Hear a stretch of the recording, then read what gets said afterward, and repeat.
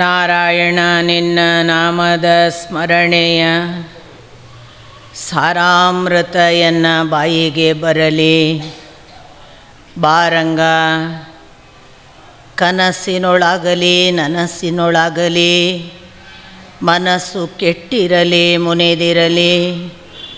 ಜನಕಜಾಪತಿ ನಿನ್ನ ಅಭೀಷ್ಟದ ಸ್ಮರಣೆಯ ಅಷ್ಟಾಕ್ಷರ ಮಂತ್ರ ಜಪಿಸುವ ಹಾಗೆ ಬಾರಂಗ.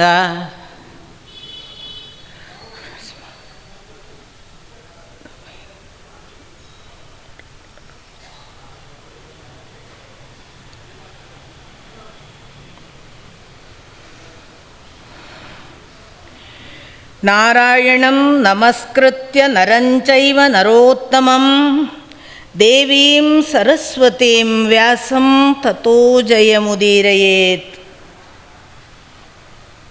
ಕೃಷ್ಣಂ ವಂದೇ ಜಗದ್ಗುರುಂ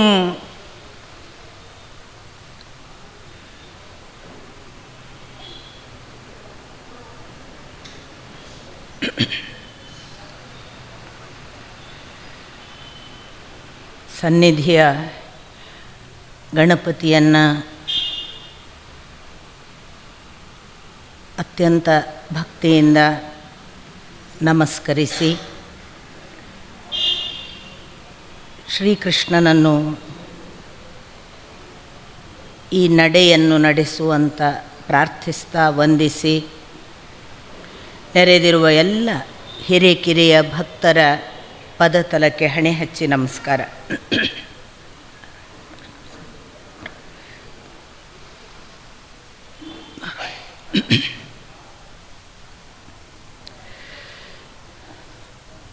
ಹಂತ ಹಂತವಾಗಿ ಕೃಷ್ಣನನ್ನು ನಾವು ಅವನ ಬೆಳವಣಿಗೆಯ ಜೊತೆಗೆ ಅದು ಹೇಗೆ ಒಂದು ತಾಮಸದಿಂದ ಸಾತ್ವಿಕತೆಯ ಕಡೆಗೆ ನಡೀತಾ ಇದೆ ಅಂತ ನಾನು ನಿನ್ನೆ ದಿನ ನಿಮ್ಮ ಜೊತೆಗೆ ನನಗೆ ಅನ್ನಿಸಿದ ಅನಿಸಿಕೆಗಳನ್ನು ಹಂಚಿಕೊಳ್ತಿದ್ದೆ. ವಾಸ್ತವಿಕವಾಗಿ ಈ ಸೋಪಾನಬದ್ಧವಾದ ನಡೆ ಇದೆಯಲ್ಲ, ಮೇಲ್ಮುಖಕ್ಕೆ ಹೋಗುವುದು ನಮ್ಮ ಬದುಕಿನಲ್ಲಿ ಎಲ್ಲರಲ್ಲೂ ಆಗುವಂಥದ್ದೇ. ನಮಗೆ ತಾಮಸ ನಮಗೆ ಗೊತ್ತಿಲ್ಲದೆ ನಮ್ಮಿಂದ ಕಳಚಿ ಹೋಗಬೇಕು ಅನ್ನೋದನ್ನು ಅವನು ಸೂಚಿಸ್ತಾನೆ. ನಮ್ಮ ಹತ್ರ ಏನೋ ಕಳಚಿ ಹೋಗ್ತದೋ ಇಲ್ಲೋ ಗೊತ್ತಿಲ್ಲ, ಕನಿಷ್ಠ ನಮಗೊಂದಿಷ್ಟು ನಿದ್ರೆ ಕಡಿಮೆ ಆಗ್ತದೆ ಬರ್ತಾ. ಆಮೇಲೆ ನಾವು ಹೆಚ್ಚು ಸ್ವಲ್ಪ ಬುದ್ಧಿ ವಿವೇಕವನ್ನು ಉಪಯೋಗಿಸುವವರು ಒಂದು ಸಾಧ್ಯತೆ ಇದೆ, ಕೆಡುಕುಗಳನ್ನು ಆದಷ್ಟು ದೂರ ಇರಬೇಕು, ಹೆಚ್ಚು ಅದನ್ನು ಹಚ್ಚಿಕೊಳ್ಳಬಾರ್ದು, ಒಂದು ಹಂತಕ್ಕೊಂದು ಎಲರ್ಟ್ ಆಗ್ತೀವಿ. ಆದರೆ ಅದು ಕೃಷ್ಣನ ಮಟ್ಟದ ನಿರೀಕ್ಷೆಯನ್ನು ನಡೆಸುವಷ್ಟು ನಮ್ಮೊಳಗಾಗ್ತದೋ ಇಲ್ವೋ, ಬಟ್ ಕೃಷ್ಣ ಅದನ್ನು ಸೂಚನೆ ಅಂತ ಮಾಡ್ತಾನೆ. ಹಾಗೊಂದು ಮತ್ತು ತಾಮಸವನ್ನು ಕಳ್ಕೊಳ್ಳುವಾಗ ಪರಿವರ್ತನೆ ಕೂಡ ಆಗುವುದನ್ನು ಕೃಷ್ಣ ಹೇಳ್ತಾ ಹೋಗ್ತಾನೆ. ತಾಮಸ ವಾಸ್ತವಿಕ ಇಲ್ಲವಾಗುವುದಲ್ಲ ನೋಡಿ, ಎಲ್ಲವೂ ಪರಿವರ್ತನೆ ಆಗೋದು. ಅಲ್ಲಿ ನಳಕೂಬರರು ಮರ ಇದ್ದವರು ಒರಿಜಿನಲ್ ಫಾರ್ಮಿಗೆ ಬರೋದು, ಅಥವಾ ಒಂದು ಪೂತನಿ ಅನ್ನುವ ರಾಕ್ಷಸಿ ಅವಳು ತಾಯಿ ಆಗುವುದು, ಒಂದು ಪರಿವರ್ತನೆಯನ್ನು ಹೇಳುವ ತಾಮಸದ ಪರಿವರ್ತನೆ ಅದು. ಹಾಗಾಗಿ ನಮ್ಮಲ್ಲಿರುವ ತಾಮಸವನ್ನು ಇಲ್ಲವಾಗಿಸುವುದಲ್ಲ, ಯಾಕೆಂದರೆ ತ್ರಿಗುಣಗಳನ್ನು ಇಲ್ಲವಾಗಿಸ್ಲಿಕ್ಕೆ ಬರೋದಿಲ್ಲ. ಒಂದು ಇನ್ನೊಂದನ್ನು ನಾವು ಪರಿವರ್ತಿಸಿಕೊಂಡು ಬೆಳಿಬೇಕು ಅನ್ನೋದೇ ಭಗವಂತ ಭಗವದ್ಗೀತೆಯಲ್ಲಿ ಕೂಡ ಹೇಳಿರೋದು. ಹಾಗಾಗಿ ಒಂದು ಪರಿವರ್ತನೆಯ ಒಂದು ಪ್ರೋಸೆಸ್ಸಿನ ಹಾಗೆ ಅದೆಲ್ಲ ಕಾಣ್ತದೆ ಅಂತ ನಾನು ನಿಮಗೆ ಹೇಳಿದೆ. ಆಮೇಲೆ ನೀವು ಗಮನಿಸಿದರೆ, ಯಾರು ಒಂದು ಹಂತದವರೆಗೆ ತಾಮಸವನ್ನೆಲ್ಲ ಕಳಕೊಂಡು ನಿಜವಾದ ಅರ್ಥದಲ್ಲಿ ಪರಿವರ್ತಿತನಾಗ್ತಾನೆ ಅವನಿಗೆ ಮಾತ್ರ ಮತ್ತೆ ಪುನಃ ಮೂಲ ಯಾರು ತಂದೆ ತಾಯಿ ಅವರ ಭೇಟಿ ಆಗ್ತದೆ. ನಮಗೆ ಎಷ್ಟೋ ಜನರಿಗೆ ಮೂಲ ತಂದೆ ತಾಯಿ ಭೇಟಿ ಆಗಲ್ಲ. ನಮ್ಮ ಮೂಲ ತಂದೆ ತಾಯಿ ಭಗವಂತ ಅನ್ನೋದು ಎಲ್ಲೋ ಒಬ್ಬ ಧ್ರುವನಿಗೆ, ಎಲ್ಲೋ ಪ್ರಹ್ಲಾದನಿಗೆ ಆಗಿದೆ, ನಮಗೆಲ್ಲ ಆಗಿಲ್ಲ. ಆದರೆ ಕೃಷ್ಣ ಅದನ್ನು ತೋರಿಸ್ತಾನೆ, ನೀನು ಹೀಗೆ ಪರಿವರ್ತನೆ ಮಾಡ್ಕೋತಾ ಬಂದರೆ ನಿನ್ನ ನಿಜವಾದ ಅಪ್ಪ ಅಮ್ಮನನ್ನು ನೀನು ಮೀಟ್ ಮಾಡ್ತೀಯಾ ಅಂತ. ಆ ಥರದ ಒಂದು ಮೂಲ ತಂದೆ ತಾಯಿಯನ್ನು ಮೀಟ್ ಮಾಡುವ ಒಂದು ಘಟನೆ ಕೂಡ ನಾವು ನಿನ್ನೆ ದಿನ ನೋಡಿದ್ವಿ. ಹಾಗೆ ಮೀಟ್ ಮಾಡಿದ ತಕ್ಷಣ ಹೆತ್ತ ತಂದೆ ತಾಯಿಯನ್ನು ಅಗೌರವಿಸಬೇಕಾ? ಹಾಗೆ ಹೇಳಲಿಲ್ಲ ಕೃಷ್ಣ. ಅವರಿಗೆ ಇನ್ನು ಯಾವ ಕಾಲಕ್ಕೂ ನಿನ್ನ ಋಣ ತೀರಿಸೋಕ್ಕಾಗಲ್ಲ ಅಂತಲೇ ಹೇಳಿದ. ಮತ್ತು ಅವರಿಗೆ ಸಲ್ಲಬೇಕಾದ ಆ ಗೌರವವನ್ನು ಅವನು ನಂದಗೋಪನ ಮನೆಯಲ್ಲಿದ್ದಾಗಲೂ ಅಥವಾ ವೃಂದಾವನದಲ್ಲಿದ್ದಾಗಲೂ ಪದೇ ಪದೇ ಸಲ್ಲಿಸ್ತಲೇ ಇದ್ದ, ಬೇರೆ ಬೇರೆಯವರ ಮುಖಾಂತರ. 13 ವರ್ಷದ ನಂತರ ಅಪ್ಪ ಅಮ್ಮನನ್ನು ಮೀಟ್ ಮಾಡಿದ ಕೃಷ್ಣ ಏನು ಅನುಭವಿಸಿದ ಅಂತ ಇವತ್ತು ನಮಗೆ ಎಷ್ಟೋ ಜನರಿಗೆ ಅನುಭವಿಸುವ ಒಂದು ಸಂತೋಷವೋ ಸಾಧ್ಯತೆಯೋ ಇಲ್ಲ. ನಾನಿದನ್ನು ಕಾರಣ ಕೊಟ್ಟು ಹೇಳಿದರೆ ಹೌದಲ್ಲ ಅಂತ ನೀವು ಹೇಳ್ತೀರಿ. ಯಾವ ಭಾವ ಇರ್ಬೋದು? 13 ವರ್ಷದ ನಂತರ ನೋಡಿದ ದೇವಕಿ ಮತ್ತು ವಸುದೇವರ ಭಾವ ಏನಿರ್ಬೋದು? ಕೃಷ್ಣ ಮತ್ತು ಬಲರಾಮರ ಭಾವ ಏನಿರ್ಬೋದು? ಇವತ್ತು ನಮಗೆ ಊಹಿಸಕ್ಕೂ ಆಗದಷ್ಟು ನಾವು ಅನ್ನುವ ಭಾವವನ್ನು ಕಳ್ಕೊಂಡಿದ್ದೇವೆ.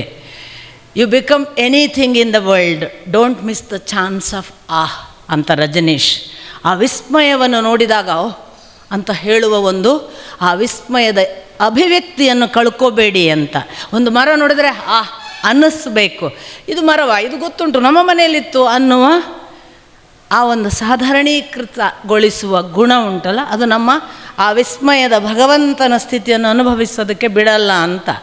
ಈಗ ನಿಮಗೆ ಇನ್ನೂ ಸ್ಪಷ್ಟ ಹೇಳ್ತೇನೆ, ನಮ್ಮಲ್ಲಿ ಗಳು ಎಷ್ಟು ಕಡಿಮೆ ಆಗಿದ್ದಾವೆ ಅಂದರೆ, ಒಂದು ವೇಳೆ ನಮ್ಮ ಮಗು ನಮ್ಮ ಜೊತೆಗೆ ಇರಲಿಲ್ಲ ಹಿಂದಿನ ಕಾಲದಲ್ಲಿ ಅಂದ್ಕೊಳ್ಳಿ, ಅದು ಓದಲಿಕ್ಕೆ ಹೋಗಿದೆ, ಅದು 5 ವರ್ಷದ ಮೇಲೆ ಬರುತ್ತೆ.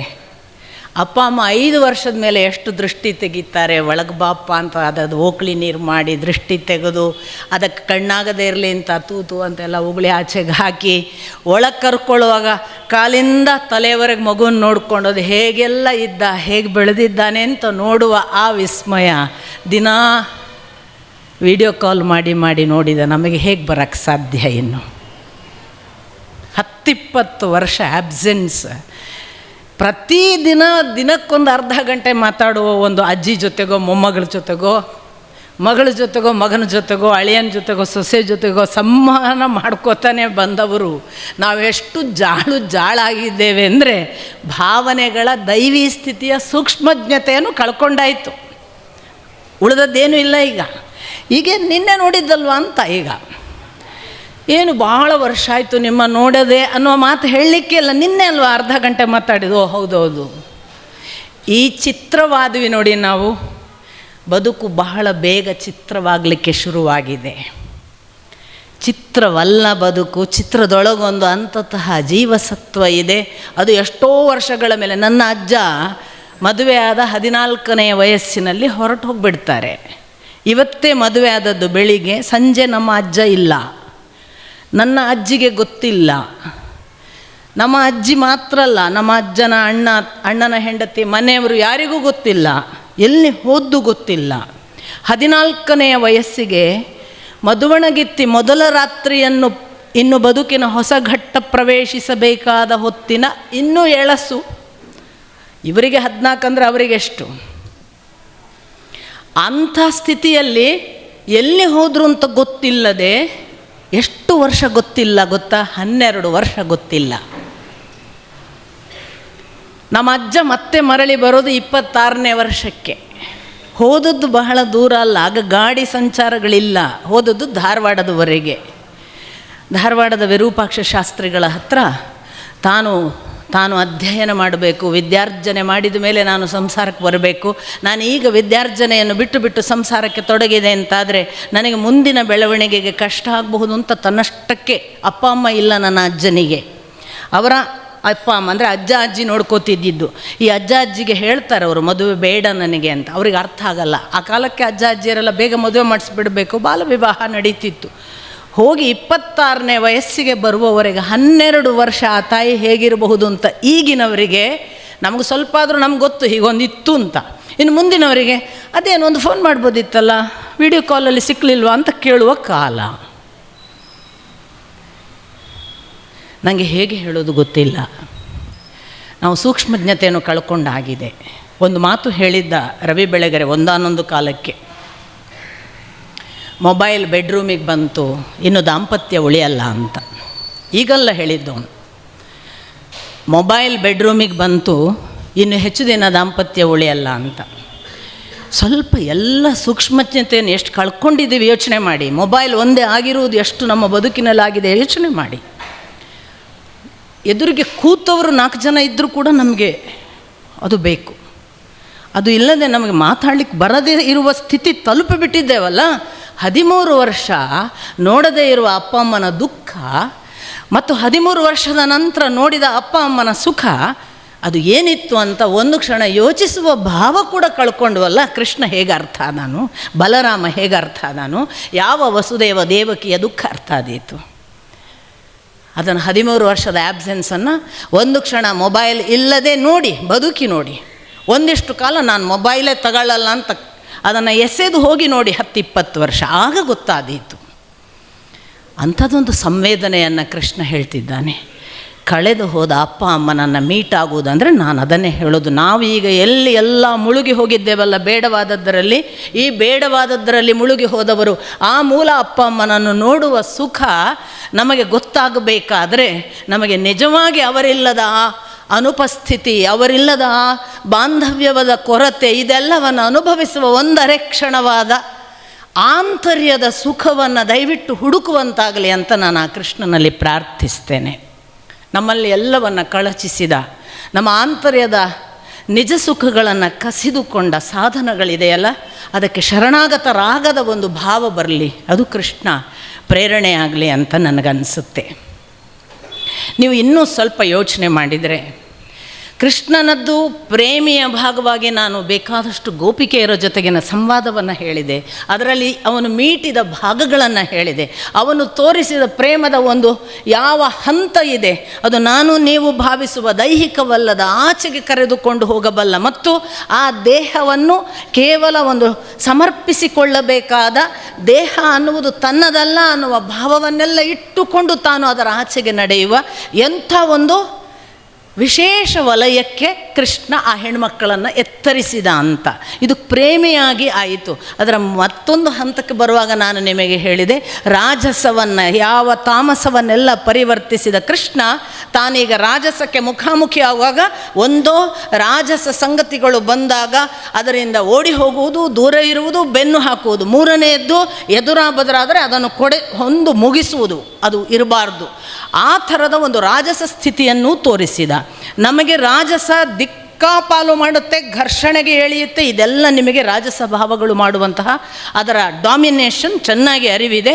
ಅಂಥ ಒಂದು ಸ್ಥಿತಿಯಲ್ಲಿ ಆ ಡಾಮಿನೇಷನ್ನಿಗೆ ಹೇಗೆಲ್ಲ ಪ್ರತಿಕ್ರಿಯಿಸ್ತಾ ಬಂದ ಅಂತ ಸಹ ನಾನು ನಿಮಗೆ ಹೇಳಿದೆ. ಇದರ ಮತ್ತೊಂದು ಹಂತಕ್ಕೆ ಬಂದಾಗ ನಾವು ಯಾವುದನ್ನು ಕೃಷ್ಣನ ಗೋಪಿಕಾ ಪ್ರೇಮವಲ್ಲದ ದಾಂಪತ್ಯ ಪ್ರೇಮದ ಒಂದು ಭಾಗವನ್ನು ಹೇಳ್ತೇವೆ. ಅದಕ್ಕೆ ಬರುವಾಗ ನಾನು ಹೇಳಿದೆ ರುಕ್ಮಿಣಿಯ ಒಂದು ಸ್ವಯಂವರದ ಭಾಗ. ಹೌದು, ರುಕ್ಮಿಣಿ ತಾನೇ ಪತ್ರ ಬರೆದು, ಅಥವಾ ಪತ್ರ ಅನ್ನೋದು ದೂತ ಸಂದೇಶ ಅನ್ನಿ, ಆ ದೂತ ಸಂದೇಶವನ್ನು ಕೇಳಿದವನು ನಾನು ಬರ್ತೇನೆ, ಚಿಂತೆ ಮಾಡಬೇಡ, ಅವಳಿಗೆ ಹೇಳು, ನನಗೂ ಕೂಡ ಪ್ರೀತಿ ಇದೆ, ನನಗೆ ಅವಳನ್ನು ನಾನು ಕರೆದುಕೊಳ್ಳಬೇಕು ಅಂತ ಗೊತ್ತಿದೆ, ನಾನು ಬರ್ತೇನೆ ಅಂತ ಒಂದು ಭರವಸೆಯನ್ನು ಕೊಟ್ಟು ಕಳಿಸಿದ ಅಂತ ನಾನು ನಿನ್ನೆ ದಿನ ನಿಮಗೆ ಹೇಳಿದೆ. ಹೋದ ಕೃಷ್ಣ, ಅದಕ್ಕಾಗಿಯೇ ಹೋದ. ಈ ಭೀಷ್ಮಕ ಅದರ ಪರ ನಿಮಗೆ ಗೊತ್ತು. ಹಾಗಂತ ಅವನಿಗೆ ರುಕ್ಮಿಣಿ ಇಷ್ಟೆಲ್ಲ ವ್ಯವಸ್ಥೆ ಮಾಡಿದ್ದಾಳೆ ಅಂತ ಗೊತ್ತಿಲ್ಲ. ಹಾಗಂತ ಶಿಶುಪಾಲ ಮತ್ತು ದುರ್ಯೋಧನಾದಿಗಳು ಈಗ ಕಾಯ್ತಿದ್ದಾರೆ ಜರಾಸಂಧನ ಜೊತೆಗೆ ಅನ್ನುವುದು ನಿಮಗೆ ಗೊತ್ತು. ಜರಾಸಂಧನನ್ನು ಒಂದು 17-18 ಬಾರಿ ಸೋಲಿಸಿ ಇವನಿನ್ನು ನಮಗೆ ನಮ್ಮ ಸುದ್ದಿಗೆ ಬರಬಾರ್ದು ಅಂತ ಮಾಡುವಾಗಲೂ ಕೂಡ ಜರಾಸಂಧನ ಜೊತೆಗೆ ಯಾರ್ಯಾರಿದ್ದಾರೆ ಅನ್ನೋದನ್ನು ನಾನು ನೆನೆಯ ದಿನ ನಿಮಗೆ ಹೇಳಿದೆ. ಈ ಜರಾಸಂಧ ಈ ಒಂದು ಮದುವೆಯನ್ನು ತನ್ನ ಅಸ್ತ್ರ ಮಾಡಿಕೊಂಡಿದ್ದ ಅನ್ನೋದು ಕೂಡ ಕೃಷ್ಣನಿಗೆ ಗೊತ್ತು. ಹೀಗಾಗಿ ರುಕ್ಮಿಣಿಯನ್ನು ಅವಳು ಹೇಳಿಕೊಟ್ಟ ಹಾಗೆ ಆ ದೇವಸ್ಥಾನಕ್ಕೆ ಪ್ರದಕ್ಷಿಣೆ ಬರುವ ಹೊತ್ತು, ಅದೇ ಆವರಣ, ಅವಳು ಹೇಳಿದ ಸಮಯ ಎಲ್ಲ ಸರಿಯಾಗಿ ಸೇನೆಯ ಸಹಿತ ಹೋಗಿಲ್ಲ ಕೃಷ್ಣ. ಬಲರಾಮನಿಗೆ ಗೊತ್ತಾಯಿತು ಇವನು ಒಬ್ಬನೇ ಹೋಗಿದ್ದಾನೆ, ಇವನು ಕೆಲವೇ ಜನರ ಜೊತೆಗೆ, ನಾನು ಇದಕ್ಕೆ ಅಂದರೆ ಇನ್ಯಾವುದೋ ಮುನ್ಸೂಚನೆಯನ್ನು ಗಮನಿಸಿಕೊಂಡು ನಾನು ಮುಂದೆ ಹೋಗಬೇಕು ಇವನೊಟ್ಟಿಗೆ ಅಂತ ಬಲರಾಮ ಹಿಂದಿನಿಂದ ಬರ್ತಾನೆ. ಅಪಹರಿಸಿದ ಕೃಷ್ಣ. ಈ ಅಪಹರಿಸುವ ಪೂರ್ವದಲ್ಲಿ ರುಕ್ಮಿಣಿಯ ಜೀವಭಾವಗಳನ್ನೆಲ್ಲ ನೀವು ನೋಡಬೇಕು. ಅವಳು ದೇವರಿಗೆ ಸುತ್ತು ಬರುವುದಿಲ್ಲ. ಅವಳು ಇಳಿಯುವಾಗ ಬರೀ ಆಚೆ ಈಚೆ ಎಲ್ಲ ಕಡೆ ಕೃಷ್ಣನನ್ನು ಹುಡುಕ್ತಾಳೆ. ಅವ ಯಾಕೋ ಬಂದಿಲ್ವಲ್ಲ, ಇನ್ನೂ ಕಾಣಿಸೋದಿಲ್ವಲ್ಲ, ಉಳಿದವರೆಲ್ಲ ಕಾಣ್ತಿದ್ದಾರೆ, ಅವಳಿಗೆ ಯಾರೆಲ್ಲ ಬೇಡ ನೋಡಿ ಆ ಎಲ್ಲ ರಾಜರಿದ್ದಾರೆ. ಅವಳು ಭಯದಿಂದ ಆಚೆ ಈಚೆ ಪಿಳಿ ಕಂಡುಬಿಟ್ಟು ಹುಡುಕಿ ಎಲ್ಲಿಯಾದರೂ ಕಾಣದೇ ಇರುವಾಗ ಒಳಗೊಂದು ಅನುಮಾನ, ಬಹುಶಃ ಇವ ಬರೋದಿಲ್ಲ, ಇವನಿಗೆ ನನ್ನ ಪ್ರೇಮ ಸಂದೇಶ ಮುಟ್ಟಿರಲಿಕ್ಕಿಲ್ಲ ಅಥವಾ ಮುಟ್ಟಿದ್ರೂ ಅವನು ನನ್ನನ್ನು ಪ್ರೇಮಿಸಿರಲಿಕ್ಕಿಲ್ಲ. ಬಹುಶಃ ಅವ ಬರದೇ ಇದ್ದರೆ ನಾನು ಇವರನ್ನೇ ವರಿಸಬೇಕು. ನನಗೆ ಇಷ್ಟ ಇದೆಯೋ ಇಲ್ಲವೋ, ನಾನು ಅವ ಯಾವ ಗಂಡನ್ನು ಹೇಳ್ತಾನೆ ಅದನ್ನು ಮದುವೆ ಆಗುವ ಸ್ಥಿತಿ ಬರುತ್ತಾ ಏನೋ ಎಲ್ಲ ಅನುಮಾನಗಳಲ್ಲಿ ತಾನು ಸಾಯುವುದು ಒಳ್ಳೆಯದು ಅಂತ ಭಾವಿಸ್ತಿರ್ತಾಳೆ. ತನ್ನ ಶರೀರ ತ್ಯಾಗ ಈಗ ಒಳ್ಳೆಯದು ಮದುವೆ ಆಗುವುದಕ್ಕಿಂತ ಅಂತ. ಇಷ್ಟು ಸೂಕ್ಷ್ಮ ಸ್ಥಿತಿಯಲ್ಲಿರುವಾಗ ಎತ್ತಿಕೊಂಡು ಹೋಗಿಬಿಟ್ಟ ಕೃಷ್ಣ. ಎತ್ತಿಕೊಂಡು ಹೋದ. ಮುಂದೆ ನಿಮಗೆ ಗೊತ್ತು, ಜರಾಸಂಧ, ಶಿಶುಪಾಲ, ದುರ್ಯೋಧನಾದಿಗಳೆಲ್ಲ ಇದೇನಿದು, ಇದು ಅನ್ಯಾಯ, ನಮ್ಮ ಕಣ್ಮುಂದೆ ಹೀಗಾಯ್ತಲ್ಲ, ಹಾಗಾಗಬಾರ್ದಿತ್ತು, ಅಸಹಾಯವಾಗಿ ಬೊಬ್ಬಿಡೋದು, ಮತ್ತೊಂದು ಫೈಟ್ ಮಾಡೋಕ್ಕೆ ಹೋಗೋದು, ಆಗೋದಿಲ್ಲ, ಸೋಲೋದು ಎಲ್ಲ ನೋಡಿ ನಾವು ಬೇಕಾದಷ್ಟು ಸೋತಾಗಿದೆ, ಇನ್ನೇನು ಅವರ ಬೆನ್ನು ಹತ್ತೋದು, ಹೋಗಲಿ ಅವರು ಏನಾದರೂ ಆಗಲಿ ಅಂತ ಅವರು ಮರಳ್ತಾರೆ. ಆದರೆ ರುಕ್ಮಿಣಿ ಅಣ್ಣ ಇದ್ದಾನೆ, ಅವನು ಮಾತ್ರ ನಾನಿನ್ನು ಕುಂಡಿನಾಪುರಕ್ಕೆ ಮರಳಿ ಬರೋದಿಲ್ಲ, ನಾನು ಇವಳನ್ನು ಕರ್ಕೊಂಡು ಹೋದವನನ್ನು ಮುಕ್ತಾಯ ಮಾಡುವವರೆಗೆ ಅಥವಾ ಸೋಲಿಸಿ ನನ್ನ ತಂಗಿಯನ್ನು ಕರ್ಕೊಂಡು ಬರೋವರೆಗೆ ನಾನು ಮರಳಿ ಬರೋದಿಲ್ಲ ಅಂತ ಪ್ರತಿಜ್ಞೆ ಮಾಡಿ ಹೋದ. ಆದರೆ ಆ ಪ್ರತಿಜ್ಞೆಗೆ ಫಲವಾಗಿ ಅವನು ಕೃಷ್ಣನಿಂದ ತಲೆ ಬೋಳಿಸಿ ಗಡ್ಡ ಬೋಳಿಸಿಕೊಂಡು ಇನ್ನೇನು ಸಾಯುವ ಸ್ಥಿತಿಗೆ ಬರುವಾಗ ಆ ರುಕ್ಮಿಣಿಗೆ ಕಣ್ಣೀರಿಟ್ಟು ನನ್ನ ಅಣ್ಣನನ್ನು ನೀನು ವಧೆ ಮಾಡಬೇಡ ಅಂತ ರಿಕ್ವೆಸ್ಟ್ ಮಾಡಿದ್ರಿಂದ ಜೀವದಾನವಾಯಿತು. ಮುಂದೆ ಅವರನ್ನೆಲ್ಲ ಬಲರಾಮ ನೋಡಿಕೊಂಡ, ಅದೆಲ್ಲ ಒಂದು ಭಾಗ. ಹೀಗೆ ರುಕ್ಮಿಣಿಯನ್ನು ಅಪಹರಿಸಿ ಕೃಷ್ಣನ ದಾಂಪತ್ಯ ಆರಂಭ ಆಯಿತು. ಸಾಮಾನ್ಯವಾಗಿ ಶ್ರೀಮದ್ ಭಾಗವತದಲ್ಲಿ ಅಥವಾ ಭಕ್ತ ವಲಯದಲ್ಲೆಲ್ಲ ರುಕ್ಮಿಣಿ ಸ್ವಯಂವರವನ್ನು ಬಹಳ ವಿಶೇಷವಾಗಿ ಮಾಡಬೇಕು, ಅದನ್ನು ಹೇಳಿದ ದಿನ ಬಹಳ ಸ್ವಯಂವರ ಕಾರ್ಯಕ್ರಮದ ಹಾಗೆ ಒಂದು ವಿಶೇಷ ಪೂಜೆ ಆಗಬೇಕು ಅಂತೆಲ್ಲ ಒಂದು ಪ್ರತೀತಿ ಇದೆ. ಅದಕ್ಕೆ ಕಾರಣ ಲಕ್ಷ್ಮೀನಾರಾಯಣರು ಮತ್ತೆ ಸೇರಿದ್ದು ಅನ್ನುವ ಒಂದು ಭಕ್ತಿ. ಆದರೆ ನಾನು ಅದನ್ನು ಕೃಷ್ಣನ ದಾಂಪತ್ಯ ಭಾಗವಾಗಿ ನೋಡುವಾಗ ವೈಯಕ್ತಿಕವಾಗಿ ಇದು ಒಂದು ಮದುವೆ. ಕೃಷ್ಣನಿಗೆ ಒಂದೇ ಮದುವೆ ಆದದ್ದಲ್ಲ, ನಿಮಗೆ ಗೊತ್ತು. ಅವನಿಗೆ 8 ಮದುವೆ, ಅಧಿಕೃತ 8 ಹೆಂಡಂದಿರು. ಅದಲ್ಲದೆ ನರಕಾಸುರನಿಂದ ಅಲ್ಲಿ ಕರೆದುಕೊಂಡು ಬಂದ 16,100 ಜನ. ಹಾಗಾದರೆ ಅಷ್ಟೆಲ್ಲ ಹೆಂಡಂದಿರಿರುವ ದಾಂಪತ್ಯ. ಇಮಿಡಿಯೇಟ್ ನಾವೆಲ್ಲ ಒಂದು ತೀರ್ಮಾನ ಮಾಡಬಹುದು, ಏನು ಒಂದು ಕೃಷ್ಣ ಅಂದರೆ ಏನು, ಹೆಣ್ಮಕ್ಳದ್ದೇ ಬೆನ್ನ ಹಿಂದೆ ಇದ್ದ ಕಾಣ್ತದೆ ಅಂತ. ನಾನು ಸುಮ್ಮನೆ ಇದೆಲ್ಲ ಆ್ಯಕ್ಚುಲಿ ನಿಮಗೆ ಕ್ರೊನೊಲಾಜಿಕಲಿ ಹೋಗೋದಾದರೆ ನಾನು ಸ್ವಲ್ಪ ಆಚೆ ಈಚೆ ಹೋಗ್ತೇನೆ, ಯಾಕೆಂದರೆ ಮಧ್ಯದಲ್ಲಿ ಬೇರೆ ಬೇರೆ ಘಟನೆಗಳು ಬರ್ತವೆ. ಬಟ್ ನಾನು ಒಂದು ವಿಷಯವನ್ನು ಕೇಂದ್ರೀಕೃತ ಮಾಡೋದ್ರಿಂದ ಬರೀ ಮದುವೆದ್ದೇ ಯೋಚನೆ ಮಾಡ್ತಿದ್ದೇನೆ. ಮಧ್ಯೆ ನಿಮಗೆ ಬಲರಾಮ ಇದಕ್ಕೆ ಪೂರ್ವದಲ್ಲೇ ಮದುವೆ ಆಗಿದ್ದಾನೆ, ರೈವತನ ಮಗಳನ್ನು ರೇವತಿ ಅಂತ ಮದುವೆ ಆಗಿರ್ತಾನೆ. ಅವನಿಗೆ ಕೂಡ ನಿಷಠ ಅಥವಾ ನಿಷತ ಮತ್ತು ಉಲ್ಮುಖ ಅಂತ ಪುತ್ರರಿರ್ತಾರೆ. ಇದಾದ ಮೇಲೆ ಬಲರಾಮನ ನಂತರದ ಘಟನೆ, ಅಲ್ಲೂ ಕೂಡ ಮತ್ತೆ ಬೇರೆ ಬೇರೆ ಘಟನೆಗಳಿವೆ. ಇದನ್ನು ಅಂದರೆ ರುಕ್ಮಿಣಿ ಮದುವೆ ಆಯಿತು, ರುಕ್ಮಿಣಿಯ ಮದುವೆ ಆದಮೇಲೆ ಪ್ರದ್ಯುಮ್ನ ಹುಡ್ತಾನೆ, ಪ್ರದ್ಯುಮ್ನ ಶಂಬರಾಸುರ ವಧೆ ಆಗುತ್ತೆ, ಅದೆಲ್ಲ ನಾನು ಹೇಳಲ್ಲ ನಿಮಗೆ. ನಾನು ನೇರ ಮದುವೆಯ ವಿಷಯಕ್ಕೆ ಬರ್ತಿದ್ದೀನಿ. ರುಕ್ಮಿಣಿಯನ್ನು ಮದುವೆಯಾದ ನಂತರದ ಘಟನೆಯಲ್ಲಿ ಅವನಿಗೆ ಮತ್ತೆ ಮದುವೆ ಆದದ್ದು ಇನ್ನೊಂದು ಪ್ರಸಂಗ. ನಿಮಗೆ ಗೊತ್ತು, ಉಗ್ರಸೇನನನ್ನು ಪಟ್ಟಾಭಿಷಿಕ್ತನನ್ನಾಗಿ ಮಾಡಿದ್ದಾನೆ ಕೃಷ್ಣ. ಇತ್ತ ಆ ಕಾಲಕ್ಕೆ ಅಲ್ಲಿ ಸತ್ರಾಜಿತ ಇದ್ದಾನೆ. ಅವನು ಸೂರ್ಯನನ್ನು ಗೆದ್ದು ಸೂರ್ಯಮಣಿಯನ್ನು ಸಂಪಾದಿಸಿದ ಒಬ್ಬ ಸೂರ್ಯಭಕ್ತ. ಸೂರ್ಯಮಣಿಯ ಒಂದು ಫಲ ಏನು ಅಂತಂದರೆ, ಅದು ಇದ್ದಲ್ಲಿ ಬೆಳಕು, ಅದು ಇದ್ದಲ್ಲಿ ದುರ್ಭಿಕ್ಷೆ ಇಲ್ಲ, ಅದು ಇದ್ದಲ್ಲಿ ಐಶ್ವರ್ಯ, ಅದು ಇದ್ದಲ್ಲಿ ನೀರೋಗ, ಯಾರಿಗೂ ರೋಗವಿಲ್ಲ, ಕ್ಷಾಮವಿಲ್ಲ, ಸಂಪತ್ತು, ಮಳೆ, ಸುಭಿಕ್ಷೆ, ಈ ಥರ ಸತ್ರಾಜಿತ ಮಣಿಯ ಅಥವಾ ಸ್ಯಮಂತಕ ಮಣಿಯ ಗುಣ. ಈ ಸತ್ರಾಜಿತನ ಈ ಸ್ಯಮಂತಕ ಮಣಿಯನ್ನು ಒಂದು ದಿನ ಉಗ್ರಸೇನನ ರಾಜ್ಯದಲ್ಲಿ ಸುಭಿಕ್ಷೆ ಇರಲಿ, ಒಳ್ಳೆಯ ಐಶ್ವರ್ಯ ಇರಲಿ, ಸಂಪತ್ತಿರಲಿ ಅನ್ನೋ ಏಕಮಾತ್ರ ಕಾರಣದಿಂದ, ತನ್ನ ವೈಯಕ್ತಿಕ ಯಾವ ಸ್ವಾರ್ಥಕ್ಕೂ ಅಲ್ಲ, ಕೃಷ್ಣ ಸತ್ರಾಜಿತನ ಹತ್ರ ಹೋಗಿ ಕೇಳ್ತಾನೆ, ಸ್ವಲ್ಪ ದಿವಸ ಉಗ್ರಸೇನನಿಗೆ ಕೊಡು ಅಂತ. ಇಷ್ಟೇ ಪಾಪ ಅವನು ಮಾಡಿದ್ದು. ಸತ್ರಾಜಿತ ಹೇಳಿದ, ಇಲ್ಲ ನಾನು ಕೊಡೋದಿಲ್ಲ. ಇವನೇನು ಒತ್ತಾಯ ಮಾಡಲಿಲ್ಲ, ಆಯ್ತಪ್ಪ ಅಂತ. ಆದರೆ ಸತ್ರಾಜಿತ ಕೊಡದೇ ಇದ್ದರೂ ಕೂಡ ಸತ್ರಾಜಿತ ಒಂದು ದಿವಸ ಅದನ್ನು ಪ್ರಸೇನನಿಗೆ ಕೊಡ್ತಾನೆ, ತನ್ನ ತಮ್ಮನಿಗೆ. ಪ್ರಸೇನ ಅದನ್ನು ಧರಿಸಿಕೊಂಡು ಕಾಡಿಗೆ ಹೋದ. ನಿಮಗೆ ಮುಂದಿನ ಕಥೆ ಗೊತ್ತು. ಸಿಂಹ ಅದನ್ನು ಎಳೆದಾಡಿ ಅವನ ಕೈಯಲ್ಲಿರೋ ಮಣಿ ಹೋಯಿತು. ಅದು ಸಿಂಹವನ್ನು ಅಟ್ಯಾಕ್ ಮಾಡಿ ಕರಡಿ ಜಾಂಬವಂತ ಅದನ್ನು ತಗೊಂಡು ಹೋದ. ಜಾಂಬವಂತನ ಹತ್ರ ಇತ್ತು. ಆದರೆ ಲೋಕ ಏನಾಡಿಕೊಂಡಿತು, ಮುಖ್ಯ ಕಾರಣ ಸತ್ರಾಜಿತನೇ ಆಡಿಕೊಂಡ. ಇವ ನನ್ನ ಹತ್ರ ಕೇಳಿದ್ದ, ನಾನು ಕೊಡಲಿಲ್ಲ, ಅದಕ್ಕೆ ಇವ ನನ್ನ ತಮ್ಮನನ್ನು ಕೊಂದಿದ್ದಾನೆ ಅಂತ. ಅಪವಾದ ಹೇಗೆ ಬರುತ್ತೆ ನೋಡಿ. ಸುಮ್ಮನೆ ಪಾಪ ಬರೇ ಕೇಳಿದ್ದಕ್ಕೆ ಕೃಷ್ಣನಿಗೆ ಒಂದು ಅಪವಾದ. ಆದರೆ ಅವನು ಎಂಥವನು ಗೊತ್ತಾ ಕೃಷ್ಣ? ನಮ್ಮ ನಿಮ್ಮ ಹಾಗಲ್ಲ. ಒಂದು ಅಪವಾದ ಬಂದರೆ ಆ ಅಪವಾದ ಪೂರ್ತಿ ಇಲ್ಲವಾಗಿ ನಾನು ಪರಿಶುದ್ಧ ಅಂತ ಜಗತ್ತಿಗೆ ಗೊತ್ತಾಗುವವರೆಗೆ ಅದರ ರೂಟನ್ನು ಬಿಡಲ್ಲ ಅಂತ ಪೂರ್ತಿ ಶೋಧಿಸಿಯೇ ತೋರಿಸೋನು. ಕೃಷ್ಣನದೊಂದು ಹೊಸ ರೀತಿಯ ಧೋರಣೆ. ಅಪವಾದಕ್ಕೆ ಕಿವಿ ಕೊಡಬೇಡಿ, ಅಪವಾದ ಏನಾದರೂ ಅನ್ನಲಿ ಅನ್ನೋದು ಒಂದು ಧಾಟಿ, ಅದೊಂದು ಥರದ ಕ್ರಮ.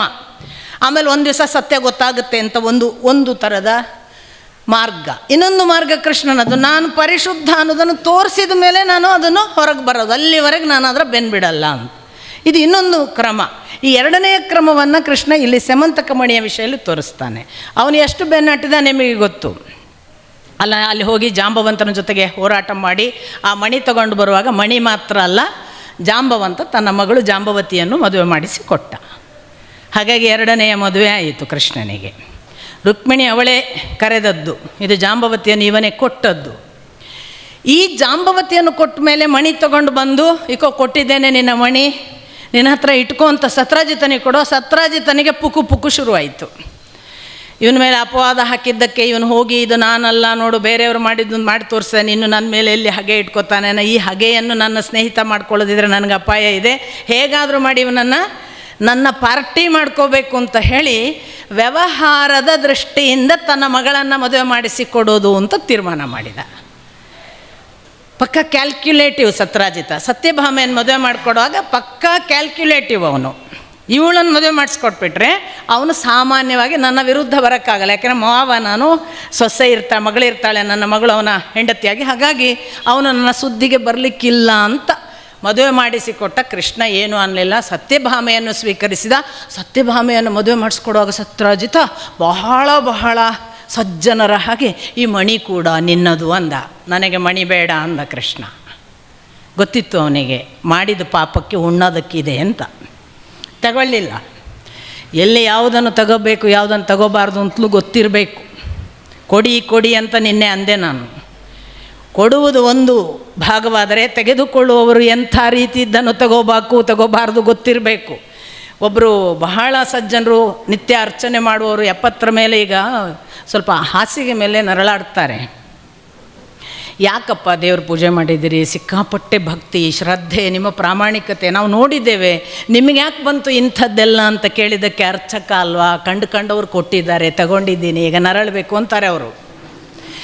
ನಾನು ಇದನ್ನೆಲ್ಲ ಯಾಕೆ ಹೇಳೋದು ಅಂತಂದರೆ, ಕೃಷ್ಣನಿಗೆ ಗೊತ್ತಿತ್ತು ಯಾವುದು ತಗೋಬೇಕು ಯಾವುದು ತಗೋಬಾರ್ದು. ತಗೊಳ್ಳಿಲ್ಲ. ತಗೊಳ್ಳದೆ ಹೋದ.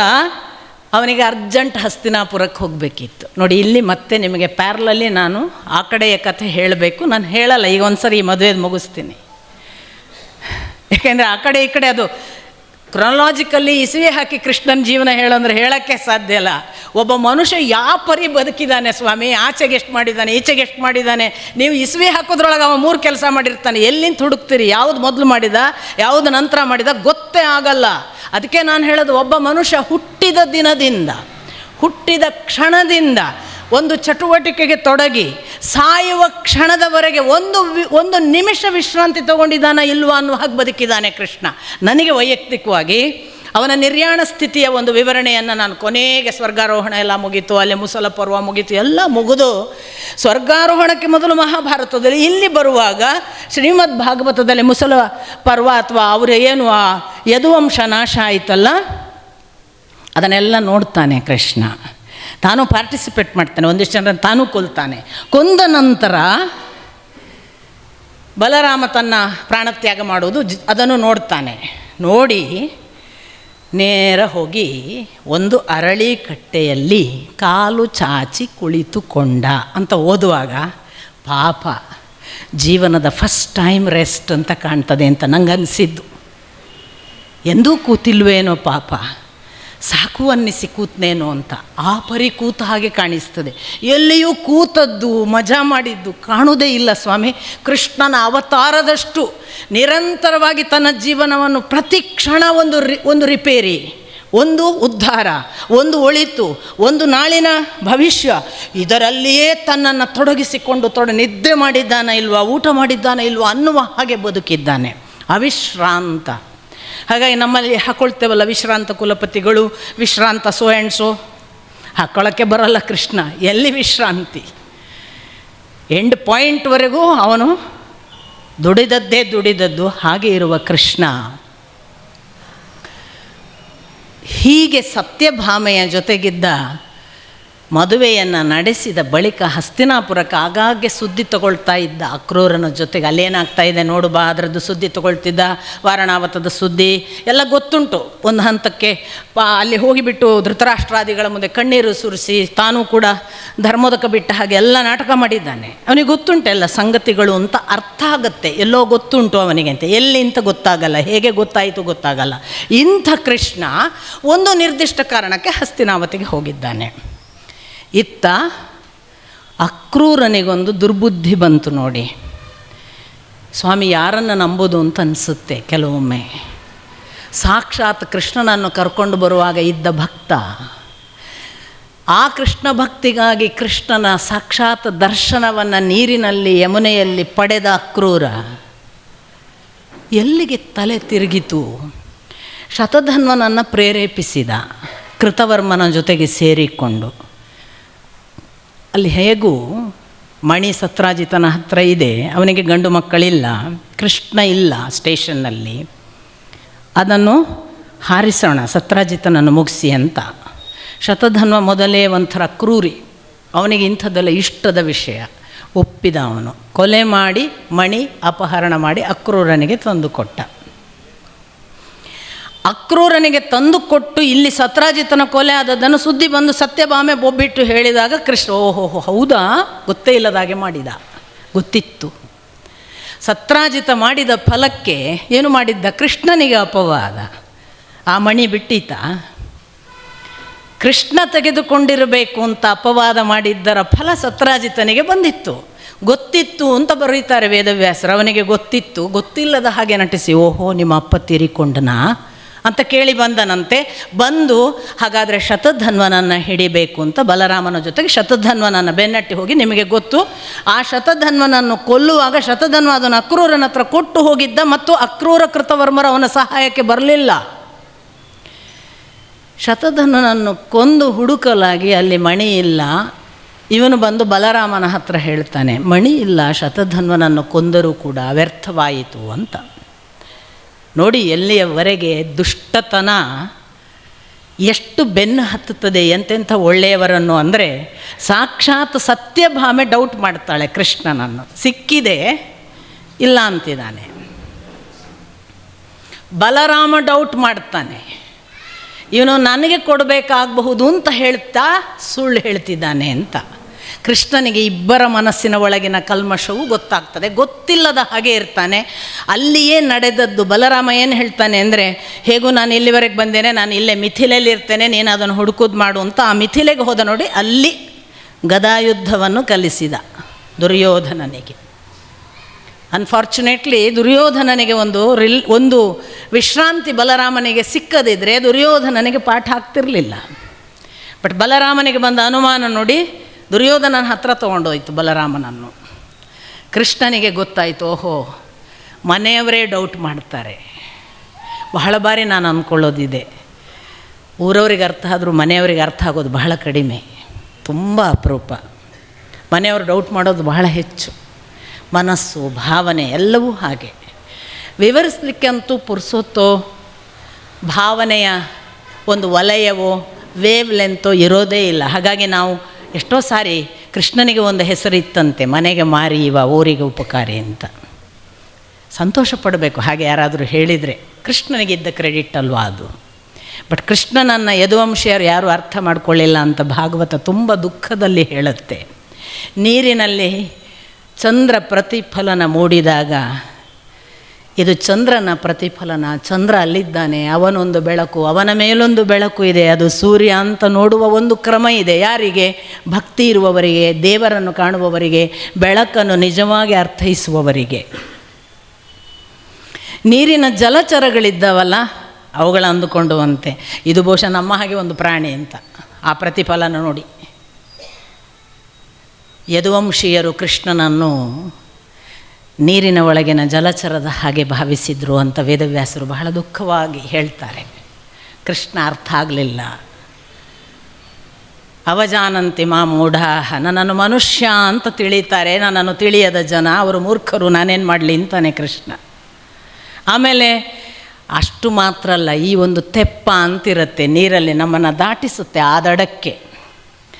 ಅದು ಇಲ್ಲಿಂದ ಅಲ್ಲಿಗೆ ದಾಟಿಸುವ ಮಹಾವಿಶೇಷ ಸಾಧನ. ಬದುಕನ್ನು ನಮ್ಮನ್ನು ಯಾವುದೋ ಕೆಟ್ಟ ದಡದಿಂದ ಒಳ್ಳೆಯ ದಡಕ್ಕೆ ಉತ್ತರೋತ್ತರ ಕಳುಹಿಸುವ ಒಂದು ತೆಪ್ಪವನ್ನು ಕೂಡ ಜಲಚರಗಳು, ಇದು ನಮ್ಮ ಹಾಗೆ ಒಂದು ಪ್ರಾಣಿ ಕಾಣ್ತದೆ, ದಿನ ಆಚೆ ಹೋಗ್ತದೆ ಈಚೆಗೆ ಬರ್ತದೆ ಅಂತ ಎಣಿಸ್ತಾವಲ್ಲ, ಹಾಗೆ ಇಲ್ಲಿ ದಡದಿಂದ, ಈ ಸಂಸಾರದ ದಡದಿಂದ ಮೋಕ್ಷದ ದಡಕ್ಕೆ ದಾಟಿಸುವ ಶ್ರೀಕೃಷ್ಣನನ್ನು ಯದುವಂಶೀಯರು ಅಷ್ಟೇ ತಿಳಿದಿದ್ದರು. ಯಾರು ಉಳಿದವರು ಯಾರು ಅಲ್ಲಪ್ಪ, ಸತ್ಯಭಾಮೆ, ಬಲರಾಮ ಕೂಡ ಹಾಗೆ ಅನುಮಾನಿಸಿದರು. ಕೃಷ್ಣ ತೀರ್ಮಾನ ಮಾಡಿದ, ಪೂರ್ತಿ ಇದರ ದಡ ಹತ್ತದೇ ಇದ್ದರೆ ನಾನು ಶುದ್ಧನಾಗುವುದಿಲ್ಲ. ನನಗೆ ಅವರಿಗೆ ಉತ್ತರ ಕೊಡುವುದಕ್ಕಲ್ಲ, ನಾನು ಶುದ್ಧನಾಗುವುದಕ್ಕೆ ಇದು ಬೆನ್ನು ಹತ್ತಬೇಕು. ಈ ಮಣಿದೊಂದು ಪ್ರಾಬ್ಲಮ್ ಏನು ಅಂದರೆ, ಅದು ಎಲ್ಲಿ ಉಂಟೋ ಅಲ್ಲಿ ಸಂಪತ್ತು, ಅದು ಎಲ್ಲಿ ಉಂಟೋ ಅಲ್ಲಿ ಬೆಳಕು, ಅದು ಎಲ್ಲಿ ಉಂಟೋ ಅಲ್ಲಿ ಕ್ಷಾಮವಿಲ್ಲ. ಅಕ್ರೂರ ಒಂದು ಸ್ವಲ್ಪ ಸಮಯ ಕಾಣುವುದಿಲ್ಲ ಅಲ್ಲೆಲ್ಲೂ ನಿಜವಾಗಿ ಇರಬೇಕಾದ ಜಾಗದಲ್ಲಿ. ಕೃಷ್ಣ ಸುಮ್ಮನೆ ಏನು ಮಾಡದೆ ಅಬ್ಸರ್ವ್ ಮಾಡ್ತಾ ಇರ್ತಾನೆ. ಒಂದು ದಿವಸ ಯಾರೋ ಬಂದು ಯದುವಂಶಿಯರು ಹೇಳ್ತಾರೆ, ಅಕ್ರೂರ ಅಲ್ಲಿ ಹೋಗಿದ್ದಾನಂತೆ, ಅಲ್ಲಿ ಹೋದಲ್ಲೆಲ್ಲ ಈಗ ಭಾರೀ ಸಂಪತ್ತಂತೆ, ಅಲ್ಲಿ ಈಗ ಕ್ಷಾಮ ಇಲ್ಲಂತೆ, ಅಲ್ಲಿ ತುಂಬ ಜನ ಎಲ್ಲ ಆರೋಗ್ಯದಿಂದಿದ್ದಾರಂತೆ. ಗೊತ್ತಾಗುತ್ತೆ ಅವನಿಗೆ ಇದು ಅಕ್ರೂರನ ಹತ್ರ ಇದೆ ಅಂತ. ನೇರ ಹೋಗ್ತಾನೆ, ಅಕ್ರೂರನ ಹತ್ರ ಹೇಳ್ತಾನೆ, ಅಕ್ರೂರ, ನನಗೆ ಗೊತ್ತಿದೆ ಮಣಿ ನಿನ್ನ ಬಳಿ ಇದೆ ಅಂತ, ಸುಮ್ಮನೆ ನನಗೆ ಬೇಕಾಗಿಲ್ಲ, ಆದರೆ ಒಮ್ಮೆ ತೋರಿಸಿಬಿಡು, ನಾನು 4 ಜನರಿಗೆ ಉತ್ತರಿಸಬೇಕಾಗಿದೆ, ಅಷ್ಟಕ್ಕಾಗಿ ತೋರಿಸು, ಇರುವುದನ್ನು ಖಚಿತಪಡಿಸು. ಅಕ್ರೂರ ಮೊದಲೇ ಹೆದರಿ ಸಾಯ್ತಾನೆ. ಕೃಷ್ಣ ಬಂದಿದ್ದಾನಂದಾಗಲೇ ಸತ್ತಿರ್ತಾನೆ ಅರ್ಧ. ಅವನು ತಕ್ಷಣ, ಹೌದು ತಗೋ, ಇದು ನಿನಗೆ, ನನಗೆ ಬೇಡ, ಆದರೆ ಕೊಡಬೇಕಾದವರಿಗೆ ಕೊಡಬೇಕಲ್ಲ. ನಿಜಕ್ಕೂ ಅವನು ಹೇಳ್ತಾನೆ ಕೃಷ್ಣ, ನಿಜಕ್ಕೂ ನಾನು ಹಕ್ಕುದಾರ, ಯಾಕೆ ಗಂಡು ಇಲ್ಲ, ಮಗಳ ಗಂಡನಿಗೆ ಅದು ಹಕ್ಕಿನಿಂದ, ಆದರೆ ನನಗೆ ಬೇಡ. ಜಗತ್ತಿಗೆ ಹೇಳು ನನ್ನ ಕೈಯಲ್ಲಿತ್ತು ಕೃಷ್ಣನ ಕೈಯಲ್ಲಿರಲಿಲ್ಲ ಅಂತ ಹೇಳು ಅಂತ ಓಪನ್ ಹೇಳಿಸ್ತಾನೆ. ನನಗೆ ಬಹಳ ಆಶ್ಚರ್ಯ ಆಗುವುದು, ಅಂಥ ಅಕ್ರೂರ ಕೂಡ ಇಷ್ಟು ಹೇಗೆ ಕನಿಷ್ಠ ಯೋಚನೆಗೆ ಬಂದ. ಹಾಗಾಗಿ ದೇವರ ದರ್ಶನ ಆದವರು ಉದ್ಧಾರ ಆಗ್ತಾರೆ ಅಂತ ಏನೂ ನಿಯಮ ಇಲ್ಲ. ದೇವರ ದರ್ಶನ ಆದವನೂ ಕೂಡ ವಾರಾಂತ್ಯದಲ್ಲೋ ತಿಂಗಳಾಂತ್ಯದಲ್ಲೋ ಮನಸ್ಸು ಎಷ್ಟು ಭ್ರಷ್ಟ ಆಗಬಹುದು ಮತ್ತು ಎಷ್ಟು ಭ್ರಷ್ಟ ಸ್ಥಿತಿಗೆ ಹೋಗಿಯೂ ಕೂಡ ಸಮರ್ಥಿಸಿಕೊಳ್ಳುವ ಒಂದು ದುಷ್ಟ ಗುಣ ಬಂದು ಬಿಡಬಹುದು ಅನ್ನೋದಕ್ಕೆ ಅಕ್ರೂರ ಉದಾಹರಣೆ. ನಾವು ಯಾರನ್ನಾದರೂ ದೇವರ ದರ್ಶನ ಆದವರಂತೆ ಅಂತ ಹೋಗಿ ನೋಡಬೇಕಾಗಿಲ್ಲ. ದೇವರ ದರ್ಶನ ಆದವರು ಏನೂ ಆಗಬಹುದು ಅಂತ ಕೃಷ್ಣ ಈಗಲೂ ನನಗೆ ಬಹಳ ಬಾರಿ ಅನಿಸೋದು. ನನಗೆ ಗೊತ್ತಿಲ್ಲ, ನಾನೆಲ್ಲೋ ಹಾಗೊಂದು ಸಾಲು ಕೇಳಿದ್ದೇನೆ ಅಂತ ನನ್ನ ನೆನಪು. ಕ್ರೂರತ್ವವನ್ನು ಮಾಡಿದ ಪಾಪಗಳಿಗೆಲ್ಲ ಹೇ ಅಕ್ರೂರನ ಕೊಂದವ ಎಂದರೆ ಸಾಲದೆ ಅಂತ ಎಲ್ಲೋ ಉಗಾಭೋಗದಲ್ಲೆಲ್ಲೋ ಇದ್ದ ಹಾಗೆ. ಕೊಂದಿಲ್ಲ ಅವನು ಆ್ಯಕ್ಚುಲಿ, ಆದರೆ ಇದು ಮರಣಕ್ಕಿಂತ ಏನು ಕಡಿಮೆ ಹೇಳಿ. ಒಂದನೇದು, ಎಂತೆಂಥ ಒಳಿತಿನ ಸಾಧ್ಯತೆ ಇದ್ದು ಕೃಷ್ಣನ ಜೊತೆಗೆ ಇರಬಹುದಾದ ಅಕ್ರೂರನೇ ಕೆಟ್ಟಿದ್ದಾನೆ ಅಂದರೆ ನಮ್ಮ ಪ್ರಾರಬ್ಧ. ಇನ್ನೂ ಕೃಷ್ಣ ಎಲ್ಲೋ ಇದ್ದಾನೆ, ನಮಗೆ ಗೊತ್ತಿಲ್ಲ, ಕಾಣಕ್ಕೆ ಸಿಕ್ಕಿಲ್ಲ, ಅವ ದೂರ ಇದ್ದಾನೆ ಅಂತ ಭಾವಿಸುವ ಒಂದು ಪ್ರತಿಮೆಯಾಗಿ ನಾವು ಭಾವಿಸುವ ಸ್ಥಿತಿಯಲ್ಲಿದ್ದವರು ನಾವು ಎಷ್ಟು ಬೇಗ ಜಾರಬಹುದು ಜೀವನದಲ್ಲಿ. ಅಕ್ರೂರನಂಥ ಅಕ್ರೂರ ಕೆಟ್ಟು ನಮಗೆ ಬಹಳ ದೊಡ್ಡ ಪಾಠ ಹೇಳಿ ಹೋಗಿದ್ದಾನೆ. ಸಾಕ್ಷಾತ್ ಕೃಷ್ಣ ಪಕ್ಕದಲ್ಲಿದ್ದು ನಾನು ಕೆಟ್ಟಿದ್ದೇನೆ, ನಿಮಗೆ ಹೆಚ್ಚು ಹೊತ್ತಿಲ್ಲ ಜಾರುವುದಕ್ಕೆ. ಕಾಲೇಜೇರಿದರೆ ಕಾಲೇ ಜಾರಬಹುದು ಎಂಬ ಭೀತಿಯಿಂದ ಕಾಲೇಜೇರದ ಹುಡುಗಿ ಹಿತ್ತಲಲ್ಲೇ ಕಾಲು ಜಾರಿ ಬಿದ್ದದ್ದು ಎಂಥ ವಿಪರ್ಯಾಸ ಅಂತ ನಾವೆಲ್ಲ ನಮ್ಮ BA ದಿನಗಳಲ್ಲಿ ಓದಿದ ಕವಿತೆ. ಎಲ್ಲಿ ಜಾರ್ತೀವಿ ಅಂತ ಹೇಗೆ ಗೊತ್ತು.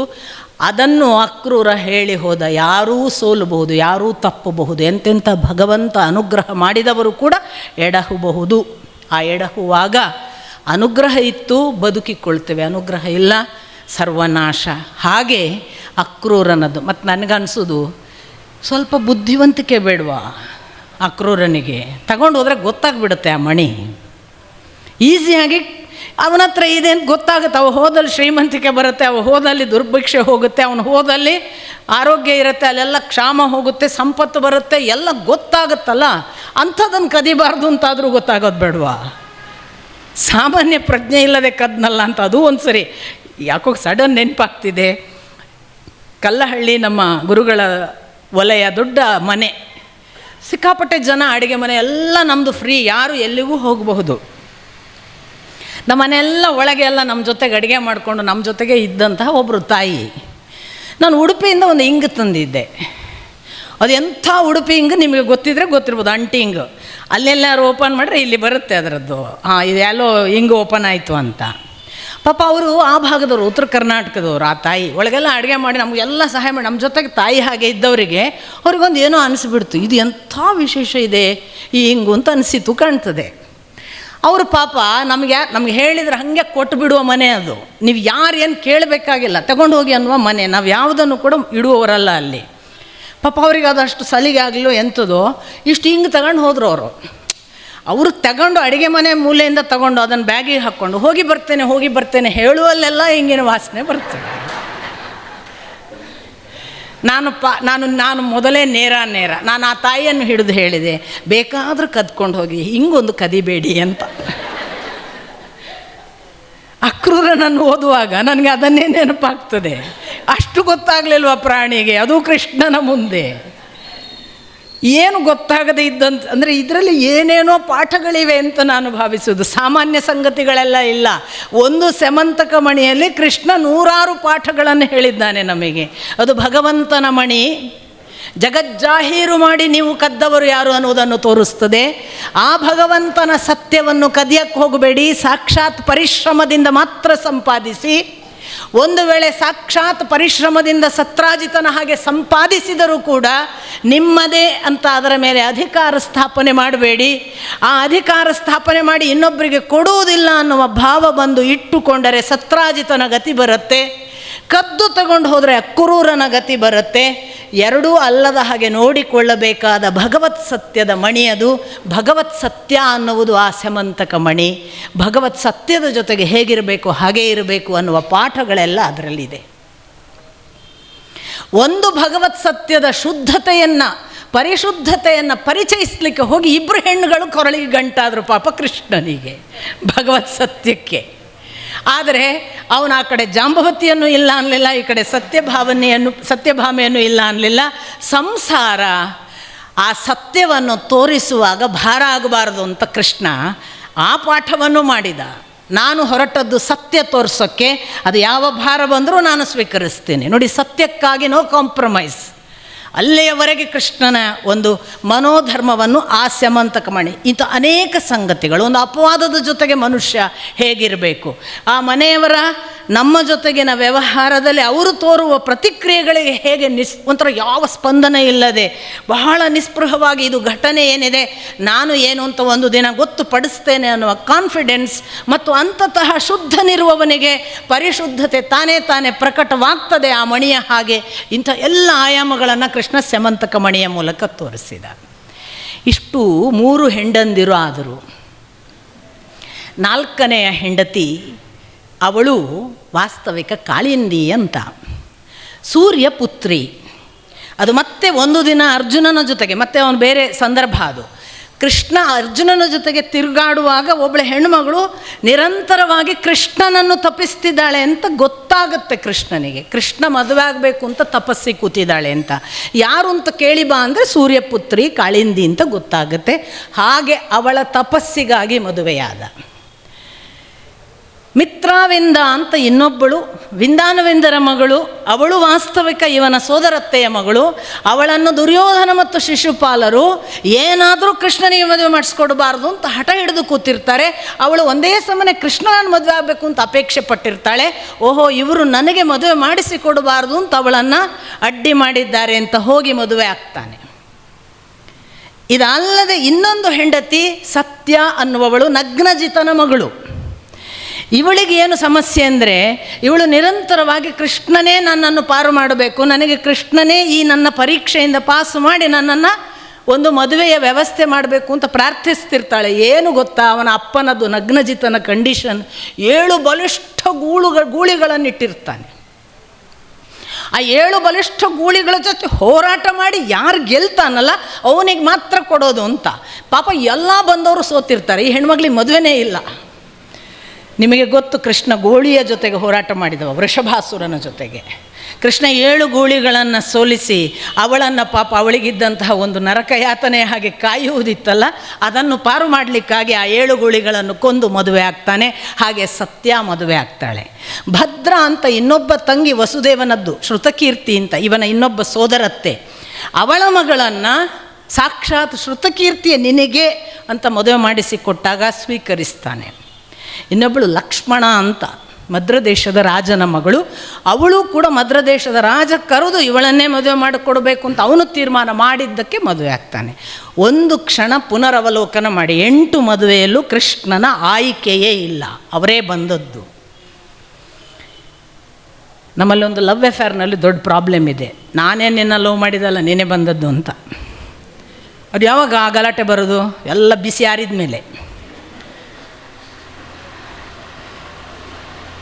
ಇಂಥದ್ದೊಂದು ಸಂದರ್ಭದ ಹಾಗೆ ರುಕ್ಮಿಣಿ ಮತ್ತು ಕೃಷ್ಣನ ಒಂದು ಸಂವಾದ ಇದೆ, ಸುಮ್ಮನೆ ಓದಿ.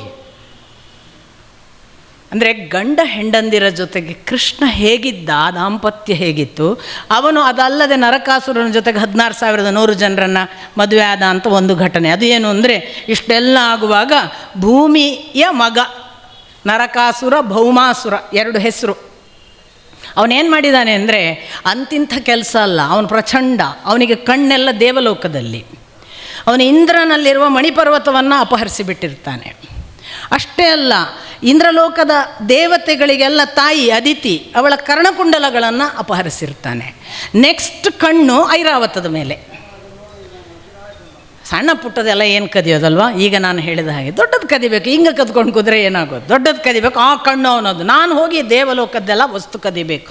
ಇಂದ್ರನಿಗೆ ಭಯ ಹುಟ್ಟುತ್ತೆ. ಅವ ಬಂದು ಕೃಷ್ಣನಿಗೆ ಹೇಳ್ತಾನೆ, ಎಲ್ಲ ಅಪಹರಿಸಿಬಿಟ್ಟಿದ್ದಾನೆ, ಈಗ ಐರಾವತದ ಮೇಲೆ ಕಣ್ಣಿದೆ, ಅವನು ಬಹಳ ಭಯಾನಕ ಇದ್ದಾನೆ. ಅಷ್ಟು ಮಾತಲ್ಲ, ಅನೇಕ ಜನ ದೇವತೆಗಳಿಗೆ ಸಂಬಂಧಪಟ್ಟ, ಸಿದ್ಧರಿಗೆ, ಗಂಧರ್ವರಿಗೆ ಸಂಬಂಧಪಟ್ಟ ಹೆಣ್ಣು ಮಕ್ಕಳನ್ನು ಅಪಹರಿಸಿ ಬಂಧನದಲ್ಲಿಟ್ಟಿದ್ದಾನೆ. ಆ ಹೆಣ್ಣು ಮಕ್ಕಳು ಬೇರೆ ಅವನಿಗೆ. ಏನು ಮಾಡಬೇಕು? ಆಯಿತು, ಕೃಷ್ಣ ಸತ್ಯಭಾಮೆಯನ್ನು ಕೂಡಿಸಿಕೊಂಡು ಗರುಡದಲ್ಲಿ ಹೋದ ಅಂತ, ಗರುಡನ ಮೇಲೆ. ಇದೊಂದು ಪ್ರಥಮ ಇತಿಹಾಸದಲ್ಲಿ ಕೃಷ್ಣ ಸತ್ಯಭಾಮೆಯರ ಜೊತೆಗೆ ಹೋಗಿ ಯುದ್ಧ ಮಾಡಿದ್ದು. ನಿಮಗೆಲ್ಲೂ ಆ ಥರ ಕಾಣೋದಿಲ್ಲ. ದಶರಥನ ವಿಷಯದಲ್ಲಿ ಬರುತ್ತೆ, ಬಟ್ ದಶರಥ ಅನ್ಕಾನ್ಷಿಯಸ್ ಆದಾಗ ಹೆಲ್ಪ್ ಮಾಡಲಿಕ್ಕೆ ಕೈಕೇಯಿ ಹೋದದ್ದು. ಎಲ್ಲೂ ಕೂಡ ಹೆಂಡತಿಯನ್ನು ಕೂಡಿಸ್ಕೊಂಡು ಯುದ್ಧ ಮಾಡಿದ ಪ್ರಥಮ ಇತಿಹಾಸ ಕೃಷ್ಣ ಮಾಡಿ ತೋರಿಸಿದ. ಕೃಷ್ಣ ಬೇರೆ ಬೇರೆ ಕಲ್ಲಹಳನ ರಾಜತರಂಗಿಣಿಯ ಪ್ರಕಾರ ಕಾಶ್ಮೀರದ ಒಬ್ಬ ರಾಜ ಸತ್ತಾಗ ಅಲ್ಲಿ ಎಲ್ಲರೂ ಹೇಳ್ತಾರೆ ರಾಜನನ್ನು ಕೊಲೆ ಮಾಡಲಾಗ್ತದೆ, ಇದು ಕೃಷ್ಣನ ಜೊತೆಗಿನ ಯಾವುದೋ ಯುದ್ಧದಲ್ಲಿ. ಅದು ಕೃಷ್ಣ ಏನು ಮಾಡ್ತಾನೆ ಆವಾಗ, ಎಲ್ಲ ಊರಿನ ಜನ, ಆ ರಾಜ್ಯದ ಜನ ಎಲ್ಲ ಹೇಳ್ತಾರೆ, ನೀನು ಕೂತ್ಕೋ ಸಿಂಹಾಸನದಲ್ಲಿ ಅಂತ. ಆಗ ಕೇಳೋದಿಲ್ಲ ಕೃಷ್ಣ, ನಾನು ಕೂತ್ಕೊಳ್ಳಲ್ಲ. ಅಯ್ಯೋ ಮತ್ತೆ ಅರಾಜಕ ಆಗುತ್ತೆ, ಮಗ ಇಲ್ಲ, ಹಾಗೆ ಮಗ ಇಲ್ಲದಿದ್ದರೆ ಏನಾಯಿತು, ಹೆಂಡತಿ ಇದ್ದಾಳಲ್ಲ ಅಂತ ಹೆಂಡತಿಯನ್ನು ಕೂಡಿಸಿದ ಅಂತ ಇತಿಹಾಸ ಇದೆ. ಫಸ್ಟ್ ಟೈಮ್ ಒಬ್ಬ ಹೆಣ್ಣು ಮಗಳನ್ನು ರಾಜ್ಯ ಸಿಂಹಾಸನಕ್ಕೆ ಕೃಷ್ಣ ಕೂಡಿಸಿದ ಇತಿಹಾಸ ಅಂತ ಅದನ್ನು ದಾಖಲಿಸ್ತಾರೆ. ಹಾಗೆಯೇ ಇಲ್ಲಿ ಬಂದಾಗ ಕೃಷ್ಣ ಪ್ರಥಮ ಬಾರಿಗೆ ಸತ್ಯಭಾಮೆಯನ್ನು ಗರುಡನ ಜೊತೆಗೆ ಕೂತ್ಕೊಂಡು ತಾನು ಹೋಗಿ ಯುದ್ಧ ಮಾಡಿ ಬರ್ತಾನೆ. ಭೌಮಾಸುರನ ಜೊತೆಗೆ ಮೊದಲು ಮುರನ 7 ಮಕ್ಕಳು, ಸಾವಿರಾರು ಜನ ಸೇನೆ ಎಲ್ಲರನ್ನೂ ಸಂಹಾರ ಮಾಡಿ ಮಾಡಿ ಮಾಡಿ ಕೊನೆಗೆ ನರಕಾಸುರ ವಧೆ ಆಗುತ್ತೆ. ಆ ನರಕಾಸುರನ ವಧೆ ಆದ ಬಳಿಕ ವಾಪಸ್ ಅವನು ಕರ್ಣಕುಂಡಲ ಕೊಡಬೇಕು, ಮಣಿಪರ್ವತ ಕೊಡಬೇಕು, ದೇವಲೋಕಕ್ಕೆ ಹೋಗ್ತಾನೆ. ಹೋಗಿ ದೇವತೆಗಳಿಗೆ ಅದನ್ನು ಒಪ್ಪಿಸಿದಾಗ ಅಲ್ಲಿಯೇ ಪಾರಿಜಾತದ ಗಿಡ, ಅಲ್ಲಿ ಶಚಿ ಸ್ವಲ್ಪ ಪಾರಿಜಾತ ಎಲ್ಲ ಮುಡ್ಕೊಂಡು ಇವಳಿಗೆ ಕೊಡದೆ ಅವಮಾನ ಮಾಡ್ತಾಳಂತೆ ಸತ್ಯಭಾಮೆಗೆ. ಯಾಕೆ ಅಂದರೆ, ನೀವು ಭೂಲೋಕದವರು ಮುಡಿಯೋದಲ್ಲ, ಇದು ನಮ್ಮದು ದೇವಲೋಕದ್ದು ಅಂತ. ಶಚಿಗೆ ಭಾಳ ಬೇಸರ, ಅಂದರೆ ಶಚಿಯನ್ನು ಮಾಡಿದ ವ್ಯವಸ್ಥೆಗೆ ಇವಳಿಗೆ ತುಂಬ ಬೇಸರ ಆಗುತ್ತೆ ಸತ್ಯಭಾಮೆಗೆ. ಎಂಥ ಒಂದು ಹೆಣ್ಮಗಳು, ಒಂದು ಹೂ ಕೊಡಲಿಲ್ಲ ಅವಳು. ಕೃಷ್ಣನಿಗೆ ಹೇಳಿಬಿಟ್ಲು, ನನಗೆ ಪಾರಿಜಾತ ವೃಕ್ಷ ಬೇಕು. ಅಷ್ಟೇ ತಾನೇ ಅಂದ ಕೃಷ್ಣ. ದೇವಲೋಕದ ಒಂದು ಪಾರಿಜಾತ ವೃಕ್ಷವನ್ನು ಗರುಡನಲ್ಲಿ ಇಟ್ಕೊಂಡ. ಮುಂದೆ ನಿಮಗೆ ಗೊತ್ತು, ಅದು ದೊಡ್ಡ ಯುದ್ಧ ಆಯಿತು. ಪಾರಿಜಾತಕ್ಕಾಗಿ ಇಂದ್ರನ ಜೊತೆಗೆ ಕೃಷ್ಣನ ಯುದ್ಧ ಆಗುತ್ತೆ. ನಾರದ ಎಲ್ಲ ಮಧ್ಯಸ್ಥಿಕೆಗೆ ಹೋಗ್ತಾರೆ. ನೀವು ಅಣ್ಣ ತಮ್ಮಂದರು, ನೀವು ಯುದ್ಧ ಮಾಡುವುದನ್ನು ನೀನು ಅಪೇಕ್ಷೆ ಪಡಬಾರ್ದು, ಅವನು ತಮ್ಮ, ಅವನಿಗೆ ಕೊಡು ಇತ್ಯಾದಿ ಎಲ್ಲ. ಕೃಷ್ಣನಿಗೆ ಕೊಡು ಅಂತ ಇಂದ್ರನ ಹತ್ರ ಹೇಳೋದು. ನಾರದರು ಮತ್ತೆ ಇಂದ್ರ ಹೇಳಿದ ಮಾತುಗಳನ್ನು ಕೃಷ್ಣನಿಗೆ ಹೇಳೋದು, ಬೇಡ ಅವ ಅಣ್ಣ, ಅವನ ಜೊತೆಗೆ ಯುದ್ಧ ಮಾಡಬಾರ್ದು, ನೀನು ಒಪ್ಪಿಕೊ ಅಂತ. ಇಬ್ಬರ ಮಾತುಗಳಲ್ಲೂ ಎಷ್ಟು ಚೆನ್ನಾಗಿದೆ ಅಂದರೆ, ಕೃಷ್ಣ ಒಂದೇ ಮಾತು ಹೇಳ್ತಾನೆ, ನ್ಯಾಯ ಮಾತ್ರ ನನಗೆ ಗೊತ್ತು, ಧರ್ಮ ಮಾತ್ರ ನನಗೆ ಗೊತ್ತು, ಅಣ್ಣ ತಮ್ಮ ಗೊತ್ತಿಲ್ಲ. ಇಂದ್ರನ ಜೊತೆಗೆ ಗೋವರ್ಧನ ಯಜ್ಞದಲ್ಲೂ ಅದನ್ನೇ ಮಾಡಿದ್ದವ. ನನಗೆ ಧರ್ಮ ಮಾತ್ರ ಗೊತ್ತು, ದೊಡ್ಡವ ಸಣ್ಣವ ಗೊತ್ತಿಲ್ಲ, ಅಧರ್ಮಕ್ಕೆ ನಾನಿಲ್ಲ. ಹಾಗಾಗಿ ಕಡೆಗೆ ಪಾರಿಜಾತವನ್ನು ಇಂದ್ರ ಹೇಳ್ತಾನೆ, ನೀನು ಬೇರೆ ಅಲ್ಲ, ನಾನು ಬೇರೆ ಅಲ್ಲ, ನೀನು ಉಪೇಂದ್ರ, ನಿನ್ನ ಜೊತೆಗಿರಲಿ ಅಂತ. ಅದು ಎಷ್ಟು ಕಾಲ ಕೃಷ್ಣ ಇರ್ತಾನೋ ಅಷ್ಟು ಕಾಲ ಇಲ್ಲಿರುತ್ತೆ ಅಂತ ಭೂಲೋಕದಲ್ಲಿ ಇರುವ ಪಾರಿಜಾತದ ಅದೊಂದು ಪ್ರಕರಣ. ಅದಾಗಿ ನರಕಾಸುರನ ಅರಮನೆಗೆ ಬಂದು ಭಗದತ್ತ ಅಂತ ನರಕಾಸುರನ ಮಗ, ಅವನನ್ನು ಸಿಂಹಾಸನಕ್ಕೆ ಕೂಡಿಸ್ತಾನೆ. ತಾನು ಕೂಡ್ಬೋದಿತ್ತಲ್ಲ, ಕೂಡೋದಿಲ್ಲ. ಸ್ವಲ್ಪ ಯೋಚನೆ ಮಾಡಬೇಕು. ಎಷ್ಟೆಷ್ಟು ಪಾರ್ಟಿಯಲ್ಲಿ ಫೈಟ್ ಮಾಡಿದವರೆಲ್ಲ, ಆ ಸೀಟಿಗೆ ಹೋರಾಡಿದವರನ್ನು ನೀವು ನೆನಪು ಮಾಡಿಕೊಳ್ಳಿ, ಕೃಷ್ಣನನ್ನು ನೆನಪು ಮಾಡಿಕೊಳ್ಳಿ. ಎಲ್ಲ ಹೋರಾಟಗಳನ್ನು ಸೀಟಿಗೆ ಮಾಡಿದವರೇ ಜಾಸ್ತಿ ನಮ್ಮಲ್ಲಿ. ಆದರೆ ಎಲ್ಲಿಯೂ ಕೂಡ ಸೀಟಿನ ಅಪೇಕ್ಷೆ ಇಲ್ಲದೆ ತಾನು ಒಂದು ಸತ್ಯಕ್ಕಾಗಿ ಧರ್ಮಕ್ಕಾಗಿ ಮಾತ್ರ ಇರುವವನು, ನಿಮ್ಮ ಪವರ್ ನನಗೆ ಬೇಕಾಗಿಲ್ಲ ಅಂತ ತೋರಿಸಿದವ ಕೃಷ್ಣ. ಅದನ್ನು ಮಾಡಿ ತಾನು ಕೂಡಿಸಬೇಕಾದಂತಹ ಭಗದತ್ತನನ್ನು ಕೂಡಿಸಿ, ಭಗದತ್ತ ಇವನಿಗೆ ಶರಣಾಗತನಾಗಿ ಅವನು ಕೊಟ್ಟ ಕಪ್ಪು ಕಾಣಿಕೆಗಳನ್ನೆಲ್ಲ ತಂದು ಹೀಗೆ ಯದುವಂಶದ ಒಂದು ಸಂಪತ್ತು ಬೆಳೆಸ್ತಾ ಹೋಗ್ತಾ ಇದ್ದಾನೆ ಕೃಷ್ಣ. ಅದು ಬೇರೆ ಭಾಗ. ಆಗ 16,100 ಜನ ಹೆಣ್ಣು ಮಕ್ಕಳು ಬಂಧನದಲ್ಲಿದ್ದವರನ್ನು ಬಿಡಿಸಿದ. ಅವರು ಒಬ್ಬಿಟ್ರು, ನಮಗೆ ಯಾರು ಇನ್ನು ಗತಿ ಅಂತ. ನಮಗೆ ಇಷ್ಟರವರೆಗೆ ಬಂಧನದಲ್ಲಿದ್ವಿ, ನರಕಾಸುರ ಒಬ್ಬ. ಈಗ ನಮಗೆ ಹೊರಗೆ ಬಂದರೆ ಸಮಾಜ ಯಾರು ನಮ್ಮನ್ನು ರಕ್ಷಿಸುವುದು ಹೇಗೆ? ಸಮಾಜದಲ್ಲಿ ನಾವು ಏನು ಹೇಳೋದು? ನಮ್ಮನ್ನು ನಾವು ಯಾವುದಕ್ಕೂ ಸಿಗಬಲ್ಲವರು ಅಂತ ಭಾವಿಸಿ ನಮ್ಮ ಜೊತೆಗೆ ಕೆಟ್ಟದಾಗಿ ವರ್ತಿಸಿದರೆ ನಮ್ಮ ಗತಿ ಏನು ಅಂತ ಅವರಿಗೆ ಭಯ. ಅವರು ಅದನ್ನು ನೇರ ಕೃಷ್ಣನ ಮುಂದೆ ನಿವೇದನೆ ಮಾಡಿಕೊಂಡರು. ವಾಸ್ತವಿಕ ಅವರಿಗೆ ಸ್ನಾನ ಇರಲಿಲ್ಲ, ಅವರಿಗೆ ಹೊಸ ಬಟ್ಟೆಗಳನ್ನು ಕೊಡ್ತಿರಲಿಲ್ಲ, ಅವರನ್ನು ಬಹಳ ನರಕಯಾತನೆಯಲ್ಲಿ ಇಟ್ಟಿದ್ದ ಅಂತ ಒಂದು ಭಾಗ. ಅದಕ್ಕೆ ಕೃಷ್ಣ ಅವತ್ತು ಅವರನ್ನು ಬಿಡಿಸಿ ಅವರಿಗೆ ಒಳ್ಳೆಯ ಸ್ನಾನ ಮಾಡಿಸಿ ವಿಶೇಷ ವಸ್ತ್ರಗಳನ್ನು ಹೊಸದನ್ನು ಕೊಟ್ಟು ಅಲಂಕಾರ ಮಾಡಿ ಅಂತ ಹೇಳಿದ್ದನಂತೆ. ಅದಕ್ಕೆ ನರಕ ಚತುರ್ದಶಿಯ ದಿನ ನಾವೆಲ್ಲ ಸ್ನಾನ ಮಾಡಿ ಹೊಸ ಬಟ್ಟೆ ಉಡುವುದು ಅಂತ ಒಂದು ಕಥೆ ಕೂಡ ಇದೆ.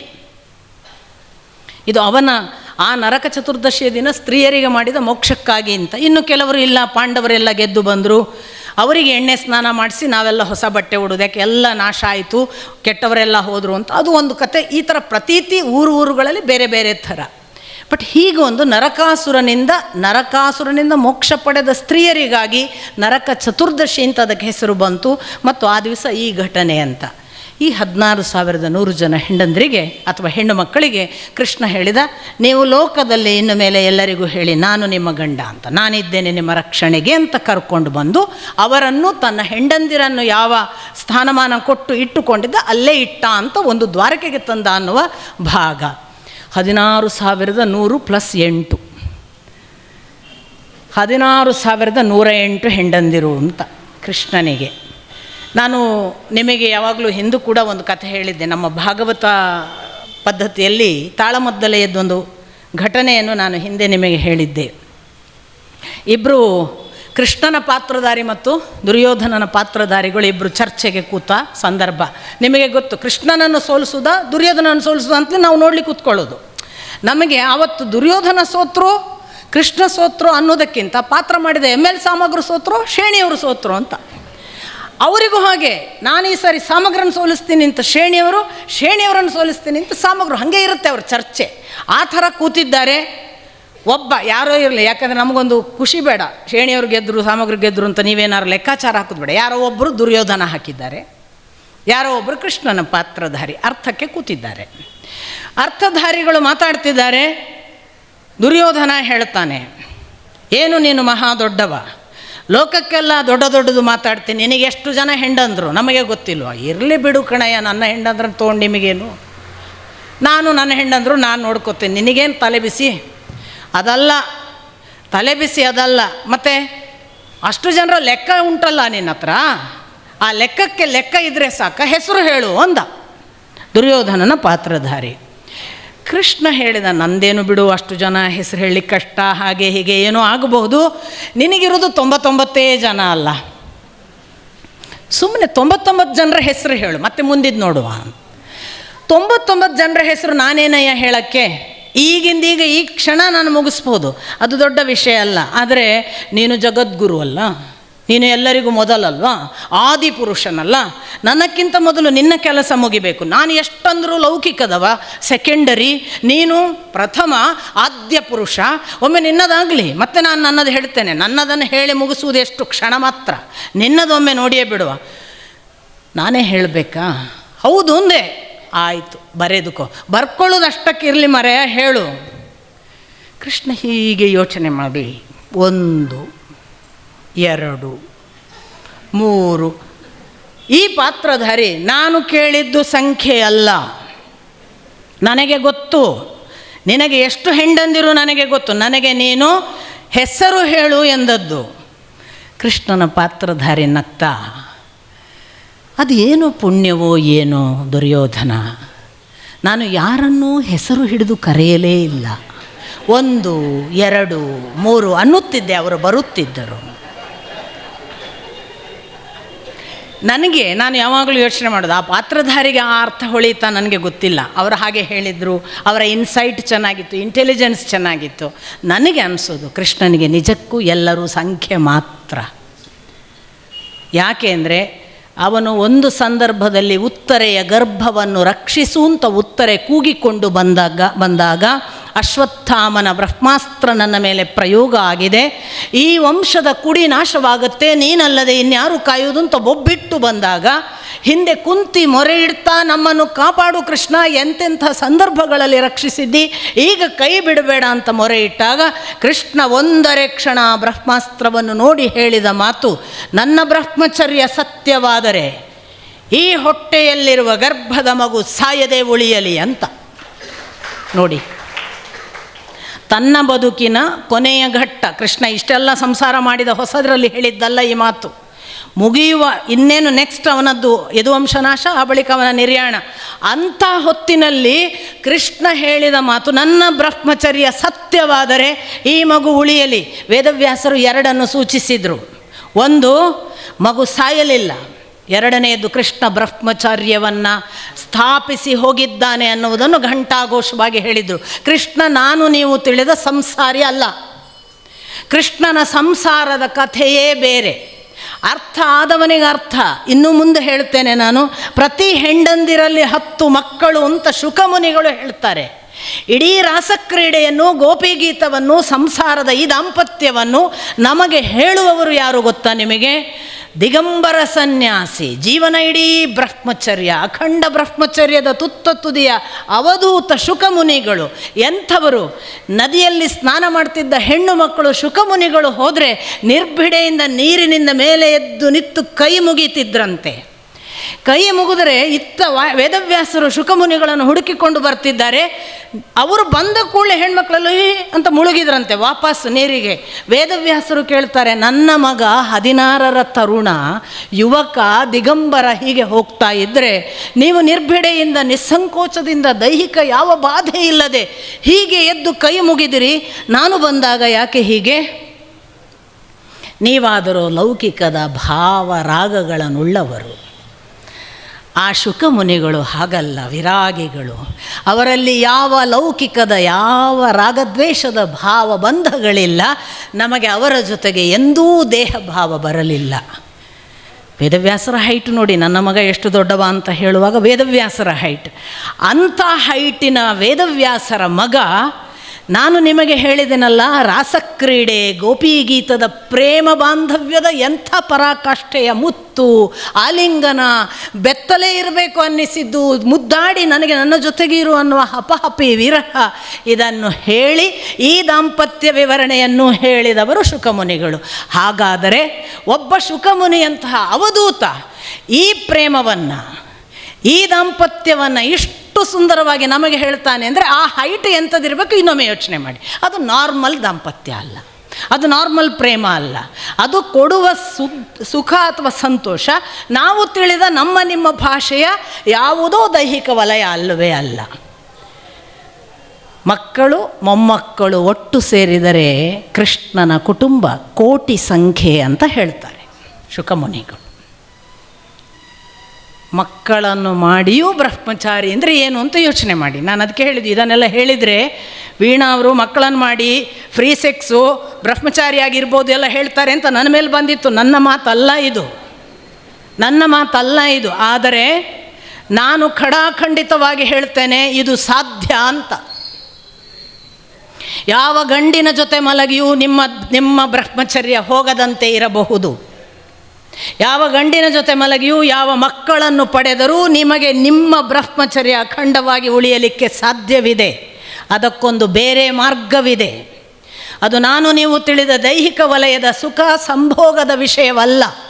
ಅದು ಏನು ಅನ್ನುವುದನ್ನು ನೀವು ಕುತೂಹಲಕ್ಕೋ ಹಾಗಾದರೆ ಏನಿರಬಹುದು ಅನ್ನುವ ಚಾಪಲ್ಯಕ್ಕೋ ಬಿದ್ದರೆ ನಾನು ಅರ್ಥ ಹೇಳಲಿಕ್ಕೆ ಸೋತು ಹೋದೇನು. ಸಾಧ್ಯವಾದರೆ ಈ ಪಥ ನಡೆಯಬೇಕು ಅನ್ನುವ ಹಸಿವಿದ್ದವರು ಒಂದಿಷ್ಟು ಅದು ಅಪೇಕ್ಷೆ ಪಡುವ ಯಾವ ತಪಸ್ಸು ಇದೆಯಲ್ಲ ಅದನ್ನು ಮಾಡಿ ನೋಡಿ. ಮಾಡಿದ ಬಳಿಕ ಒಂದು ದಿನ ಕೂಡಿ ಮಾತಾಡೋಣ. ಅಲ್ಲಿಯವರೆಗಲ್ಲ. ಇದು ಚಪಲಕ್ಕೆ ಯಾವುದೋ ಕಾಮಸೂತ್ರಕ್ಕೆ ಸಿಕ್ಕುವ ಭಾಷೆ ಅಂತ ತಿಳಿದುಕೊಂಡು ಯಾರಾದರೂ ಬಂದರೆ, ಹಾಗೆ ಬಂದ ಬೇಕಾದಷ್ಟು ಜನ ನನ್ನ ಬಳಿ ಇದ್ದಾರೆ, ನನ್ನನ್ನೇ ಪರೀಕ್ಷಿಸಲಿಕ್ಕೆ ಬಂದವರು. ನಾನು ಒಂದೇ ಮಾತು ಕೃಷ್ಣನಿಗೆ ಹೇಳ್ತಿದ್ದೆ, ಬಂದವರಿದ್ದಾರೆ, ಅವರಿಗೆ ಏನು ಹಸಿವೋ ಗೊತ್ತಿಲ್ಲ, ನೀನು ಉತ್ತರ ಕೊಡು. ಸುಟ್ಟವರನ್ನು ನಾನು ನೋಡಿದ್ದೇನೆ. ಅಕ್ಕ ಮಹಾದೇವಿಯನ್ನು ಬತ್ತಲಿದ್ದಾಳೆ, ಮುಟ್ಟಬೇಕು ಅಂತ ಹೋದ ಕಿನ್ನರ ಬೊಮ್ಮಯ್ಯನ ಪ್ರಸಂಗ ಸ್ವಲ್ಪ ನೆನಪು ಮಾಡಿಕೊಳ್ಳಿ. ಕಿನ್ನರ ಬೊಮ್ಮಯ್ಯನಂಥ ಸಹೋದರರೆನಗೆ ಅಂತ ಅವಳು ಹೇಳಿದ್ಲು. ಕಿನ್ನರ ಬೊಮ್ಮಯ್ಯ ಹೋಗಿ ಹೇಳಿದ, ನಾನು ಹೋದದ್ದು ಹೆಣ್ಣ ಬಳಿ ಅಲ್ಲ, ಹುಲಿಯ ಬಳಿ, ಸುಟ್ಟು ಬಂದೆ ಅಂತ. ಇದೆಲ್ಲ ಅರ್ಥ ಆಗಬೇಕಾದ್ರೆ ಒಂದು ಬೇರೆ ವಲಯ ಬೇಕು ಅಂತ ಅಷ್ಟೇ ನಾನು ಹೇಳ್ತಾ ಇರೋದು. ಆತ್ಮ ಪ್ರಶಂಸೆಯೋ ಇನ್ನೊಂದು ಏನೋ ದಯವಿಟ್ಟು ಭಾವಿಸಬೇಡಿ.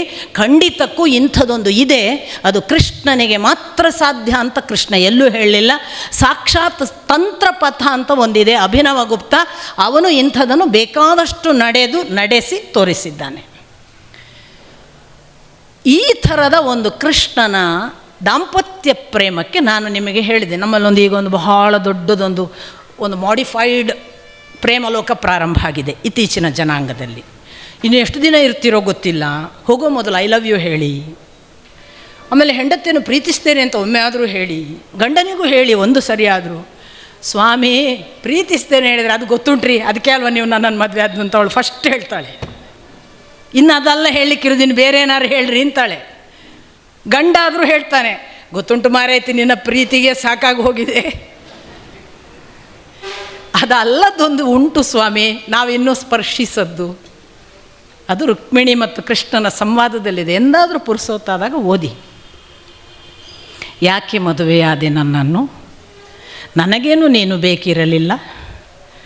ನಾನಾದರೂ ನಿನ್ನ ಐಶ್ವರ್ಯಕ್ಕೆ ಸರಿ ಸಮಾನನೇ ಅಲ್ಲ. ಬೇರೆಯವರಿಗೆ ಹೋಲಿಸಿದರೆ ನಾನೊಬ್ಬ ದರಿದ್ರ. ಬಹಳ ಜನ ಶಿಶುಪಾಲ, ದುರ್ಯೋಧನ ಮೊದಲಾದ ಜರಾಸಂಧ ಇಂಥವರಿಗೆಲ್ಲ ಭಯಪಟ್ಟು ಸಮುದ್ರದಲ್ಲಿ ಹೋಗಿ ಅಡಗಿ ಕುಳಿತವ ಪುಕ್ಕ ಹೇಡಿ. ಆಮೇಲೆ ನನಗೆ ಎಲ್ಲರಿಗೂ ಇಷ್ಟ ಆಗುವ ಸಂಸಾರ ರಾಗ ಒಂದೆಷ್ಟು ಅಪೇಕ್ಷೆ ಇಲ್ಲ, ತುಂಬ ಉದಾಸೀನ. ನನಗಿಂತ ಒಳ್ಳೆಯ ಗಂಡ ನಿನ್ನನ್ನು ಸಂಸಾರದ ಆ ರಾಗಗಳಲ್ಲಿ ಮುಳುಗಿಸಬಲ್ಲ ಎಷ್ಟೋ ಜನ ಈಗಲೂ ಕಾದಿದ್ದಾರಲ್ಲ, ಶಿಶುಪಾಲ ಎಲ್ಲ ಹೋಗಬಹುದು. ನಾನಾದರೂ ದರಿದ್ರ, ದುಡ್ಡಿಲ್ಲದವ. ನೀನು ಯಾವುದಕ್ಕೆ ಬಂದಿದ್ದಿ? ನನ್ನನ್ನು ಭಿಕ್ಷುಕರೆಲ್ಲ ನನ್ನನ್ನು ಕೊಂಡಾಡುತ್ತಾರೆ. ಯಾಕೆ ಗೊತ್ತಾ? ನಾನು ದರಿದ್ರರಿಗೆ ತುಂಬ ಪ್ರಿಯ. ಆ ಭಿಕ್ಷುಕರ ಕೊಂಡಾಟವನ್ನು ಕೇಳಿ ಬಂದಿಯಾ? ಕೃಷ್ಣ ಯಾವಾಗ ಬಹುತೇಕ ನನಗೆ ಕಾಣೋದು ರುಕ್ಮಿ ಇದ್ದಾನಲ್ಲ, ರುಕ್ಮಿನ್ ಕೊಂದ ಮೇಲೆ ಈ ಡಿಸ್ಕಷನ್. ರುಕ್ಮಿನ್ ಕೊಲ್ಲೋದು ಅಂದರೆ ಯುದ್ಧ ಎಲ್ಲ ಮಹಾಭಾರತ ಯುದ್ಧದ ಸಂದರ್ಭದಲ್ಲೂ ಅದರ ನಂತರದಲ್ಲೂ ಆಗಿರಬೇಕು ಅದು ರುಕ್ಮಿಯ ಸಾವು. ಯಾಕೆಂದರೆ ರುಕ್ಮಿ ಒಬ್ಬ, ಪಾಂಡವರು ತಗೊಳ್ಳಲ್ಲ ಅವನನ್ನು, ಕೌರವರು ತಗೊಳ್ಳಲ್ಲ. ಅವ ಮಧ್ಯೆ ಹೋಗಿ ಕುಂಡಿನಪುರ ಬರಲ್ಲ ಅಂತ ಬೇರೆ ಜಾಗ ಮಾಡ್ಕೊಂಡಲ್ಲ, ಆಮೇಲೆ ಅವರಿಬ್ಬರೂ ಸೇರಿಸ್ಕೊಳ್ಳಲ್ಲ ಅವನನ್ನು. ಆ ರುಕ್ಮಿ ಬಲರಾಮನೊಟ್ಟಿಗೆ ಒಂದು ಪಗಡೆ ಆಡಿ ರುಕ್ಮಿ ಕಣ್ಣ ಮುಂದೆ ಬಲರಾಮ ಕೊಲ್ತಾನೆ. ಅದು ಉಲ್ಲೇಖ ಬರುತ್ತೆ ಮುಂದೆ, ಆ ಉಲ್ಲೇಖ ಬರುತ್ತೆ. ಅದರಿಂದ ಅಲ್ಲೆಲ್ಲೋ ನಡೆದಿದೆ ಅದು. ಅಂದರೆ ರುಕ್ಮಿಯನ್ನು ಕೊಂದ ನಂತರ ರುಕ್ಮಿಣಿಯ ಜೊತೆಗೆ ನಡೆದ ಸಂವಾದ ಅಂತ ಗೊತ್ತಾಗುತ್ತೆ. ಅಂದರೆ ಯಾವ ಮದುವೆ ಆದ ಹೊಸ್ತಲ್ಲ ಅಂತ ನಾನು ನಿಮಗೆ ಹೇಳಕ್ಕೆ ಹೊರಟಿರೋದು, ಎಷ್ಟೋ ವರ್ಷದ ಮೇಲೆ ಅಂತ. ಇಷ್ಟು ಮಾತಿಗೆ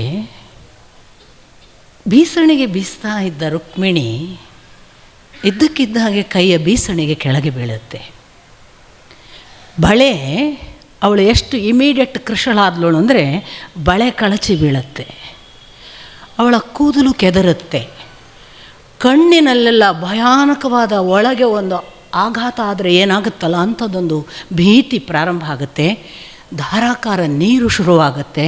ಅವಳು ಎಷ್ಟು ಬಿಕ್ಕಿ ಬಿಕ್ಕಿ ಅಳ್ತಾಳೆ ಅಂದರೆ ಗಂಟಲು ನಾವು ಸೇಂಕುವುದು ಅಂತೇವಲ್ಲ ಹಾಗೆ ಬಿಕ್ಕಿ ಬಿಕ್ಕಿ ದುಃಖಿಸ್ತಾ ಕಣ್ಣ ನೀರು ಎದೆಯನ್ನೆಲ್ಲ ತೋಯಿಸಿ ನಿತ್ತವಳು ನಿಲ್ಲಿಕ್ಕಾಗದೆ ಅಲ್ಲೇ ಅನ್ಕಾನ್ಷಿಯಸ್ ಆಗಿ ಬೀಳ್ತಾಳೆ.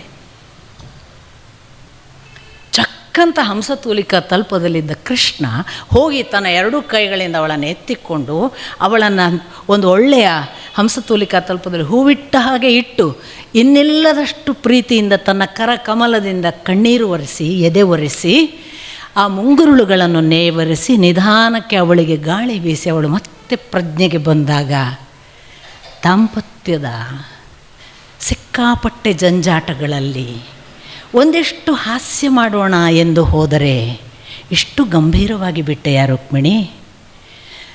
ದಾಂಪತ್ಯದ ಸುಖ ದುಃಖದ ಗದ್ದಲಗಳಲ್ಲಿ ಗಂಡ ಹೆಂಡಂದಿರ ಇಂಥದೊಂದು ಅನ್ಯೋನ್ಯ ಸಮಯದ ವಿಲಾಪಗಳನ್ನು ಮರೆಸುವ ಒಂದಿಷ್ಟು ಹಾಸ್ಯ ಜೀವಂತಿಕೆ ಅಲ್ವಾ? ಅದನ್ನು ಸ್ವೀಕರಿಸದೆ ಹೋದೆಯಾ ಅಂತ ಕೇಳ್ತಾನೆ.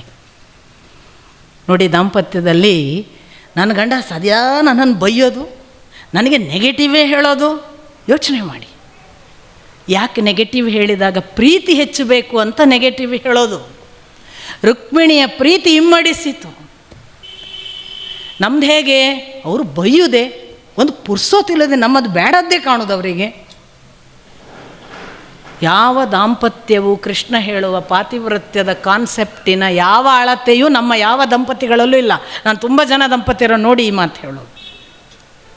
ಸುಮ್ಮನೆ ಗಂಡ ಹೆಂಡತಿ ಅಂತ ಜೊತೆಗಿದ್ದಾರೆ. ಪಾತಿವ್ರತ್ಯದ ಪತಿವ್ರತೆ ಇರಬೇಕಾದ ಮತ್ತು ಗಂಡ ಇರಬೇಕಾದ ಯಾವ ಲಕ್ಷಣಗಳನ್ನೆಲ್ಲ ಗೃಹಸ್ಥಾಶ್ರಮದಲ್ಲಿ ಹೇಳ್ತಾನೆ ಕೃಷ್ಣ ಮತ್ತು ವೇದವ್ಯಾಸರು. ಅದನ್ನೆಲ್ಲ ನೀವು ಸುಮ್ಮನೆ ಓದ್ಕೊಳ್ಳಿ. ಯಾಕೆ ಓದ್ಕೊಳ್ಳಿ ಅಂದರೆ, ಒಳ್ಳೆ ಪತಿವ್ರತೆ ಆದದಕ್ಕೆ ಯಾರೋ ಸರ್ಟಿಫಿಕೇಟ್ ಕೊಡೋದಿಲ್ಲ.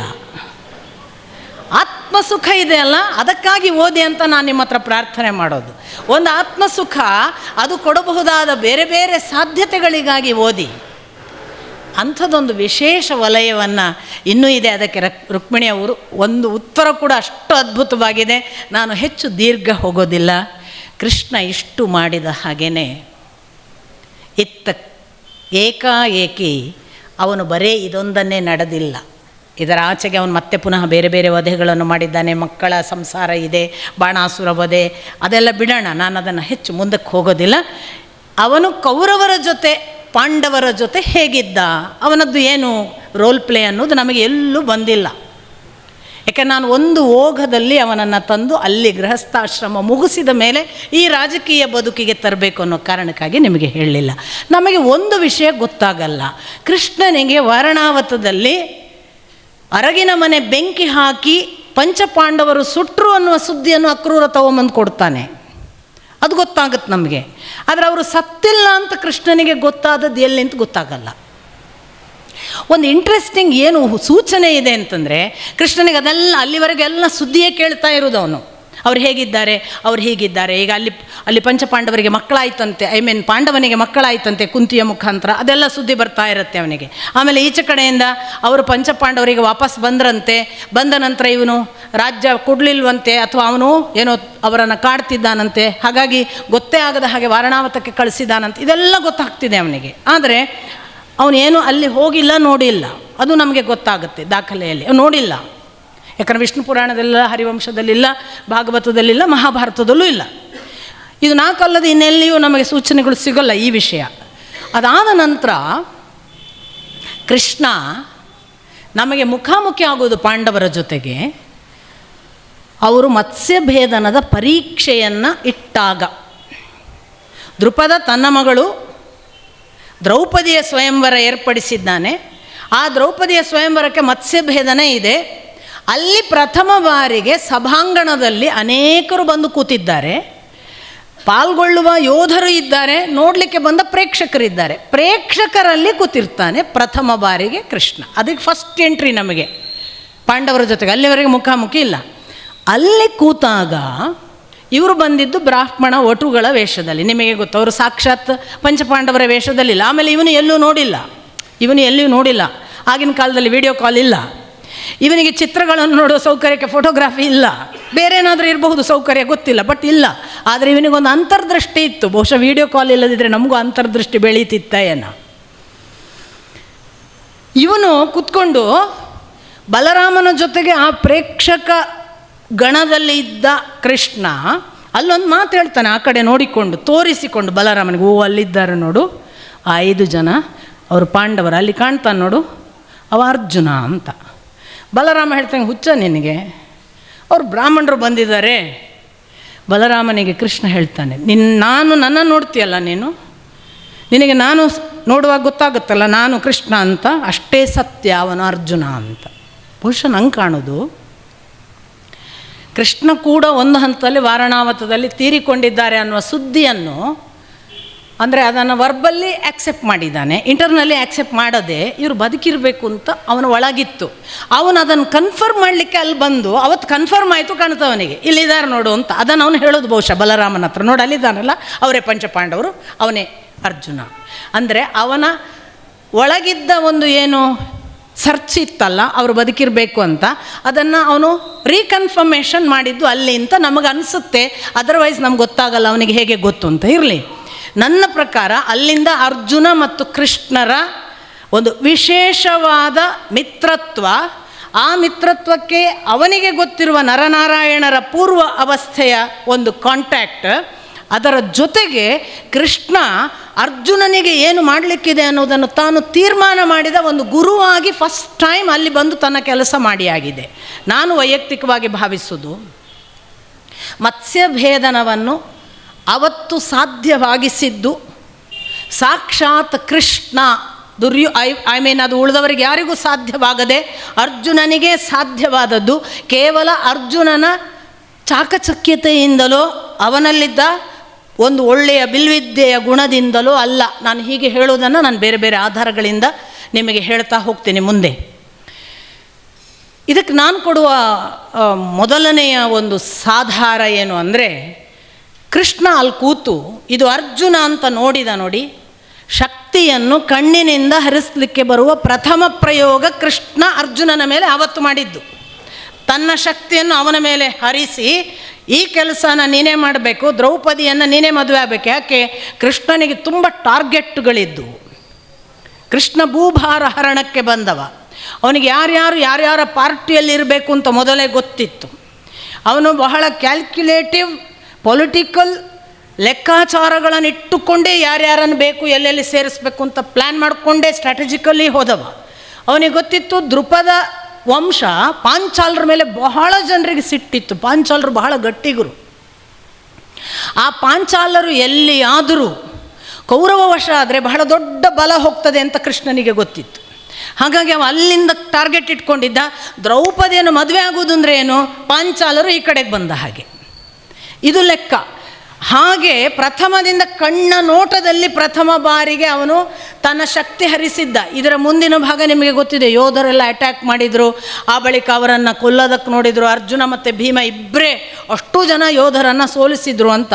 ಅಲ್ಲಿ ಕೂಡ ಕೃಷ್ಣನ ಪರಿಣಾಮ ಇದೆ, ಅವರಿಬ್ಬರೇ ಸೋಲಿಸಿದ್ರು ಅನ್ನುವ ವಿಷಯದಲ್ಲೂ ಕೂಡ. ಇದಾಗಿ ನೆಕ್ಸ್ಟ್ ಅವನು ಪರ್ಸನಲಿ ಬಂದು ನಾನು ಕೃಷ್ಣ ಅಂತ ಪರಿಚಯ ಮಾಡಿಕೊಳ್ಳೋದು, ಈ ಹೆಣ್ಮಗಳನ್ನು ಮದುವೆ ಮಾಡಿಸ್ಕೊಂಡು ಅದು ಕರ್ಕೊಂಡು ಇನ್ನು ಅಲ್ಲಿ ಸ್ವಯಂವರದಲ್ಲಿ ಗೆದ್ದು ಕರ್ಕೊಂಡು ಏಕಚಕ್ರಿ ನಗರದ ಕುಂಬಾರನ ಮನೆಯಲ್ಲಿ ಬಾಡಿಗೆಗಿದ್ದಾರಲ್ಲ ಅಲ್ಲಿ ಬರ್ತಾರೆ ಇವರು. ಕುಂತಿ ಹತ್ರ ಹೇಳ್ತಾರೆ ಭಿಕ್ಷೆ ಬಂದಿದೆ ತಗೊಂಡು ಅಂತ. ಭಿಕ್ಷೆನ ಹಂಚ್ಕೊಳ್ಳಿ ಅಂದಿದ್ದಾಳು ಅವಳು. ಆ ಹೊತ್ತಲ್ಲಿ ಕೃಷ್ಣ ಬರೋದು. ಪ್ರಥಮ ಬಾರಿ ಪಂಚಪಾಂಡವರಿಗೆ ಮುಖಾಮುಖಿಯಾಗಿ ಪರಿಚಯಿಸಿ ನಮಸ್ಕರಿಸೋದು ಹೋಗೋದು, ಇನ್ನೇನು ಮಾತುಕತೆ ಇಲ್ಲ ಅಲ್ಲಿ, ಏನೂ ಮಾತುಕತೆ ಇಲ್ಲ. ಆಮೇಲೆ ಬಹಳ ಬೇಗ ಹೊರಗೆ ಬರಬೇಡಿ, ಗುಟ್ಟಾಗಿರಿ ಅಂತಷ್ಟೇ ಹೇಳಿ ಹೋಗ್ತಾನೆ. ಅದೊಂದು ಎಂಟ್ರಿ. ಅದರ ನಂತರ ನಮಗೆ ಕೃಷ್ಣನ ಎಂಟ್ರಿ ಪಾಂಡವರ ಜೊತೆಗೆ ಎಲ್ಲಿ ಅಂತಂದರೆ, ನಿಮಗೆ ಪಕ್ಕ ಸಿಗೋದು, ನಾವು ಅವರನ್ನು ನೋಡುವುದು, ಅವರು ಎಲ್ಲಿ ಬಂದರು, ಪುನಃ ಮದುವೆಯಾಗಿ ಪಾಂಚಾಲ ದೇಶದಲ್ಲಿ ಒಂದಿಷ್ಟು ಕಾಲ ಉಳಿದ್ರು. ಯಾಕೆಂದರೆ ಇವರು ವಾರಣಾವತದಲ್ಲಿ ಸುಟ್ಟು ಹೋಗಿಲ್ಲ, ಇವರು ಬದುಕಿ ಬಂದಿದ್ದಾರೆ. ಈ ದ್ರೌಪದಿಯನ್ನು ಮದುವೆ ಆದದ್ದು ಪಂಚಪಾಂಡವರೇ ಅಂದಾಗ ಇತ್ತ ಕಡೆ ಕೌರವರಲ್ಲಿ ಗದ್ದಲ ಶುರುವಾಯಿತು. ಅವರಿಗೀಗ ರಾಜ್ಯ ಕೊಡಬೇಕಂತ. ಯಾಕೆ ರಾಜ್ಯ ಕೊಡಬೇಕು? ನ್ಯಾಯದ ವಿಷಯ, ಅದು ಧರ್ಮದ ವಿಷಯ. ಯಾಕೆಂದರೆ ಅದು ಪಾಂಡುವಿನ ರಾಜ್ಯ ಇದ್ದದ್ದು, ಸಿಂಹಾಸನ. ಪಾಂಡು ತಾನು ತನ್ನ ಶಾಪಕ್ಕೆ, ಋಷಿಮುನಿಯ ಶಾಪಕ್ಕೆ, ಜಿಂಕೆಯನ್ನು ಕೊಂದ ಶಾಪಕ್ಕೆ, ತಾನು ಇನ್ನು ವಾನಪ್ರಸ್ಥಾಶ್ರಮ ಮಾಡ್ತೇನೆ, ಕಾಡಿನಲ್ಲಿರ್ತೇನೆ, ಈ ಸಿಂಹಾಸನವನ್ನು ನಾನು ಬಿಟ್ಟಿದ್ದೇನೆ ಅಂತ ಬಿಟ್ಟು ಹೋದವ. ಪಾಂಡು ಬಿಟ್ಟದ್ದರಿಂದ ಕುರುಡನಾದ ಧೃತರಾಷ್ಟ್ರನನ್ನು ತಾತ್ಕಾಲಿಕವಾಗಿ ಕೂಡಿಸಿದ್ದು. ಧೃತರಾಷ್ಟ್ರ ಅಣ್ಣ ಇದ್ದರೂ ಅವನಿಗೆ ಕೂಡುವ ಹಕ್ಕು ಇಲ್ಲ. ಯಾಕೆ ಹಕ್ಕಿಲ್ಲ? ಕುರುಡನಿದ್ದವನಿಗೆ ರಾಜ್ಯ ಸಿಂಹಾಸನ ನಡೆಸುವ ಅರ್ಹತೆ ಇಲ್ಲ ಅನ್ನುವುದು ಆ ಕಾಲದ ರಾಜ್ಯಶಾಸ್ತ್ರ, ಧರ್ಮಶಾಸ್ತ್ರ. ಎದುರದ್ದೇ ಕಾಣಲ್ಲ, ಶತ್ರುಗಳ ಬಗ್ಗೆ ಎಲ್ಲ ಹೆಂಗೆ ನೋಡ್ತಾನೆ, ಅವನಿಗೆ ದೃಷ್ಟಿದೋಷ ಇರೋದ್ರಿಂದ ಅವನನ್ನು ಕೂಡಿಸ್ಬಾರ್ದು ಅಂತ ಅಷ್ಟೇ. ಹಾಗಾಗಿ ಧೃತರಾಷ್ಟ್ರ ಸಹಜವಾಗಿ ಕೂತವನಲ್ಲ, ಟೆಂಪರರಿ ಅರೇಂಜ್ಮೆಂಟ್. ಯಾಕೆ ಭೀಷ್ಮ ಕೂತ್ಕೊಳ್ಳಲ್ಲ, ನೆಕ್ಸ್ಟ್ ಯಾರು? ಈ ಪ್ರಶ್ನೆ ಬಂದದ್ರಿಂದ ವಿದುರನನ್ನು ಕೂಡ್ಸೋಕ್ಕಾಗಲ್ಲ, ಯಾಕಂದರೆ ಅವನು ರಾಜಮನೆತನಕ್ಕೆ ಸಂಬಂಧಪಟ್ಟವನಲ್ಲ, ಅವನು ಅವರ ಸೇವಕಿಯ ಮಗ. ಹೀಗಾಗಿ ಕೂತವ ಈ ಧೃತರಾಷ್ಟ್ರನನ್ನು ವಾಸ್ತವಿಕವಾಗಿ ಪಾಂಡುವಿಗೆ ಮಕ್ಕಳಾದರೂ ನೋಡಿ ಆಗಲೇ ಇದೊಂದು ಥ್ರೆಟನ್ ಅಂತ ಭಾವಿಸಿ ಆಗಿತ್ತು ಈ ಧೃತರಾಷ್ಟ್ರಾದಿಗಳು. ಇವರಿಗೇನಾಗಿತ್ತು, ಪವರ್ ಗ್ರೀಡ್ ಸ್ಟಾರ್ಟ್ ಆಗಿತ್ತು. ಸ್ಪೆಷಲಿ ಧೃತರಾಷ್ಟ್ರ ಮತ್ತು ಧೃತರಾಷ್ಟ್ರನ ಮಕ್ಕಳು ದುರ್ಯೋಧನಾದಿಗಳಿಗೆ, ಇದು ಇನ್ನು ನಮಗೆ ಸೇರಬೇಕು, ನಮ್ಮಪ್ಪ ಕುರುಡಾದ್ರೇನು, ನಾನು ಬಲಿಷ್ಠನಿದ್ದೇನಲ್ಲ, ಇನ್ನು ನಾನು ಕೂತ್ಕೋಬೇಕು, ಅಪ್ಪನನ್ನು ಇಳಿಸಿ ನಾನು ಕೂತ್ಕೋಬೇಕು ಅನ್ನುವ ಲೆಕ್ಕಾಚಾರದಲ್ಲಿ ದುರ್ಯೋಧನ ಇದ್ದಾಗ ಇವರು ಬಂದುಬಿಟ್ರು. ಅದಕ್ಕೆ ವಿಷ ಹಾಕಿ ಕೊಲ್ಲಕ್ಕೆ ನೋಡಿದ್ದು, ಬೇರೆ ಬೇರೆ ಥರ ಸುಟ್ಟು ಕೊಲ್ಲಕ್ಕೆ ನೋಡಿ, ನಿಮಗೆ ಗೊತ್ತು. ಇದೆಲ್ಲವೂ ಫಲಿಸದೆ ಅವರು ಬದುಕಿದ್ದಾರೆ. ಈಗ ಅವರು ಇನ್ನೂ ಬಲಿಷ್ಠರಾಗಿದ್ದಾರೆ. ಧೃತರಾಷ್ಟ್ರಾದಿಗಳಿಗೆ ಚಿಂತೆ ಬಂತು. ಒಂದು ಕಡೆ ಪಾಂಚಾಲರು, ಇನ್ನೊಂದು ಕಡೆ ಸಾಕ್ಷಾತ್ ಶ್ರೀಕೃಷ್ಣ ಇರುವುದು ಅಂದರೆ ಕಾಲಯವನನ ಸೇನೆ ಇದೆ. ನರಕಾಸುರ ಸೋತಾಗ ಭಗದತ್ತನನ್ನು ಕೂಡಿಸಿ ಅವನ ಸೇನೆ ಇದೆ. ಇನ್ನೂ ಅನೇಕ ಜನ ಯದುವಂಶೀಯರಲ್ಲಿ ಉಗ್ರಸೇನನ ಜೊತೆಗೆ ಇಷ್ಟ ಇದ್ದವರೆಲ್ಲ ಸೇರಿದ್ದಾರೆ. ಹೀಗಾಗಿ ಕೃಷ್ಣ ಬಲ ಇದೆ. ಭಯ ಹುಟ್ಟಿತು. ಧೃತರಾಷ್ಟ್ರಾದಿಗಳು ಏನು ಮಾಡಿದರು, ಅವರಿಗೆ ಅರ್ಧ ರಾಜ್ಯ ಕೊಡೋದ, ಪೂರ್ಣ ಸಿಂಹಾಸನ ಕೊಡೋದ ಡಿಸ್ಕಷನ್ ಆಯಿತು. ಕೊಡಬಾರ್ದು ಅಂತೆ ವಾದ ಇತ್ತು ದುರ್ಯೋಧನನದ್ದು, ಅವ್ರಿಗೆ ಕೊಡಬಾರ್ದು ಅಂತ. ಭೀಷ್ಮ ಸ್ಪಷ್ಟವಾಗಿ ಹೇಳ್ತಾನೆ, ಅವರ ಮಕ್ಕಳು ಪಾಂಡುವಿನಿಂದ ಅವರಿಗೆ ವಂಶ ಪಾರಂಪರ್ಯವಾಗಿ ಹಕ್ಕುದಾರರು, ಅವರಿಗೆ ಕೊಡಲೇಬೇಕು, ಕೊಡದಿದ್ದರೆ ಅದು ಅಪರಾಧ, ಎಲ್ಲ ಆಗುತ್ತೆ, ಅವರಿಗೆ ಅರ್ಧ ರಾಜ್ಯ ಅಂತ ಕಡೆಗೆ ಒಂದು ನಿರ್ಣಯ. ಈ ನಿರ್ಣಯವನ್ನು ಸ್ವೀಕರಿಸಬೇಕೋ ಬೇಡವೋ ಅಂತ ಡಿಸ್ಕಷನ್ ಆಗುವಾಗ ಮತ್ತೆ ಪುನಃ ದೃಪದನ ಆ ಪಾಂಚಾಲ ಅರಮನೆಯಲ್ಲಿ ಮತ್ತೆ ಕೃಷ್ಣ ಇದ್ದಾನೆ. ಕೃಷ್ಣ ಹೇಳಿದ ಹಾಗೆ ಮಾಡೋಣ ಅಂತ ಅಲ್ಲಿಂದ ಶುರು. ಸ್ವಲ್ಪ ಇನ್ನೊಂದು ಕ್ಷಣ ಯೋಚನೆ ಮಾಡಿ, ಮನೆಯವರೇ ಒಬ್ಬನನ್ನು ದೇವರು ಅಂತ ಸ್ವೀಕರಿಸುವುದು ಅಪರೂಪ. ಆ ಯದುವಂಶದ ಒಳಗೆ ಯದುವಂಶಕ್ಕೆ ಸಂಬಂಧಪಟ್ಟ ಕುಂತಿ ಯದುವಂಶಕ್ಕೆ ಸಂಬಂಧಪಟ್ಟದ್ದು ಹೇಗೆ ಅಂದರೆ ವಸುದೇವನ ಸಹೋದರಿ, ಪೃಥುರಾಜನ ಮಗಳು. ಪೃಥು ಯದುವಂಶೀಯ. ಕುಂತಿ ಅವಳು ಮದುವೆಯಾಗಿ ದತ್ತಕ್ಕೆ ಕೊಟ್ಟದ್ರಿಂದ ಕುಂತಿ ಭೋಜನ ಮಗಳು. ಹಾಗಾಗಿ ಅವಳು ಮೂಲತಃ ಪಾಂಡುವಂಶಕ್ಕೆ ಬರುವಾಗ ಕುಂತಿ ಭೋಜನ ಮಗಳು ಅಂತ ಬಂದರೂ ಕೂಡ ಅವಳು ಯದುವಂಶೀಯದ ತಳಿ, ಸೋದರತ್ತೆ ಕೃಷ್ಣನದ್ದು. ಈ ಕಾರಣಕ್ಕಾಗಿ ಒಂದು ಕ್ಷಣ ನಮಗೆ ರೋಮಾಂಚನ ಆಗುತ್ತೆ.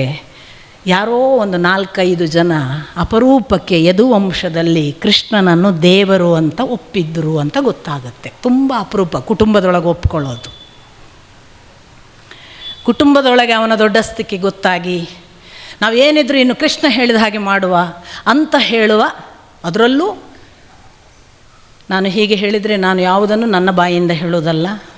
ನಾನು ಬಹಳ ಜನರಿಗೆ ಹೇಳ್ತೇನೆ, ನನಗೆ ನಮಸ್ಕಾರ ಮಾಡಬೇಡಿ, ನನ್ನನ್ನು ದೊಡ್ಡವಳು ಅಂತ ಭಾವಿಸಬೇಡಿ, ನಾನು ಏನೋ ಮಹತ್ವ ಅಲ್ಲವೇ ಅಲ್ಲ, ದಯವಿಟ್ಟು ಮೂಲಕ್ಕೆ ಹೋಗಿ.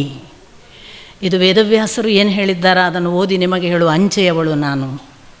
ಈ ವೇದವ್ಯಾಸರು ಹೇಳಿದ್ದು ಕೃಷ್ಣನ ಕಥೆ. ಕೃಷ್ಣನನ್ನು ಪ್ರೀತಿಸುವುದಿದ್ದರೆ, ಪೂಜಿಸುವುದಿದ್ದರೆ, ಭಕ್ತಿ ಮಾಡುವುದಿದ್ದರೆ ಕೃಷ್ಣನನ್ನು ಮಾಡಿ, ನನ್ನಂಥ ಕಸವನ್ನು ಧೂಳನ್ನು ಪೂಜಿಸಬೇಡಿ. ನಾನಲ್ಲ. ಯುಧಿಷ್ಠಿರನ ಮಾತುಗಳನ್ನು ಓದಿ ನೀವು. ನಮ್ಮ ಜೊತೆಗೆ ಕೃಷ್ಣನಿದ್ದಾನೆ, ನಮ್ಮ ತೀರ್ಮಾನಗಳನ್ನು ಇನ್ನು ಕೃಷ್ಣ ಮಾಡ್ತಾನೆ. ಮಾತಿಗೆ ಕೃಷ್ಣ ಈ ಒಂದು ಹೆಜ್ಜೆ ಕೂಡ ಕೃಷ್ಣನನ್ನು ಕೇಳದೆ ಯುಧಿಷ್ಠಿರ ಇಡಲ್ಲ. ದುರದೃಷ್ಟವಶಾತ್ ನೋಡಿ, ಈ ಯುಧಿಷ್ಠಿರನಿಗೆ ಎಂಥ ಪರೀಕ್ಷೆ ಬಂತು. ಯಾಕೆ ಬಂತು ನಿಮಗೆ ಗೊತ್ತು, ನಾನು ಮುಂದೆ ಹೋಗ್ತೇನೆ. ಈ ಒಬ್ಬ ಯುಧಿಷ್ಠಿರ ಆ ಕ್ಷಣಕ್ಕೆ ಹೇಳ್ತಾನೆ, ನಾವು ಅರ್ಧ ರಾಜ್ಯ ಕೊಟ್ಟರೆ ಸ್ವೀಕರಿಸಬೇಕಾ ಬೇಡವಾ ಅಂತ ನಾವು ಚರ್ಚಿಸುವುದು ಬೇಡ, ಕೃಷ್ಣ ಹೇಳಿದಂತೆ ಮಾಡೋಣ. ಸ್ವೀಕರಿಸಿ ಅಂತಾನೆ ಕೃಷ್ಣ. ಸ್ವೀಕರಿಸಿ. ಕೃಷ್ಣ ಹೇಳಿದ ಅಂತ ಸ್ವೀಕಾರ ಆಯಿತು. ಅವರು ಕೊಟ್ಟದ್ದು ಎಂಥದ್ದು, ಖಾಂಡವ ಪ್ರಸ್ಥ, ಪಕ್ಕ ಕಾಡು, ಹಾಳು ಬಾವಿಗೆ ಹೋಗಿ ಬೀಳಿ ಇವರು ಅಂತ. ಅವ್ರಿನ್ನು ಇಂಪ್ರೂವ್ ಮಾಡಲಿಕ್ಕೆ ಆಗಬಾರ್ದು, ಅಂಥ ಜಾಗಕ್ಕೆ ಹೋಗಿ ಸಾಯಲಿ ಅಂತ ಕೊಟ್ಟದ್ದು. ಬಾದರ್ ಮಾಡಲಿಲ್ಲ ಕೃಷ್ಣ. ಕೃಷ್ಣ ಏನು ಮಾಡಿದ ನಿಮಗೆ ಗೊತ್ತು. ಖಾಂಡವ ವನವನ್ನು ದಹನ ಮಾಡಿದ ಕಥೆ ಒಂದು ಅಗ್ನಿಯ ಪ್ರಾರ್ಥನೆಗೆ. ಹೊಟ್ಟೆ ಹಾಳಾಗಿದೆ, ನನಗೆ ಬೇಕು ಆಹಾರ ಅಂದದ್ದಕ್ಕೆ ನಿನ್ನ ಹೊಟ್ಟೆ ಸರಿ ಮಾಡ್ತೇನೆ ಅಂತ ಹೇಳಿ ಆಯ್ಕೆ ಮಾಡಿದ್ದು ಖಾಂಡವ ಪ್ರಸ್ಥ ಇಡೀ ಸುಟ್ಟು ಭಸ್ಮ ಮಾಡಿ ಅಲ್ಲಿ ಇಂದ್ರಪ್ರಸ್ಥವನ್ನು ನಿರ್ಮಾಣ ಮಾಡಿದ್ದು ಕೃಷ್ಣ. ಒಂದು ಕಾಡು ಯಾವುದಕ್ಕೂ ಲಾಯಕ್ಕಲ್ಲ, ಪ್ರಾಣಿ ಪಕ್ಷಿಗಳು ಮಾತ್ರ ಬದುಕಬಹುದಾದ ಅರಣ್ಯ, ಗೊಂಡಾರಣ್ಯ, ಅಲ್ಲಿ ಹಾಳಾಗಿ ಹೋಗಲಿ ಪಾಂಡವರು ಅಂತ ಕೊಟ್ಟಿದ್ದ ಧೃತರಾಷ್ಟ್ರ ಬಹಳ ಲೆಕ್ಕಾಚಾರ ಹಾಕಿ ದುರ್ಯೋಧನನ ತಲೆಯೆಲ್ಲ ಯೂಸ್ ಮಾಡಿ ಕೃಷ್ಣ ಅದನ್ನು ಇನ್ನಿಲ್ಲದಂತಹ ಭವ್ಯ ಇಂದ್ರನ ಅರಮನೆ ಮಾಡಿದ. ವಿಶ್ವಕರ್ಮನನ್ನು ಇಟ್ಕೊಂಡು ಮಯನನ್ನು ಇಟ್ಕೊಂಡು ಅಲ್ಲಿ ಏನಾಯಿತು ನಿಮಗೆ ಗೊತ್ತು, ಸುಟ್ಟಾಗ ಒಬ್ಬನನ್ನು ಬದುಕಿಸಿದ್ದು ಮಯಾಸುರ. ಆ ಮಯ ಇಡೀ ನಿರ್ಮಾಣಕ್ಕೆ ಕಾರಣ ಮಾಡಿಕೊಟ್ಟ ಇಂದ್ರಭವನ ನಿರ್ಮಾಣ ಆಯಿತು. ಈ ಇಂದ್ರಪ್ರಸ್ಥ ಯಾವ ಮಟ್ಟಕ್ಕಿತ್ತು, ಅದು ಯಾವ ಸೊಬಗು, ಇಂದ್ರನ ಲೋಕ ನೆಲಕ್ಕೆ ಬಂದ ಹಾಗೆ ಇಷ್ಟೆಲ್ಲ ಮಾಡಿಕೊಟ್ಟ. ಅಗ್ನಿಯ ಜೊತೆಗೆ ಖಾಂಡವನ ದಹನ ಮಾಡುವಾಗ ಇಂದ್ರನ ಜೊತೆಗೆ ಕೂಡ ಎಂಥ ಮುಖಾಮುಖಿಯಾಗಿದೆ. ಅರ್ಜುನನನ್ನು ಯಾವ ಮಟ್ಟಕ್ಕೆ ಕೃಷ್ಣ ರಕ್ಷಣೆ ಮಾಡಿದ್ದಾನೆ ಅಲ್ಲಿ ಕೂಡ ನೀವು ಗಮನಿಸಬೇಕು. ಅರ್ಜುನ ಇಂದ್ರನನ್ನು ಸೋಲಿಸಿ ಇಡೀ ಖಾಂಡವನ ದಹನ ಎಲ್ಲ ಆದಮೇಲೆ ಬಹಳ ನನಗೆ ರೋಮಾಂಚನ ಆದದ್ದು, ಸೋತು ಹೋದ ಇಂದ್ರ ಭೂಮಿಗೆ ಇಳಿದು ಬಂದು ಪ್ರಸನ್ನನಾಗಿದ್ದೇನೆ ನಿಮ್ಮ ಗೆಲುವಿಗಾಗಿ, ನನ್ನಿಂದ ಏನು ಬರಬೇಕು ಕೇಳಿ ಅಂತ ಇಬ್ಬರಿಗೂ ಕೇಳ್ತಾನೆ, ಅರ್ಜುನನಿಗೆ ಮತ್ತು ಕೃಷ್ಣನಿಗೆ. ಅರ್ಜುನ ಯಥಾ ಪ್ರಕಾರ ನನಗೆ ಆ ಅಸ್ತ್ರ ಬೇಕು ಈ ಅಸ್ತ್ರ ಬೇಕು ಅಂತ ಕೇಳೋದು. ಇಂದ್ರ ಹೇಳ್ತಾನೆ ನಿನಗೆ ಅವೆಲ್ಲವೂ ಸಿಗುತ್ತವೆ, ಸ್ವಲ್ಪ ಕಾಲ ಕಾಯಬೇಕು, ಅವೆಲ್ಲವುಗಳನ್ನು ಒದಗಿಸುತ್ತೇನೆ. ಮುಂದೆ ಇಂದ್ರ ಹೇಳ್ತಾನೆ ಕೃಷ್ಣ ನಿನಗೆ ನಾನು ಏನನ್ನು ಕೊಡಲಿ, ನಂಬ್ತೀರಾ? ಕೃಷ್ಣ ಕೇಳಿದ್ದು ನನಗೆ ಈ ಅರ್ಜುನನ ಜೊತೆಗಿನ ಮೈತ್ರಿ ಶಾಶ್ವತವಾಗಿರಲಿ ಎಂದು ಆಶೀರ್ವದಿಸು. ಏನಪ್ಪ, ಏನು ಪ್ರೀತಿ ದೇವರಿಗೆ, ಭಗವಂತನಿಗೆ, ಭಕ್ತನ ಮೇಲೆ ಏನು ಪ್ರೀತಿ. ಮಿತ್ರನನ್ನು ಯಾವ ಪರಿ ಒಂದು ಸಾಕುವುದು, ಮಿತ್ರನನ್ನು ಯಾವ ಮಟ್ಟಕ್ಕೆ ಎದೆಯಲ್ಲಿಟ್ಟುಕೊಳ್ಳೋದು. ಇಷ್ಟೋಹಂ ಪ್ರಿಯೋ ಅಸಿ, ಈ ಮಾತುಗಳು ಮುಂದೆ ಭಗವದ್ಗೀತೆಯಲ್ಲಿ ಬಂತಲ್ಲ. ನೀನು ನನಗೆ ಅತ್ಯಂತ ಪ್ರೀತ್ಯಾಸ್ಪದನು, ನಿನ್ನನ್ನು ತುಂಬ ಇಷ್ಟಪಡ್ತೀನಿ. ಆಮೇಲೆ ನನ್ನನ್ನು ಯಾರು ಇಷ್ಟಪಡ್ತಾರೋ ಅವರನ್ನು ನಾನು ನನ್ನ ಎದೆಯಿಂದ ಇಳಿಸಲ್ಲ, ಯಾರು ನನ್ನನ್ನು ಎದೆಯಿಂದ ಇಳಿಸಲ್ವೋ ಅವರನ್ನು ನಾನು ಎಂದೂ ಉದ್ಧಾರ ಮಾಡದೆ ಬಿಡಲ್ಲ. ಈ ಮಾತುಗಳನ್ನು ಹೇಳಿದ್ದಕ್ಕೆ ಪ್ರೂಫಿನ ಹಾಗೆ ಆ ಮಾತುಗಳನ್ನು ಯಾರಾದರೂ ಉಲ್ಲೇಖ ಮಾಡಬೇಕಾದ್ರೆ ಎಷ್ಟು ಖುಷಿ ಪಡಬೇಕು. ಒಬ್ಬ ಅರ್ಜುನನಿಗೆ ಏನು ಪುಣ್ಯ, ಏನು ಭಾಗ್ಯ, ಸಾಮಾನ್ಯರಿಗೆ ಸಿಕ್ಕಿತಾ ಈ ಕೃಷ್ಣನ ಪ್ರೀತಿ.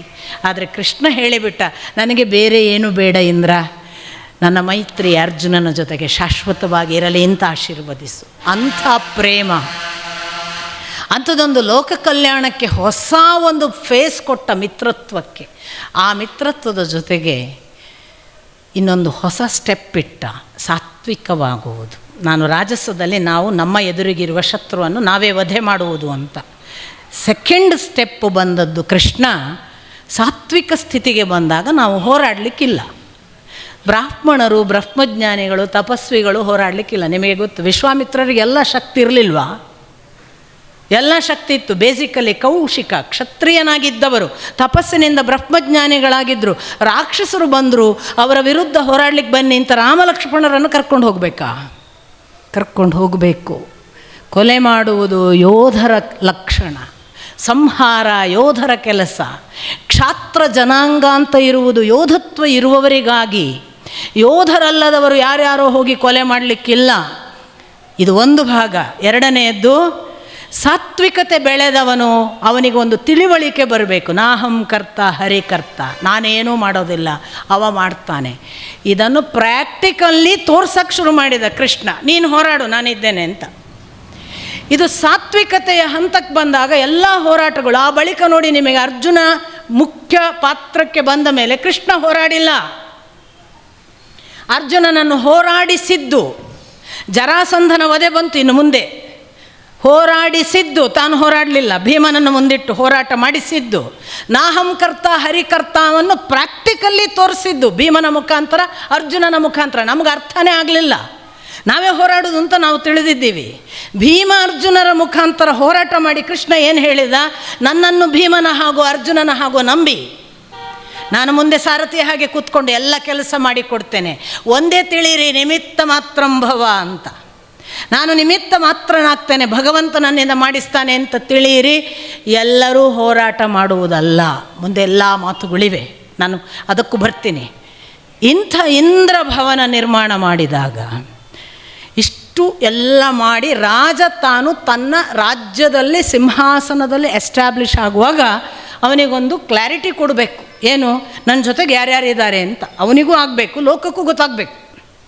ಅದಕ್ಕಾಗಿ ರಾಜಸೂಯ ಯಜ್ಞ. ಏನು ರಾಜಸೂಯ ಅಂದರೆ, ರಾಜ ಡಿಕ್ಲೇರ್ ಮಾಡ್ತಾನೆ, ನಾನೇ ದೊಡ್ಡ ರಾಜ, ನನ್ನ ಕೆಳಗೆ ನೀವೆಲ್ಲ ಅಂತ. ಅದನ್ನು ಒಪ್ಕೋಬೇಕು ಎಲ್ಲರೂ. ಯಾರ್ಯಾರು ಒಪ್ಕೊಳ್ಳೋದಿಲ್ಲ ಅವ್ರು ಹೋರಾಟ ಮಾಡಿ ಒಂದೋ ಗೆಲ್ಲಬೇಕು, ಇಲ್ಲ ಸೋತು ಶರಣಾಗಬೇಕು. ಸೋಲುವ ಗೆಲ್ಲುವ ಇಷ್ಟ ಇಲ್ಲ, ಯುದ್ಧವೇ ಇಲ್ಲ ಇಷ್ಟ ಇಲ್ಲ, ಅವರು ಕಪ್ಪ ಕಾಣಿಕೆ ತಂದು ಕೊಟ್ಟು ಹೌದು ನಾವು ನಿಮಗೆ ಅಧೀನರು ಅನ್ನಬೇಕು. ಇದು ರಾಜಸೂಯ ಯಾಗದ ಒಂದು ಪರಿಕ್ರಮಣ. ರಾಜಸೂಯ ಯಾಗ ಡಿಕ್ಲೇರ್ ಮಾಡಿದ, ಎಲ್ಲರನ್ನು ಕರೆಸಿ ಯುದ್ಧಕ್ಕೆ ಹೋಗಿ ಅಂತ. ಇದು ಕೃಷ್ಣನೇ ಹೇಳೋದು, ನೀನು ರಾಜಸೂಯ ಯಜ್ಞ ಮಾಡ್ತೀಯಲ್ಲ ಮಾಡು, ಆದರೆ ಮೊದಲು ಜರಾಸಂಧನಿದ್ದಾನೆ ನೆನಪಿಟ್ಟುಕೋ ಅಂತ ಕೃಷ್ಣ ಎಚ್ಚರಿಸ್ತಾನೆ. ಈ ಯುದ್ಧಕ್ಕೆ ಎಲ್ಲ ದಿಕ್ಕುಗಳಿಗೆ ಅರ್ಜುನ, ಭೀಮ, ನಕುಲ, ಸಹದೇವರು ಬೇರೆ ಬೇರೆ ರಾಜರುಗಳನ್ನು ಸೋಲಿಸುವುದರ ಒಟ್ಟಿಗೆ ಜರಾಸಂಧ ಸೋಲದೇ ಇದ್ದರೆ ಒಂದು ಭಾಗ ಉಳಿತು. ನಿನ್ನ ಆಧಿಪತ್ಯದಲ್ಲಿ ನೀನು ಸೂಪರ್ ಪವರ್ ಆಗಲ್ಲ. ಸುಪ್ರೀಂ ಪವರ್ ಆಗಬೇಕಾದ್ರೆ ನಿನ್ನ ಆಧಿಪತ್ಯವನ್ನು ಒಪ್ಕೋಬೇಕು. ಮಿತ್ರರು ಬೇರೆ, ಶತ್ರುಗಳ ಮಟ್ಟಿಗೆ ಮಾತ್ರ ಇದು ನಾನು ದೊರೆ ಅಂತ. ಜರಾಸಂಧನ ವಧೆ ಉಳಿದಿತ್ತು, ನಿಮಗೆ ಗೊತ್ತು. ಯಾಕೆ ಉಳಿಸಿದ್ದ? ನಾನು ಅದೇ ಹೇಳಕ್ಕೆ ಹೊರಟೆ. ಜರಾಸಂಧನ ವಧೆಯ ಮೂಲಕ ಪ್ರಾರಂಭ ಮಾಡಿದ ಅಗ್ನಿಯ ಕಾಂಡವವನದಲ್ಲಾದರೂ ಕೃಷ್ಣ ಒಂಚೂರು ಹೋರಾಡಿದ್ದಾನೆ. ನೇರ ಸಾತ್ವಿಕ ಸ್ಥಿತಿಯ ಪರಿಣಾಮ ಯಾವುದು ಅನ್ನೋದನ್ನು ತೋರಿಸಿದ್ದು ಜರಾಸಂಧನಲ್ಲಿ. ಕರ್ಕೊಂಡು ಹೋದ ಯುಧಿಷ್ಠಿರನನ್ನು ಒಪ್ಪಿಸಿ, ನನಗೆ ಇಬ್ಬರನ್ನು ಕೊಡು ಸಾಕು, ನಾನು ಕೆಲಸ ಮಾಡ್ಕೊಂಬರ್ತೀನಿ ಅಂತ. ಭೀಮಾರ್ಜುನರನ್ನು ಕರ್ಕೊಂಡೋದ. ಹೋದಾಗಲೂ ಬಹಳ ಪಾಠಗಳನ್ನೆಲ್ಲ ಹೇಳಿದ್ದಾನೆ, ನಿಮಗೆ ಗೊತ್ತು. ಅದು ಗಿರಿವ್ರಜಕ್ಕೆ ಹೋದದ್ದು, ಮಗಧ ದೇಶ, ಜರಾಸಂಧನ ಆ ರಾಜ್ಯಕ್ಕೆ ಹೋಗುವಾಗ ನಾನು ನಿಮಗೆ ಹೇಳಿದೆ 5 ಪರ್ವತಗಳ ಸುತ್ತ ಇತ್ತು. ಹಿಂದೆ ಪರ್ವತ ವೃಷಭಾದ್ರಿ ಅಂತ, ಅವನ ಹಿಂದೆ ಅರಮನೆಯ ಹಿಂದಿನ ಮಾರ್ಗಕ್ಕೆ ಬಂದರೆ ವೃಷಭಾದ್ರಿ ಪರ್ವತ ಅಂತ. ಏನು ವೃಷಭಾದ್ರಿ ಪರ್ವತದ ವಿಶೇಷ? ಅವನು ಬೃಹದ್ರಥನ ಕಾಲಕ್ಕೊಂದು ವೃಷಭ ಇತ್ತಂತೆ, ಒಂದು ಎತ್ತು ಗುಳಿ. ಏನು ಗುಳಿಯ ವಿಶೇಷ ಅಂದರೆ ಬರೀ ಮಾಂಸಾಹಾರ ತಿಂತಿತ್ತಂತೆ. ಆಶ್ಚರ್ಯ, ಭಯಾನಕ ಇತ್ತಂತೆ, ಎಲ್ಲರನ್ನು ಹೆದರಿಸಿ ಸಾಯಿಸ್ತಿತ್ತಂತೆ. ಅಂಥ ವೃಷಭ ಸತ್ತಾಗ ಅದರ ಚರ್ಮದಿಂದ 3 ನಗಾರಿಗಳನ್ನು ಮಾಡಿಸಿ ಆ ಪರ್ವತದ ಮೇಲೆ ಇಡಿಸಿದ್ದನಂತೆ ಬೃಹದ್ರಥ. ಅದು ಯಾವ ಕಾಲಕ್ಕೂ ಇವನಿಗೆ ಏನು ಸೂಚನೆಗೆ ಅಂದರೆ, ಈ ಜರಾಸಂಧನಿಗೆ ಶತ್ರುಗಳು ಬಂದರು ಅಂದರೆ ಆ ನಗಾರಿಯನ್ನು ಬಾರಿಸ್ತಿದ್ರಂತೆ ಅಲ್ಲಿ. ಅದು 1 ತಿಂಗಳು ಇಕೋ ಆಗ್ತಿತ್ತು ಅಂತ, ಆ ಪರಿ ನಗಾರಿ. ಕೃಷ್ಣ ಎಂಟ್ರಿ ತಗೊಂಡದ್ದು ಅಲ್ಲಿಂದ. ನಗಾರಿ ಬಾರಿಸಿದ್ದಲ್ಲ, ಇನ್ನೊಮ್ಮೆ ಯಾರು ಬಾರಿಸಬಾರ್ದು ಅಂತ ಹಾರದು ಹೋಗದನಂತೆ 3 ನಗಾರಿಗಳನ್ನು. ಅಲ್ಲಿಂದ ಬಂದು ಬ್ರಾಹ್ಮಣ ವೇಷದಲ್ಲಿ ಬಂದು ಅಲ್ಲೆಲ್ಲ ಪೇಟೆ ಸುತ್ತಾಡಿ, ಅಲ್ಲಿರುವ ಯಾರೋ ಹೂ ಮಾರುವವ್ರ ಹತ್ರ ದುಡ್ಡೇ ಕೊಡದೆ ಒಂದಿಷ್ಟು ಹೂವನ್ನೆಲ್ಲ ಅಪಹರಣ ಮಾಡಿದ ಹಾಗೆ ಮಾಡಿ ಸ್ವಲ್ಪ ಗಲಾಟೆಗಳನ್ನೆಲ್ಲ ಕ್ರಿಯೇಟ್ ಮಾಡಿ, ಯಾಕೆ ಸುದ್ದಿ ಹೋಗಲಿ ಅಂತ. ಸುದ್ದಿ ಹೋಗಲಿ, ಯಾರೋ ಬಂದ್ಯಾರ ಇವನಿಗೆ ಗೊತ್ತಾಗಬೇಕು, ಕರೀಲಿವ. ಆಮೇಲೆ ಅಂತೂ ಒಳಗೆ ಪ್ರವೇಶ ಆಯಿತು. ಕೇಳ್ತಾನೆ ಜರಾಸಂಧ, ಏನು ನೀವು ಹಿಂದಿನ ಬಾಗಿಲಲ್ಲಿ ಬಂದ್ರಲ್ಲ, ಯಾರು ನೀವು, ಯಾಕೆ ಬಂದಿದ್ದೀರಿ? ಮತ್ತು ನಿಮ್ಮನ್ನು ನೋಡಿದರೆ ನೀವು ಬ್ರಾಹ್ಮಣರ ಹಾಗೆ ಕಾಣೋದಿಲ್ಲ. ಇವನಿಗೆ ಗೊತ್ತಾಗಿದೆ, ಕೈಯೆಲ್ಲ ಭಾರಿ ಒರಟೊರಟಿದೆ, ಬಹಳ ಶಸ್ತ್ರಾಸ್ತ್ರ ಹಿಡಿದವರು ಅಂತೆಲ್ಲ ಗೊತ್ತಾಗುತ್ತೆ ಇವನಿಗೆ. ನೀವು ನೋಡಿದರೆ ಹಾಗೆ ಕಾಣೋದಿಲ್ಲ, ಆದರೂ ನೀವು ಬ್ರಾಹ್ಮಣರು ಅಂತ ಏನೋ ಕಾಣ್ತದೆ. ಇರಲಿ, ಏನು ಬಂದಿದ್ದೀರಿ, ನನ್ನಿಂದ ಏನಾಗಬೇಕು, ಇನ್ನೇನು ಆಳ್ವಿಕೆ ಎಷ್ಟು ದಿನ? ನೋಡಿ, ಒಂದು ವಿರಾಗ ಬಂದಿತ್ತು, ಜರಾಸಂಧನಿಗೆ ಬಂದಿತ್ತು. ನಮಗೆ ಬರಲ್ಲ, 70 ಆದರೂ ಬರಲ್ಲ, 80 ಆದರೂ ಬರಲ್ಲ, ಇನ್ನು ಪವರ್ ನೋಡಿ. ಅವ ಹೇಳ್ತಾನೆ ಜರಾಸಂಧ, ಇನ್ನೇನು ಆಗಲಿಕ್ಕಿದೆ ಬಹಳ ಎಂದರೆ, ನಾನು ನನ್ನ ನಂತರ ಮತ್ತಾರೋ, ಈ ರಾಜ್ಯ, ಈ ಸಿಂಹಾಸನ ಎಷ್ಟು ದಿನ? ಈಗ ನೀವು, ನನಗೆ ಗೊತ್ತು, ಕಣ್ಣ ಮುಂದೆ ನಾನು ನೋಡುತ್ತಿದ್ದೇನೆ, ನೀವು ಬ್ರಾಹ್ಮಣರಲ್ಲ. ಆದರೂ ನೀವು ಏನು ಕೇಳುತ್ತೀರೋ ಅದನ್ನು ಕೊಡುತ್ತೇನೆ, ನಾನು ಸಿದ್ಧವಾಗಿದ್ದೇನೆ ಎಲ್ಲ ಬಿಟ್ಟು ಕೊಡುವುದಕ್ಕೆ, ಕೇಳಿ ಅಂತ. ಜರಾಸಂಧ ಪರಿವರ್ತನೆ. ಕೃಷ್ಣ, ನೀನು ಊಹಿಸಿದ್ದು ಸರಿಯಾಗಿದೆ. ನಾವು 3 ಜನ, ನಾನು ಕೃಷ್ಣ, ಇವನ ಅರ್ಜುನ, ಇವನ ಭೀಮ, ಹಿಂದಿನ ಬಾಗಿಲಲ್ಲಿ ಯಾಕೆ ಬಂದಿದ್ದು ಕೇಳಿದ್ದಿ. ಲೋಕಕ್ಕೆ ಒಂದು ಸಂದೇಶ ಕೊಡುವುದಿತ್ತು. ಒಳ್ಳೆಯವರು ಮಿತ್ರರು ಮಾತ್ರ ಮುಂದಿನ ಬಾಗಿಲಲ್ಲಿ ಬರಬೇಕು, ಹಿಂದಿನ ಬಾಗಿಲಲ್ಲಿ ಬಂದರೆ ಅವರು ಶತ್ರುಗಳು ಎಂದು ನೆನಪಿಟ್ಟುಕೊಳ್ಳಲಿ ಲೋಕ. ಹಾಗೆ ನಿನಗೆ ತೋರಿಸಲಿಕ್ಕಿತ್ತು. ಮತ್ತು ನೀನೀಗ ಹೇಳಿದಿ, ಏನು ಬೇಕೋ ತೆಗೆದುಕೊಳ್ಳಿ, ನಾನು ನಿನ್ನ ದಾನ ತೆಗೆದುಕೊಳ್ಳುವುದಿಲ್ಲ. ಯಾಕೆ ಗೊತ್ತಾ? ನೀನು ದಾನವನ್ನು ಕೊಡುವುದಕ್ಕೆ ಅರ್ಹತೆ ಉಳಿಸಿಕೊಂಡಿಲ್ಲ. ಯಾವ ಅರ್ಹತೆ ನಿನಗೆ ದೋಷ ಅಂತ ನೀನು ಕೇಳಬಹುದು. ಎಷ್ಟೊಂದು ಜನ ರಾಜರನ್ನು ಬಂಧನದಲ್ಲಿಟ್ಟಿದ್ದಿ. ಬಂಧನದಲ್ಲಿಟ್ಟರೆ ತೊಂದರೆ ಇಲ್ಲ. 20,800 ಅಂತ ಭಾಗವತ ಹೇಳುತ್ತೆ, ಅಥವಾ ಬೇರೆ ಬೇರೆ ಹರಿವಂಶ ಮತ್ತೊಂದರಲ್ಲೆಲ್ಲ. ನಮ್ಮ ಅಪ್ಪ ಸ್ವಲ್ಪ ಬೇರೆ ಲೆಕ್ಕ ಹೇಳ್ತಾರೆ, ಅವರು ಬೇರೆ ಕಡೆ ಎಲ್ಲ ಸಂಶೋಧನೆ ಮಾಡಿ ಹೇಳಿರ್ಬೋದು.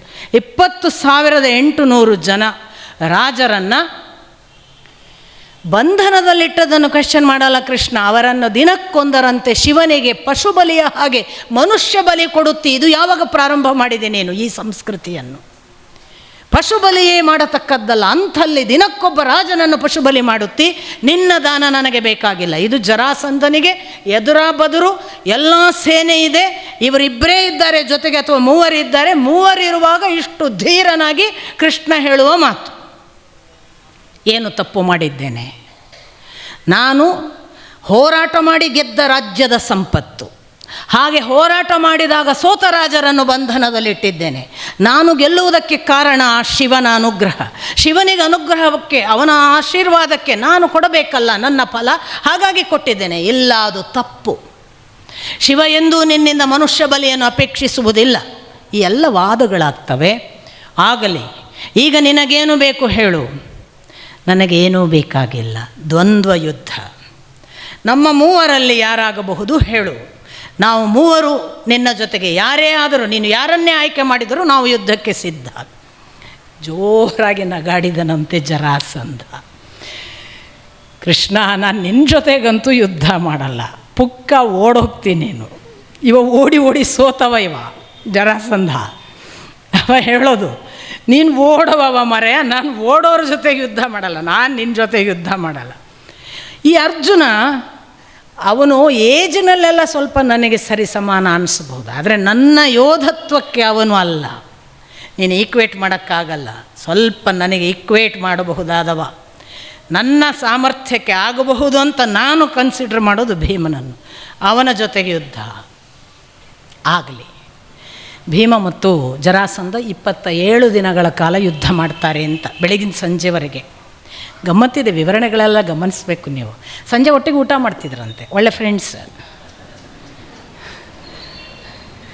ಹಗಲಿಗೆ ಮಾತ್ರ ಯಾವ ಪರಿ ಫೈಟ್ ಅಂದರೆ, 27ನೇ ದಿವಸ ಬಂದು ಹೇಳ್ತಾನೆ ಭೀಮ, ಇವನನ್ನು ಕೊಲ್ಲಕ್ಕಾಗಲ್ಲ ಕೃಷ್ಣ ಅಂತ. ಆ ಪರಿ ಸೋತಿದ್ದಾನೆ ಭೀಮ. ಕೃಷ್ಣ ಹೇಳ್ತಾನೆ, ನಾನು ನಿನಗೆ ಸೂಚನೆ ಕೊಡ್ತೇನೆ, ಹಾಗೆ ಮಾಡು. 28ನೇ ದಿನ ಹೋರಾಟದಲ್ಲಿ ಕೃಷ್ಣ ಸೂಚನೆ ಕೊಡ್ತಾನೆ. ಹೇಗೆ ಮಾಡಿದ್ರು ಅವನು ಸಾಯೋಕ್ಕಾಗಲ್ಲ. ಅವನು ಕುತ್ತಿಗೆ ಹಿಡಿತಾನೆ, ಎದೆ ಹೊಡಿತಾನೆ, ಏನು ಮಾಡಿದರೂ ಸಾಯಲ್ಲ. ಕೃಷ್ಣ ಸಣ್ಣಗೆ ಹೀಗೆ ಸೂಚನೆ ಕೊಡ್ತಾನೆ, ತೊಡೆಯನ್ನು ತೋರಿಸಿ. ಆಗ ಕಥೆಯೆಲ್ಲ ನೆನಪಾಗುತ್ತೆ. ಜರಾಸಂಧ ಕೂಡಿಸಿ ಹುಟ್ಟಿದವ ಕೊಲ್ಲಬೇಕು ಅಂತ. ಭೀಮ ತೊಡೆಯನ್ನು ತನ್ನ ಕಾಲಿನಿಂದ ಒಂದು ತೊಡೆಯನ್ನು ಒತ್ತಿ ಇನ್ನೊಂದು ತೊಡೆಯನ್ನು, ಕಾಲನ್ನು ಎಳೆದು ಸೀಳಿ ಜರಾಸಂಧ ವಧೆ. ಇದು ರಾಜಸೂಯ ಯಾಗದ ಮುಂದಿನ ಪರಿಣಾಮ. ಆ ಕಡೆ ಜರಾಸಂಧನನ್ನು ಕೂಡ ಪಡೆದರು ಇವರು. ಜರಾಸಂಧ ಸತ್ತ ಕೂಡಲೇ ಕೃಷ್ಣ ಕೂತ್ಕೊಳ್ಳಿಲ್ಲ. ಅವನ ಮಗ ಸಹದೇವನನ್ನು ಸಿಂಹಾಸನದಲ್ಲಿ ಕೂಡಿಸಿದ. ಸಹದೇವ, ಭಗದತ್ತ ಇಬ್ಬರು ಕೂಡ ಪಾಂಡವರಿಗೆ ಜೊತೆಯಾದರು. ರಾಜ್ಯಭಾರವನ್ನೂ ವಿಸ್ತರಿಸ್ತಾ ಇದ್ದಾನೆ ನೋಡಿ ಕೃಷ್ಣ. ಕೇವಲ ಶತ್ರು ನಿರ್ಣಾಮ ಮಾಡುವುದಲ್ಲ, ಅದರ ಜೊತೆಗೆ ಈ ಟ್ಯಾಕ್ಟಿಕ್ಸ್ ಆಯಿತು. ನೆಕ್ಸ್ಟ್ ನಿಮಗೆ ಗೊತ್ತಿದೆ, ಇಷ್ಟೆಲ್ಲ ಗೆದ್ದಿದ್ದೇವೆ. ಆ ಗೆದ್ದದನ್ನು ರಾಜಸೂಯ ಯಜ್ಞ ಅಂತ ಕಂಪ್ಲೀಟ್ ಮಾಡಬೇಕು. ಯಜ್ಞವನ್ನು ಬಹಳ ವೈಭವದಿಂದ ಮಾಡಬೇಕು. ಅದಕ್ಕೆ ಸಿಕ್ಕಾಪಟ್ಟೆ ದಾನ ಇರುತ್ತೆ, ಬಹಳ ಅದ್ದೂರಿ ಊಟ ಇರುತ್ತೆ. ಎಷ್ಟು ಜನ ರಾಜರೆಲ್ಲ ಇದ್ದಾರಲ್ಲ, ಸೋತವರು, ಶರಣಾದವರು ಅಥವಾ ಅಧೀನರು, ಮಿತ್ರರು ಎಲ್ಲರೂ ಬರಬೇಕು. ಅದೆಲ್ಲ ನೀವು ಲಿಸ್ಟ್ ನೋಡಬೇಕು, ತುಂಬ ಚೆನ್ನಾಗಿದೆ. ಅಂದರೆ ದುರ್ಯೋಧನನಿಗೆ ಏನು ಪೋಸ್ಟು, ಆ ಇಡೀ ವ್ಯವಸ್ಥೆಯಲ್ಲಿ ಯಾರ್ಯಾರು ಧನ ಬರ್ತದಲ್ಲ ಅದರ ಸಂಗ್ರಹ, ಯಾರ್ಯಾರು ಬಂದು ಕಾಣಿಕೆ ಕೊಡ್ತಾರೆ ಅದರ ಸಂಗ್ರಹಿಸುವ ಜವಾಬ್ದಾರಿ ದುರ್ಯೋಧನನಿಗೆ. ಅಲ್ಲಿ ತುಂಬ ದಾನ ಮಾಡಬೇಕು, ಅದು ಕರ್ಣನ ಜವಾಬ್ದಾರಿ. ಬಂದ ಅತಿಥಿಗಳಿಗೆ ಕಾಲು ತೊಳೆದು ಅರ್ಘ್ಯ ಕೊಟ್ಟು ಬನ್ನಿ ಅನ್ನಬೇಕು. ಯಾರೂ ಹೇಳಿದ್ದಲ್ಲವಂತೆ, ಕೃಷ್ಣ ಆ ಕೆಲಸಕ್ಕೆ ನಿಂತ. ನಾವು ಯಾವುದನ್ನು ಕಡಿಮೆ ಅಂತ ಭಾವಿಸ್ತೇವೆ ನೋಡಿ. ಅಲ್ಲಿ ದುಡ್ಡಿನದ್ದು ಪೋಸ್ಟು ನಾನು ಕೊಡಬೇಕಿತ್ತು, ತಗೊಂಡೋಗಿ ಕಾಲು ತೊಳೆಯೋದಕ್ಕೆ ನಿಲ್ಲಿಸಿದ್ದಾರೆ ಅಂತ ನಾವು ಮಾತಾಡ್ತಿತ್ತು. ಕೃಷ್ಣ ಅಭ್ಯಾಗತರು, ಅತಿಥಿಗಳು ಯಾರು ಬರ್ತಾರಲ್ಲ ಅವರು ಬರುವ ಅಲ್ಲಿ ನಿಂತು ಕಾಲು ತೊಳಿತಿದ್ದನಂತೆ. ಕಲೀಲಿಕ್ಕೆ ಎಷ್ಟಿದೆ ಸ್ವಾಮಿ ಕೃಷ್ಣನ ಹತ್ರ. ದಿನ ಬೆಳಗಾದರೆ ನಾವು ಕೃಷ್ಣನ ಹಾಗೆ ಆಗಬೇಕು ಅಂತೇವೆ. ಕೃಷ್ಣ ಮಾಡಿದ ಒಂದನ್ನಾದರೂ ಮಾಡಬೇಕಲ್ಲ ಜೀವನದಲ್ಲಿ. ಕುದುರೆಗಳ ಕಾಲು ತೊಳಿತಿದ್ದ ಅಂತ ಹೇಳ್ತಾರೆ ರಾಜಸೂಯ ಆಗುವಾಗ. ಅತಿಥಿಗಳ ಕಾಲು ತೊಳೆದಿದ್ದಾನೆ ಕೃಷ್ಣ ಅಂತ ಹೇಳ್ತಾರೆ. ಬದುಕಿನಲ್ಲಿ ನಾವು ಮಾಡಿಕೊಳ್ಳಬೇಕಾದ ನಮ್ಮ ಬದುಕಿನ ಪರಿವರ್ತನೆ ನಾನು ಮಾಡ್ತೇನಲ್ಲ, ದೊಡ್ಡ ದೊಡ್ಡ ಫಂಕ್ಷನ್ ಮಾಡ್ತೇನಲ್ಲ, ನಮ್ಮಲ್ಲಿ ಬರೋದೆಷ್ಟು 1,000 ಜನ, 1,200 ಜನ. ನಾವು ಸ್ವಲ್ಪ ಕೆಲವು ನಮ್ಮ ಫ್ರೆಂಡ್ಸಿಗೆಲ್ಲ ಹೇಳ್ತೇವೆ, ನೀವು ಈ ಜವಾಬ್ದಾರಿ ಅಂತ. ನಾನು ಕೆಲವರನ್ನು ಅಬ್ಸರ್ವ್ ಮಾಡ್ತೇನೆ. ಕೆಲವರು ಏನಾದರೂ ಮಾಡಿ VIP ಸರ್ವ್ ಮಾಡೋದಕ್ಕೆ ಹೋಗ್ತಾರೆ.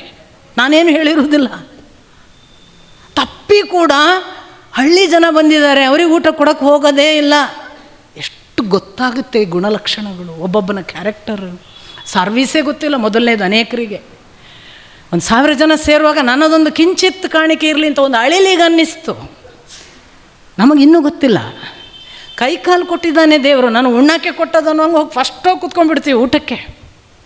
ಕೃಷ್ಣನ ಪಾಠ ನೋಡಿ, ಎಲ್ಲರೂ ಉಂಡ ಮೇಲೆ ಊಟ ಮಾಡಿದಾನಂತವ. ಯಾಕೆ? ಅತಿಥಿ ಕೊನೆಯವರೆಗೂ ಬರೋನಿದ್ದಾನೆ, ಪಾದ ತೊಳಿಬೇಕು. ಸ್ವಾಮಿ ದೊಡ್ಡವನಾಗಬೇಕು ಅಂತ ಅಹಂಕಾರದಿಂದ ಕಾದರೆ ಆಗಲಿಕ್ಕಿಲ್ಲ.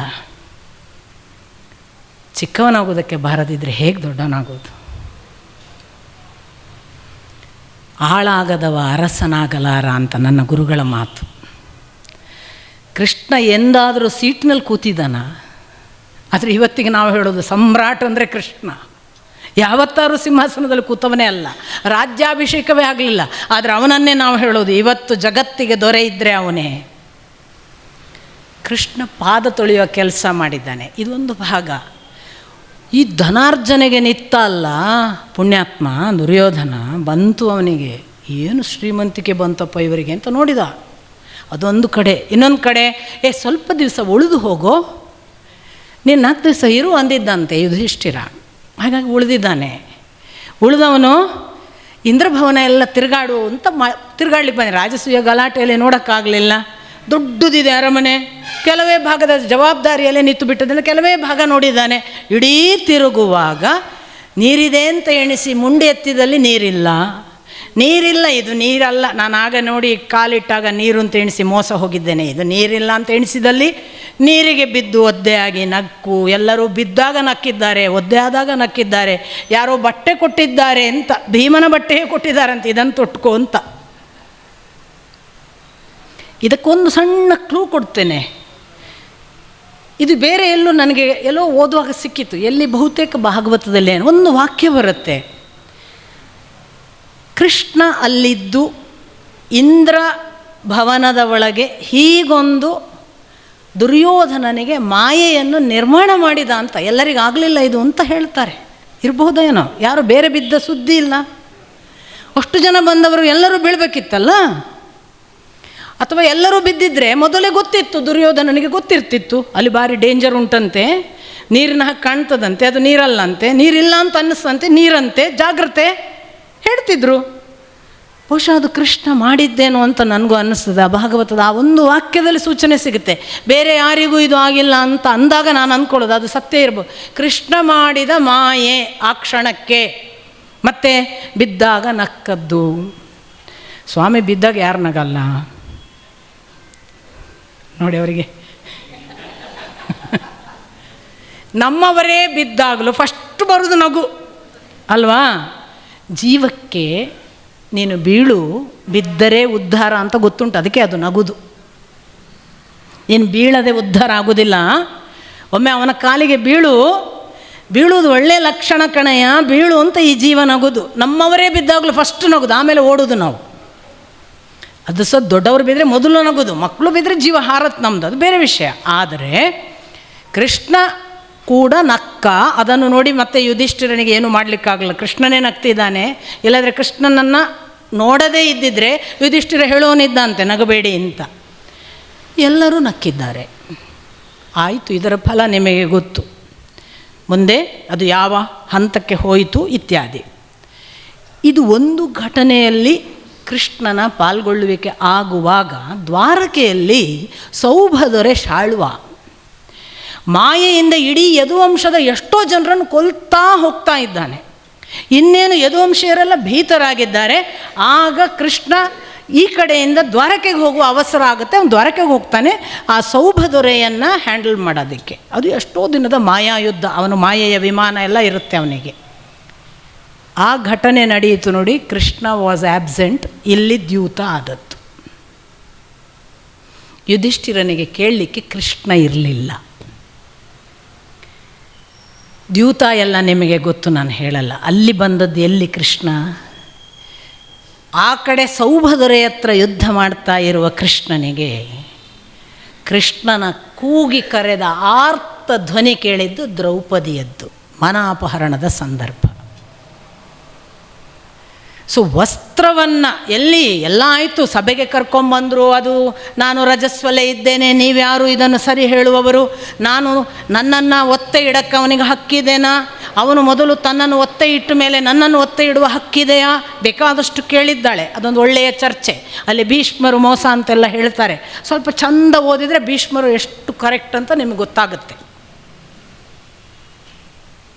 ಕೆಲವರನ್ನು ಡಿಫೆಂಡ್ ಮಾಡುವುದಲ್ಲ, ಸತ್ಯವನ್ನು ಒಪ್ಪಿಕೊಳ್ಬೇಕು. ಒಂದು ವೇಳೆ ಭೀಷ್ಮ ಮೋಸ ಆಗಿದ್ದರೆ ಅದು ಎಲ್ಲಾದರೂ ಒಂದು ಸಂದರ್ಭದಲ್ಲಿ ಭೀಷ್ಮ ಒಬ್ಬ ಕೆಟ್ಟ ಮನುಷ್ಯ ಅಂತ ಕೃಷ್ಣ ಹೇಳಬೇಕಿತ್ತು. ಭೀಷ್ಮರನ್ನು ಸೇರಬೇಡಿ, ಅವರಿಗೆ ಗೌರವ ಕೊಡಬೇಡಿ ಅಂತ ವೇದವ್ಯಾಸರು ಎಲ್ಲಿಯಾದರೂ ಹೇಳಬೇಕಿತ್ತು. ಇಡೀ ಮಹಾಭಾರತದಲ್ಲಿ ಒಂದೇ ಒಂದು ವಾಕ್ಯ ನಿಮಗೆ, ಭೀಷ್ಮರು ಕೆಟ್ಟ ಮನುಷ್ಯ, ಗೌರವ ಕೊಡಿ, ಅವರು ಯೋಗ್ಯರಲ್ಲ ಅಂತ ಹೇಳುವ ಒಂದೇ ಒಂದು ವಾಕ್ಯವನ್ನು ವೇದವ್ಯಾಸರು ಹೇಳೋದಿಲ್ಲ, ಶ್ರೀಕೃಷ್ಣ ಹೇಳೋದಿಲ್ಲ. ನಾವು ಅವರಿಬ್ಬರಿಗಿಂತ ದೊಡ್ಡವರ? ನನಗೆ ಗೊತ್ತಿಲ್ಲ. ನಮ್ಮ ಅಪ್ಪ ಹೇಳೋದಿಲ್ಲ ಎಲ್ಲೂ. ಸಂಕಷ್ಟದಲ್ಲಿ ಆ ಸಂದಿಗ್ಧ ಅವಸ್ಥೆಯಲ್ಲಿ ಅವ್ರು ಏನು ಮಾಡಿದ್ದು? ಸಂದರ್ಭ ಏನು, ಪ್ರಶ್ನೆ ಏನು ದ್ರೌಪದಿದ್ದು? ನನ್ನನ್ನು ಒತ್ತೆ ಇಡುವ ಹಕ್ಕು ನನ್ನ ಗಂಡನಿಗುಂಟಾ? ಮೊದಲನೆಯ ಪ್ರಶ್ನೆ. ಉಂಟು ಅಂತ ಹೇಳಿದರೆ ಇವಳು ದಾಸಿ, ದುರ್ಯೋಧನನ ದಾಸಿ ಆಗಬೇಕು ಅಂತ ಭೀಷ್ಮಾಚಾರ್ಯರು ಡಿಕ್ಲೇರ್ ಮಾಡಿದ ಹಾಗೆ. ಇಲ್ಲ, ನಿನ್ನನ್ನು ಒತ್ತೆ ಇಡುವ ಹಕ್ಕು ಇಲ್ಲ ಅಂತ ಭೀಷ್ಮಾಚಾರ್ಯರು ಹೇಳಬೇಕೀಗ. ಎರಡನೇ ಆಪ್ಷನ್. ಇಲ್ಲ ಅಂತ ಹೇಳಿದರೆ ಅವರು ಪಂಚಪಾಂಡವರಿಂದ ದ್ರೌಪದಿಯನ್ನು ಒಡೆದ ಹಾಗೆ. ಎಂಥ ಸಂದಿಗ್ಧ ನೋಡಿ, ಧರ್ಮ ಸೂಕ್ಷ್ಮ. ಈ ಧರ್ಮ ಸೂಕ್ಷ್ಮಕ್ಕೆ ಎಷ್ಟು ಒದ್ದಾಡ್ತಾರೆ ಭೀಷ್ಮಾಚಾರ್ಯರು. ಭೀಷ್ಮಾಚಾರ್ಯರು ಹೇಳ್ತಾರೆ, ಇತಿಹಾಸದಲ್ಲಿ ಇಂಥ ಘಟನೆಯೇ ನಡೆದಿಲ್ಲ, ತುಂಬ ಧರ್ಮ ಸೂಕ್ಷ್ಮದ ವಿಷಯ, ನನಗೆ ಹೇಗೆ ತೀರ್ಮಾನ ಹೇಳಬೇಕು ಗೊತ್ತಾಗುವುದಿಲ್ಲ ಅಂತ ಜಾರಿಕೊಂಡ್ಬಿಡ್ತಾರೆ. ನಳನ ಒಂದು ಪ್ರಸಂಗದಲ್ಲಿ ಹೀಗೆ ಆಗುತ್ತೆ. ನಳ ದ್ಯೂತದಲ್ಲಿ ಅವನ ಅಣ್ಣನ ಸಹೋದರನ ಜೊತೆಗೆ ಸೋತು ಸೋತು ಸೋತು ಎಲ್ಲ ಪಣಕ್ಕಿಡ್ತಾನೆ. ಲಾಸ್ಟಿಗೆ ನಳನ ತಮ್ಮನೋ ಅಣ್ಣನೋ ಅವನು ಕೇಳ್ತಾನೆ, ಆಯ್ತಲ್ಲ ಎಲ್ಲ ಸೋತಿದ್ದೀನಿ, ನಿನ್ನ ಹೆಂಡತಿಯನ್ನು ಇಡು ಅಂತ, ದಮಯಂತಿಯನ್ನು. ನೋಡಿ, ಅಲ್ಲಿವರೆಗೆ ಧರ್ಮಶಾಸ್ತ್ರದಲ್ಲಿ ಒಂದು ದಾಖಲೆ, ಹೆಂಡತಿಯನ್ನು ಪಣಕ್ಕಿಡು ಅನ್ನುವವರೆಗೆ. ಆ ನಂತರ ದಾಖಲೆ ಏನು ಅಂದರೆ, ನಳ ಪಣ ಇಡಲಿಲ್ಲ, ಆಟ ಆಡಲಿಲ್ಲ, ದಮಯಂತಿಯ ಜೊತೆಗೆ ಹೋದ, ಹೀಗಾಗಿ ಸಿಕ್ಕೋದಿಲ್ಲ. ಕ್ಲೂ ಏನು ಮಾಡಿದ? ಒಂದು ಶಾಸ್ತ್ರಕ್ಕೆ ಪ್ರಮಾಣ ಬೇಕಲ್ಲ, ಪ್ರಮಾಣ ಸಿಗಲಿಲ್ಲ ಭೀಷ್ಮಾಚಾರ್ಯರಿಗೆ. ಇದು ಇಷ್ಟರವರೆಗೆ ನಡೆದಿಲ್ಲ, ನನಗಿದನ್ನು ಧರ್ಮ ಸೂಕ್ಷ್ಮ, ಇದನ್ನು ಹೇಗೆ ಹೇಳೋದು ಗೊತ್ತಿಲ್ಲ. ಯಾಕೆ ಹೇಳಿದ್ದು? ಏನು ಹೇಳಿದರೂ ಒಂದು ಕಡೆ ವೆಯ್ಟ್ ಬರ್ತದೆ, ಎಲ್ಲಿ ವೆಯ್ಟ್ ಬಂದರೂ ತೊಂದರೆ ಆಗುತ್ತೆ. ಕರ್ಣ ಮತ್ತು ದುರ್ಯೋಧನ ಶಕುನಿಗಳ ಪ್ಲ್ಯಾನೇ, ಅವರು ಮೊದಲೊಂದು ಚರ್ಚೆ ಮಾಡ್ತಾರೆ, ಇವರನ್ನು ಹೇಗೆ ಸೋಲಿಸಬೇಕು ಅಂತ ಒಂದು ಚರ್ಚೆ ಆಗುತ್ತೆ ಮೊದಲು, ದ್ಯೂತಕ್ಕೂ ಮೊದಲು ಇವರನ್ನು ಹೇಗೆ ಸೋಲಿಸಬೇಕು ಅಂತ. ಆಗ ಒಂದು ಪ್ಲ್ಯಾನ್ನಲ್ಲಿ ದುರ್ಯೋಧನ ಹೇಳೋದು, ಈ 5 ಜನ ಗಂಡಂದರಿಗೆ ಒಬ್ಬಳು ಹೆಂಡತಿದ್ದಾಳಲ್ಲ, ಇವರ ಮಧ್ಯೆ ಭಿನ್ನಾಭಿಪ್ರಾಯ ಉಂಟು ಮಾಡಬೇಕು ಅಂತ. ಇದನ್ನೇ ಹೇಳಿರೋದು ಅವನು. ಆಗ ಕರ್ಣ ಬಹಳ ಬ್ಯೂಟಿಫುಲ್ ಉತ್ತರ ಕೊಡ್ತಾನೆ. ನೀನು ಹೇಳಿದೆಯಲ್ಲ 5 ಜನರ ಜೊತೆಗಿರುವ ಒಬ್ಬ ಹೆಂಡತಿಗೆ ಭಿನ್ನಾಭಿಪ್ರಾಯ ಉಂಟು ಮಾಡಬೇಕು ಅಂತ, ಅದು ಸಾಧ್ಯ ಇಲ್ಲ ಈ ಜನ್ಮದಲ್ಲಿ. ಯಾಕೆ ಗೊತ್ತಾ? ಒಬ್ಬ ಹೆಣ್ಣು ಮಗಳು 5 ಜನ ಗಂಡಂದಿರನ್ನು ನನ್ನ ಗಂಡಂದರು ಅಂತ ಒಪ್ಪಿ ನಡೆದಿದ್ದಾಳೆ ಅಂದಮೇಲೆ ಅವರ ಜೀವನದಲ್ಲಿ ಇನ್ನು ಭಿನ್ನಾಭಿಪ್ರಾಯ ಬರೋಕ್ಕೆ ಸಾಧ್ಯನೇ ಇಲ್ಲ ಅಂತಾನೆ ಕರ್ಣ. ಇನ್ನೊಂದು ಆಯಾಮ ಹೇಳ್ತಾನೆ, 5 ಗಂಡಸರು ಒಂದು ಹೆಂಡತಿಯನ್ನು ನಮ್ಮ ಹೆಂಡತಿ ಅಂತ ಇಷ್ಟು ಖುಷಿಯಿಂದ ಆಕ್ಸೆಪ್ಟ್ ಮಾಡಿದ್ದಾರಲ್ಲ, ಆದ್ದರಿಂದ ಗಂಡಸರ ಮಧ್ಯೆ ಕೂಡ ಭಿನ್ನಾಭಿಪ್ರಾಯ ತರಕ್ಕೆ ಸಾಧ್ಯ ಇಲ್ಲ, ಅದು ಬಿಟ್ಟು ಬೇರೆ ಯೋಚನೆ ಮಾಡುವಂಥ ದುರ್ಯೋಧನನಿಗೆ ಹೇಳಿರ್ತಾನೆ. ನೋಡಿ, ಒಂದು ವೇಳೆ ಭೀಷ್ಮಾಚಾರ್ಯರು ಅವಳಿಗೆ ದ್ರೌಪದಿಯನ್ನು ಯುಧಿಷ್ಠಿರನಿಗೆ ಒತ್ತೆ ಇಡುವ ಹಕ್ಕು ಇಲ್ಲ ಅಂತ ಹೇಳಿದರೆ ಆ ಭಿನ್ನಾಭಿಪ್ರಾಯಕ್ಕೆ ಕಾರಣ ಆಗ್ತಿದ್ರು ಭೀಷ್ಮಾಚಾರ್ಯರು. ಅವಳು ಇಮಿಡಿಯೇಟ್ ಹೇಳ್ತಿದ್ರು, ನನ್ನ ಗಂಡಂದರು ಹೋಗಲಿ, ನಾನು ಹೋಗಲ್ಲ ಅಂತ. ಬರ್ತಿತ್ತಲ್ಲ ಆ ತೀರ್ಮಾನಕ್ಕೆ. ಅವರು ಒಂದು ವೇಳೆ ಇಲ್ಲ, ಒತ್ತೆ ಇಡುವ ಹಕ್ಕಿತ್ತು, ಆದ್ದರಿಂದ ಅವಳು ನಿಮ್ಮ ದಾಸಿ ಅಂದರೆ ಮುಂದಿನ ಎಲ್ಲ ಬರ್ಬರ ನಡೆ ಸಹಿಸ್ಕೋಬೇಕಿತ್ತು ಭೀಷ್ಮಾಚಾರ್ಯರು. ಅವರು ಬಹಳ ಬೆಣ್ಣೆಯಲ್ಲಿ ಕೂದಲು ತೆಗೆಯೋದಂತಾರಲ್ಲ, ಅವರಿಗೆ ಅಷ್ಟು ಧರ್ಮಶಾಸ್ತ್ರದ ವಿವೇಚನೆ ಇದೆ. ನಿಮಗೆ ಶಾಂತಿ ಪರ್ವ ಓದಿದರೆ ಗೊತ್ತಾಗುತ್ತೆ. ಭೀಷ್ಮಾಚಾರ್ಯರು ಜ್ಞಾನಸೂರ್ಯ, ಇನ್ನೇನು ಜ್ಞಾನಸೂರ್ಯ ಮುಳುಗುತ್ತಿದ್ದಾನೆ, ನೀವು ಸಂತೋಷದಲ್ಲಿದ್ದೀರಿ, ಒಬ್ಬರು ಕಣ್ಣೀರು ಹಾಕುವವರಿಲ್ಲ ಅಂತ ಕೃಷ್ಣ ಅಳ್ತಾನೆ ಭೀಷ್ಮಾಚಾರ್ಯರು ಹೋಗುವ ಹೊತ್ತಿಗೆ. ಕೃಷ್ಣ, ಮಹಾಭಾರತ ಯುದ್ಧ ಮುಗಿದಿದೆ, ಸಿಂಹಾಸನ ನಮಗೆ ಪಟ್ಟಾಭಿಷೇಕಕ್ಕೆ ಸಿದ್ಧರಾಗಿದ್ದೇವೆ, ನಾವೆಲ್ಲ ಈಗ ಸಂಭ್ರಮದಲ್ಲಿದ್ದೇವೆ, ನೀನು ಯಾಕೆ ಒಬ್ಬನೇ ಕಣ್ಣೀರು ಹಾಕುತ್ತಿ? ಅಲ್ಲೊಂದು ಜ್ಞಾನಸೂರ್ಯ ಮುಳುಗುತ್ತಿದೆ, ನಿಮಗೆ ಯಾರಿಗೂ ಅದರ ಚಿಂತೆ ಇಲ್ಲ. ಈಗ ಮುಳುಗಿಬಿಟ್ಟರೆ ಮತ್ತೆಂದೂ ಈ ಲೋಕಕ್ಕೆ ಅಂಥದೊಂದು ಜ್ಞಾನ ಸಿಗಲು ಸಾಧ್ಯವಿಲ್ಲ. ನಡೆಯಿರಿ ಆ ಕಡೆಗೆ, ಜ್ಞಾನಸೂರ್ಯ ಮುಳುಗುವ ಮೊದಲು ಆ ಜ್ಞಾನವನ್ನು ನೀವು ಸಂಪಾದಿಸಿಕೊಳ್ಳಿ ಅಂತ ಕರ್ಕೊಂಡು ಹೋಗ್ತಾನೆ ಶರಶಯ್ಯಗೆ. ಭೀಷ್ಮರ ಬಗ್ಗೆ ಎಂಥ ಅಭಿಪ್ರಾಯ ಕೃಷ್ಣನದ್ದು! ನಾವು ನಾಲಾಯಕಗಳ ಹಾಗೆ ಮಾತಾಡ್ತೇವೆ. ಅಂಥ ಉತ್ತರ ಕೊಟ್ಟು ಭೀಷ್ಮಾಚಾರ್ಯರು ಅಲ್ಲಿಯವರೆಗೆ ದಾಸಿಯೋ ಅಲ್ಲವೋ ನಿರ್ಣಯ ಹೇಳೋಕ್ಕಾಗಲ್ಲ ಅಂದರು. ನೀವು ಕೇಳ್ಬೋದು, ಅಲ್ಲೊಬ್ಬ ಯಾವನೋ ಒಬ್ಬ ವಿಕರ್ಣ ಇದ್ದ, ಅವನು ಹೇಳಿದ್ದಾನೆ, ಭೀಷ್ಮಾಚಾರ್ಯರಿಗೆ ಹೇಳೋಕ್ಕೆ ಏನಾಗಿತ್ತು? ಒಬ್ಬ ವಿದುರ ಇದ್ದ, ಅವನು ಹೇಳಿದ್ದಾನೆ, ಅವನಿಗೆ ಗಡ್ಸಿತ್ತು, ಇವರಿಗೇನಿಲ್ಲ. ಸ್ವಾಮಿ ನೆನ್ಪಿಟ್ಕೊಳ್ಳಿ, ಪ್ರಧಾನಮಂತ್ರಿ ಹೇಳಿದರೆ ಶಾಸನ ಆಗುತ್ತೆ, ನಾನಿಲ್ಲಿ ಕೂತ್ಕೊಂಡು ಅದಾಗಬೇಕು ಅಂದರೆ ಹೊಗೆಯ ವೀಣಾ ಹೇಳಿದರೆ ಏನು ದೊಡ್ಡದು ಅಂತಾರೆ. ವಿದುರನಿಗೆ ಬೆಲೆ ಇರಲಿಲ್ಲ, ವಿಕರ್ಣನ ಮಾತಿಗೆ ಶಾಸನ ಆಗುವ ಶಕ್ತಿ ಇರಲಿಲ್ಲ. ಭೀಷ್ಮಾಚಾರ್ಯರು ಏನಾದರೂ ಹೇಳಿದರೆ ಲಾ ಆಗಿಬಿಡ್ತಿತ್ತು. ಈ ಎಲ್ಲ ಸೂಕ್ಷ್ಮಗಳೇ ಗೊತ್ತಿಲ್ಲದೆ ನಾವು ಮಾತಾಡೋದು. ಭೀಷ್ಮಾಚಾರ್ಯರು ಆ ಕಾರಣಕ್ಕಾಗಿ ಇದೊಂದು ಕಾನೂನಾಗಿ ಬಿಡ್ತದೆ, ನಾನು ಏನೇ ನಿರ್ಣಯ ಹೇಳಿದರು ನಾನು ನಿರ್ಣಯ ಹೇಳಬಾರ್ದು, ಇದು ಕಾಯಂ ಶಾಸನ ಆಗಿ ಬಿಡ್ತದೆ ಜಗತ್ತಿನಲ್ಲಿ. ಎಷ್ಟು ಯೋಚನೆ ಮಾಡ್ತಾರೆ ದೊಡ್ಡವರು ಮಾತಾಡುವಾಗ. ನಾವು ಪುಡುಕೋಸಿಗಳು ಕಂಡ ಹಾಗೆ ಮಾತಾಡ್ತೇವೆ. ಮಾತಾಡಲಿಲ್ಲ ಭೀಷ್ಮಾಚಾರ್ಯರು, ಯಾಕೆ ಅಂದರೆ ಈ ಕಾರಣಕ್ಕೆ, ಅಥವಾ ಮಾತಾಡಿದರೂ ಕೂಡ ನಮಗೆ ಕಾಣ್ತದೆ ಅಡ್ಡಗೋಡೆಯಲ್ಲಿ ದೀಪ ಇಟ್ಟ ಹಾಗೆ, ಈ ಕಾರಣಕ್ಕೆ. ಎಲ್ಲ ಸೂಕ್ಷ್ಮಗಳು. ಆದರೆ ಸಪೋರ್ಟು ಮೌನವೂ ಆಯಿತಲ್ಲ ಪಾಂಡವರಿಗೆ, ಕೌರವರಿಗೆ. ಇವ್ರು ಯಾರೂ ಅಲ್ಲ ಅಂತ ಹೇಳೋರೊಬ್ಬರು ಇಲ್ಲವಾದ್ರಲ್ಲ, ಅಷ್ಟರ ಮಟ್ಟಿಗೆ ಇವರಿಗೆ ಬಲ ಬಂತು. ಅಲ್ಲ ಹೇಳೋರು ಇಲ್ಲ ಆದಾಗ ಮುಂದಿನ ಮಾತು ಏನು ಗೊತ್ತಾ? ಇವಳಿಗೆ ಬಂಧಕಿ ಅಂತ ಹೆಸರು. ಯಾರು ಬಂಧಕಿ? ಒಂದು ಥರದಲ್ಲಿ ಒಬ್ಬ ಹೆಂಡತಿ 5 ಜನ ಗಂಡಸರನ್ನು ಕಟ್ಟಿಕೊಳ್ಳುವುದು ಅಂದರೆ ಅದೊಂದು ಥರದ ವೇಶ್ಯೆಯ ಹಾಗೆ. ಇದು ಧರ್ಮಶಾಸ್ತ್ರದಲ್ಲಿ ಇದುವರೆಗೆ ನಡೆಯದ ಘಟನೆ, ಅವಳು ಅದನ್ನು ನಡೆಯುತ್ತಿದ್ದಾಳೆ. ಹಾಗಾಗಿ ಅವಳಿಗೆ ಎಲ್ಲ ಹೆಣ್ಣು ಮಕ್ಕಳಿಗೆ ಕೊಡಬೇಕಾದಂತಹ ಗೌರವ ಕೊಡಬೇಕಾಗಿಲ್ಲ. ಅವಳು ಒಬ್ಬ ವೇಶ್ಯೆಯ ಹಾಗೆ, ಸೆಳೆಯಿರಿ ಅವಳ ಬಟ್ಟೆ ಅಂತ ಪ್ರಚೋದಿಸಿದವ Karna. Within no time Dushyasana ಅದಕ್ಕೆ ಮುಂದಾದ. ಆಗ ಯಾಕೆ ಮಾತಾಡಲಿಲ್ಲ ಅಂತ ಮತ್ತೆ ಮುಂದಿನ ಪ್ರಶ್ನೆ ಎಲ್ಲರೂ ಕೇಳೋದು. ಇದು ನಾನು ಎಲ್ಲೂ ಹೇಳಿದ್ದಲ್ಲ, ಯಾವುದೋ ಒಂದು ಪುರಾಣದಲ್ಲಿ ಇದೆ. ಭೀಷ್ಮರು ಹೀಗೆ ನೋಡಿದರಂತೆ, ಇದು ದ್ರೌಪದಿಗೆ ಕೃಷ್ಣ ಭಕ್ತಿಯ ಸಮಯ, ಕೃಷ್ಣನೇ ಇದರ ರಕ್ಷಣೆ ಮಾಡಿ ಅವಳನ್ನು ಕಾಯುತ್ತಾನೆ, ನಾನು ಹೋಗಿ ಚಿಕ್ಕವನಾಗಬಾರದು ಅಂತ ಕೂತದ್ದು ಅಂತ. ಎಲ್ಲ ಸೂಕ್ಷ್ಮ ಗಮನಿಸಿ ಸ್ವಾಮಿ. ಅವರಿಗೆ ಗೊತ್ತಿತ್ತು ಅಂತ, ಅವರಿಗೊಂದು ಅಂತರ್ದೃಷ್ಟಿ ಇತ್ತು. ಇದು ನಾನು ಹೋದರೆ ಇದು ಪರಿಹಾರ ಆಗುವುದಿಲ್ಲ, ಇದಕ್ಕೆ ಕೃಷ್ಣನೇ ಬರಲಿಕ್ಕಿದ್ದಾನೆ ಅಂತ ಗೊತ್ತಾದದ್ದರಿಂದ ಸುಮ್ಮನೆ ಕೂತರಂತೆ. ಅಷ್ಟು ಹೊತ್ತಿಗೆ ದ್ರೌಪದಿಯ ಆರ್ತ ಕೂಗು ಇದೆಯಲ್ಲ, ಎಷ್ಟು ಅರ್ಥ ಇತ್ತು. ನನಗೆ ಜ್ಞಾನಿಗಳು, ಆರ್ತರು, ಅರ್ಥಾರ್ಥಿಗಳು ನನ್ನನ್ನು ಕೂಗಿದರೆ, ಜಿಜ್ಞಾಸುಗಳು 4 ಜನ ನನ್ನನ್ನು ಕೂಗಿದರೆ ನಾನು ಕೂಡಲೇ ಪ್ರತಿಸ್ಪಂದಿಸ್ತೇನೆ ಅಂತ ಕೃಷ್ಣ ಭಗವದ್ಗೀತೆಯಲ್ಲಿ ಹೇಳಿದ್ದಾನೆ. ನೋಡಿ, ಇಲ್ಲಿ ಪ್ರೂಫ್. ಆರ್ತವಾಗಿ ಕೂಗಿದ್ದಕ್ಕೆ ಇನ್ನೊಂದು ಉದಾಹರಣೆ ಇಲ್ಲ ದ್ರೌಪದಿಯನ್ನು ಬಿಟ್ಟರೆ. ನಾವೆಲ್ಲ ಕೂಗ್ತೇವೆ ಏನೋ ಒಂದು ರಿಸಲ್ಟ್ ಬೇಕು ಅಂತ. ಇದು ಜೀವರಕ್ಷಣೆಯ ಆರ್ತ ಕೂಗು. ಯಾವ ಮಟ್ಟಕ್ಕೆ? ಅವಳಿಗೆ ಗೊತ್ತಿತ್ತು, ಇಲ್ಲಿರುವ ಯಾರೂ ರಕ್ಷಿಸಲಿಕ್ಕೆ ಸಾಧ್ಯ ಇಲ್ಲ, ಇಲ್ಲಿ ನಾನು ಅವನನ್ನೇ ಮೊರೆ ಇಡಬೇಕು. ಹೇಗೆ ಕೂಗಿದ್ದಾಳೆ ಅಂದರೆ, ಕೃಷ್ಣನಿಗೆ ಅಲ್ಲಿ ಕೂತ್ಕೊಳ್ಳಿಕ್ಕಾಗಲಿಲ್ಲ ಅಂತೆ, ಎದ್ದು ನೇರ ನಡೆದು ಬಂದ ಸಭಾಭವನಕ್ಕೆ ಅಂತ ಇದೆ. ಮುಂದಿನ ವಾಕ್ಯ ಚೆನ್ನಾಗಿದೆ. ಎದ್ದು ನೇರ ನಡೆದು ಬಂದ ಶ್ರೀಕೃಷ್ಣ ಸಭಾಭವನಕ್ಕೆ ಭಕ್ತಿಯಿಂದ ಕರೆದ ದ್ರೌಪದಿಗಲ್ಲದೆ ಉಳಿದವರಿಗೆ ಅದೃಶ್ಯನಾಗಿದ್ದ. ವಾ, ಏನು ಚಂದ ರೀ! ಭಕ್ತಿಗಲ್ಲದೆ ಇನ್ನೊಬ್ಬರಿಗೆ ಕಾಣಕ್ಕೆ ಸಾಧ್ಯನ ಪಾಪಿಗಳಿಗೆ? ಆದರೆ ಬಂದದ್ದಕ್ಕೆ ಪ್ರೂಫ್ ಏನು? ಬತ್ತಲಾಗಲೇ ಇಲ್ಲ. ಬತ್ತಲು ಮಾಡೋದಕ್ಕೆ ಸೋತ. ನಮ್ಮಲ್ಲೇನು ಒಂದು ಬಟ್ಟೆ ಬಿಚ್ಚಿದ, ಇನ್ನೊಂದು ಬಂತು, ಮತ್ತೊಂದು ಬಿಚ್ಚಿದ, ಬಿಚ್ಚಿ ಬಿಚ್ಚಿ ಬಿಚ್ಚಿ ಸೋತ ಅಂತ ಕಥೆ. ಹಾಗೇನೂ ಇಲ್ಲ. ನಮ್ಮ ಅಪ್ಪನೂ ಅದನ್ನು ಹಾಗೆ ಅದೇನು ಟೆಕ್ಸ್ಟೈಲ್ ಇಂಡಸ್ಟ್ರಿ ಇಟ್ಟಿದ್ನ ಕೃಷ್ಣ, ಒಂದಾದ್ಮೇಲೆ ಒಂದು ಸೀರೆ ಕೊಟ್ಟ, ಹಾಗೆಲ್ಲ ಅಲ್ಲ.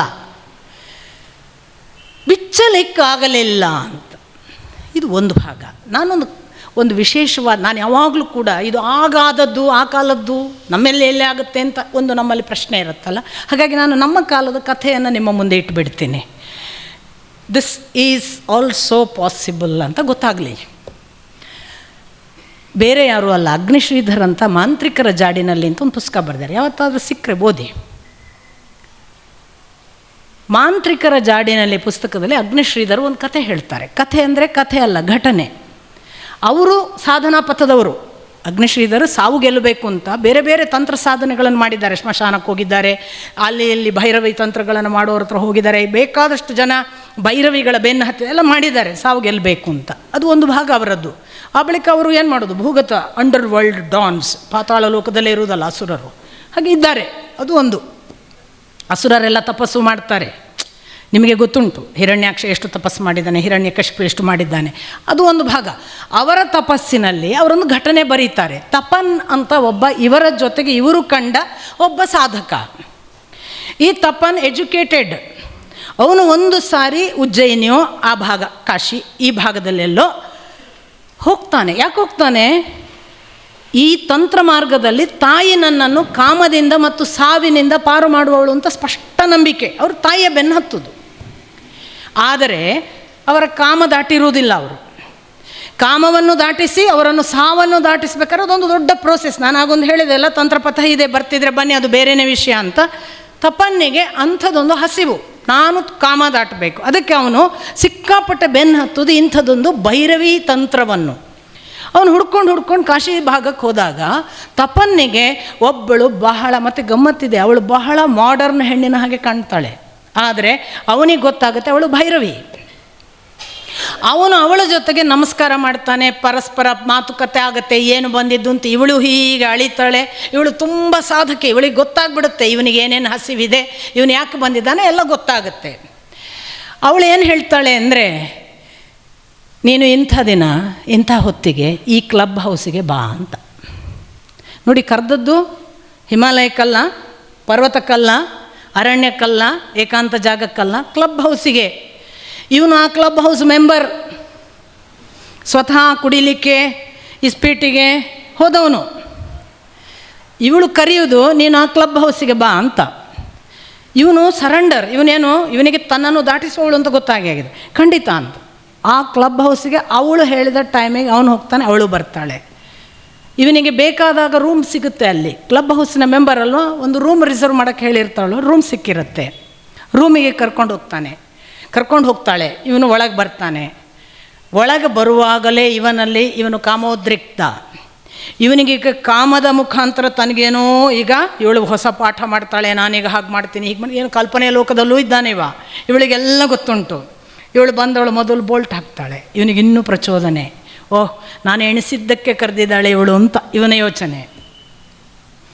ಎದುರು ಬದರು ಕೂತ್ಕೊಳಿಸ್ತಾಳೆ. ಕೇಳ್ತಾಳೆ, ಜೀವನದಲ್ಲಿ ಎಂದಾದರೂ ಬೆತ್ತಲಾಗಿದ್ದೀಯಾ ಅಂತ. ಇನ್ನೂ ಖುಷಿ ಆಗುತ್ತೆ. ಓಹ್, ಬೆತ್ತಲಾಗಲಿಕ್ಕೆ ಕೇಳ್ತಾಳೆ ಕಾಣ್ತದೆ. ಅದಕ್ಕೆ ಈ ಪ್ರಶ್ನೆ ಅಂತ. ಹಾಂ, ಆಗಿದ್ದೇನಲ್ಲ. ಯಾವಾಗ? ಏನೋ ಒಂದು ಯಾವುದೋ ಒಂದು ದಿವಸ. ಮೊದಲು ಜೀವನದಲ್ಲಿ ಪ್ರಪ್ರಥಮವಾಗಿ ಯಾವಾಗ ಬೆತ್ತಲಾಗಿದ್ದಿ ಹೇಳು? ಅವನು ಯಾವುದೋ ಒಂದು ಹೆಣ್ಣಿನ ಜೊತೆಗೆ ಹೇಳ್ತಾನೆ, ಅದಲ್ಲ ಅಂತಾಳೆ ಇವಳು. ಮತ್ಯಾವುದೋ ಹೇಳ್ತಾನೆ, ಅದಲ್ಲ ಅಂತ. ಮತ್ತೂ ಕೇಳ್ತಾ ಹೋಗ್ತಾಳೆ. ಆಗ ತಪನ್ ಹೇಳ್ತಾನೆ, ಹೀಗೆ ನೆನಪು ಮಾಡಿ, ನಾನಿನ್ನೂ ಬಹುಶಃ 4-5, ನನಗಿನ್ನೂ ದೇಹದ ಅನುಭವ, ಅರಿವು, ದೈಹಿಕವಾದ ಎಲ್ಲ ಅವಯವಗಳು ಚಿಗುರುವ ಕಾಲ. ಆಗಿನ್ನೂ ನನ್ನ ಜನನಾಂಗಕ್ಕೆ ಕೆಲವು ಬೇರೆ ಅವಸ್ಥೆ ಬಂದಿತ್ತು. ಆಗ ನನಗೆ ರಾತ್ರಿ ನಾನು ಮುಷ್ಟಿ ಮೊಯ್ಥುನ ಮಾಡಿಕೊಳ್ಬೇಕು ಅನ್ನಿಸ್ತು. ನಾನು ಆಗ ಬೆತ್ತಲಾಗಿದ್ದೇನೆ. ಅವಳು ಹೇಳ್ತಾಳೆ, ಕರೆಕ್ಟ್, ಅದು ನೀನು ಫಸ್ಟ್ ಟೈಮ್ ಬತ್ತಲಾದದ್ದು. ಹೌದು, ಅದೀಗ ಯಾಕೆ ಕೇಳ್ತಾನೆ. ನಿಜವಾಗಿಯೂ ಯಾವಾಗ ಬತ್ತಲಾಗಿದ್ದಿ ಅನ್ನೋದನ್ನು ಅವಲೋಕನ ಮಾಡಿದ ಮೇಲೆ ಬತ್ತಲಾಗು ಅಂತ ಹೇಳಿದ್ದು. ಈಗ ನೀನು ಬತ್ತಲಾಗಲಿಕ್ಕೆ ಸಿದ್ಧನಲ್ವಾ ಅಂತ ಕೇಳ್ತಾಳೆ. ಓಹ್, ಇವನಿಗೆ ಮತ್ತು ಖುಷಿ ಆಗ್ತದೆ. ಓಹ್, ಹೌದು, ಬತ್ತಲಾಗುವುದಕ್ಕೆ ಸಿದ್ಧನಲ್ವಾ ಅಂತ ಅವನಿಗೆ ಕೇಳಿದವಳು ತಾನು ಟಕ್ ಟಕ್ ಟಕ್ ತನ್ನ ಬಟ್ಟೆ ಕಳೀತಾಳೆ, ಬೆತ್ತಲಾಗ್ತಾಳೆ.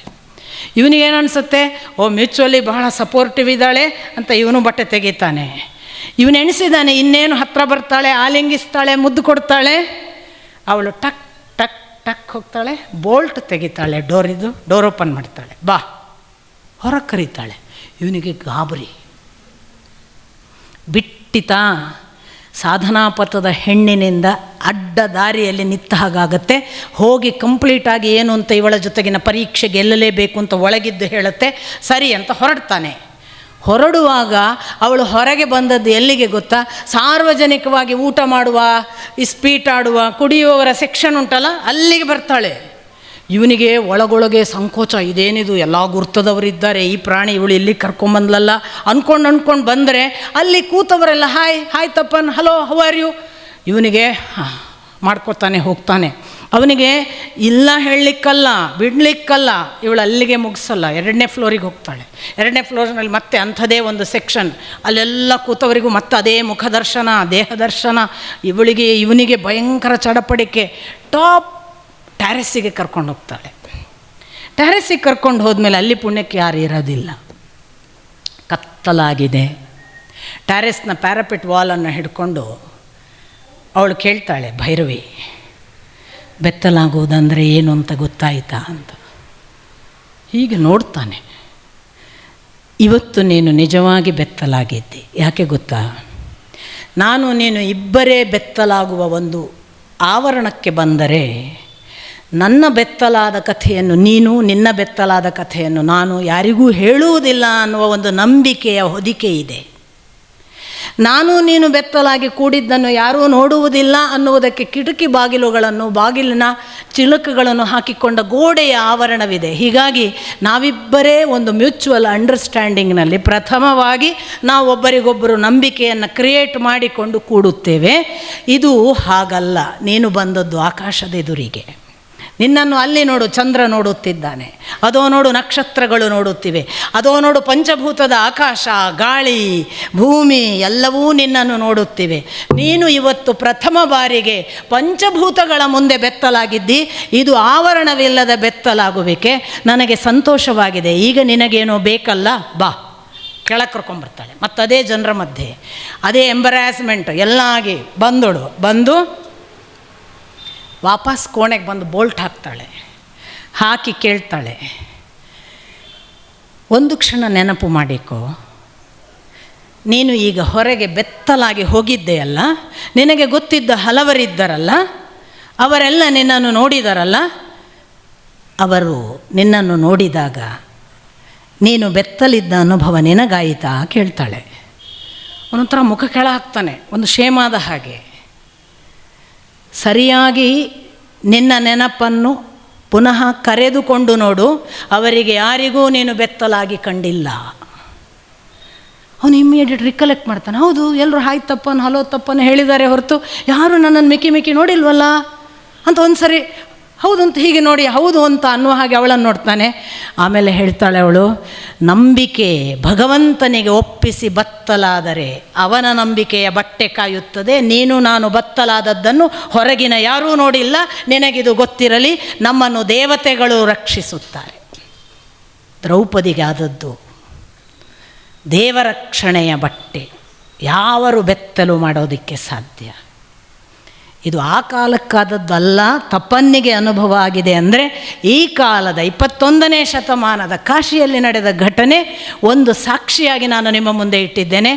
ಬೆತ್ತಲಾಗುವುದು ಅಂದರೆ ಬಟ್ಟೆ ತೆಗೆಯುವುದಲ್ಲ, ಅದರ ಆಚೆಗೆ ಬಟ್ಟೆಯನ್ನು ಹುಡುಕುವುದು. ಬಟ್ಟೆ ಅನ್ನೋದಕ್ಕೆ ಕನ್ನಡದಲ್ಲಿ ಮಾರ್ಗ ಅಂತ ಒಂದು ಅರ್ಥ. ಅಂಥದೊಂದು ನಂಬಿಕೆಯ ಬಟ್ಟೆ ತೊಟ್ಟು ದ್ರೌಪದಿ ನಿಂತದ್ದರಿಂದಲೇ ದುಶ್ಯಾಸನ ಎಷ್ಟು ಮಾಡಿದರೂ ಅವಳು ಬತ್ತಲಾಗಲಿಲ್ಲ. ಇದು ಕೃಷ್ಣ ಲೀಲೆ. ಅಂಥ ಕೃಷ್ಣ ನಮ್ಮನ್ನು ಅನುಗ್ರಹಿಸಲಿ ಅಂತ ಪ್ರಾರ್ಥಿಸ್ತಾ ಮತ್ತೆ ನಾಳೆ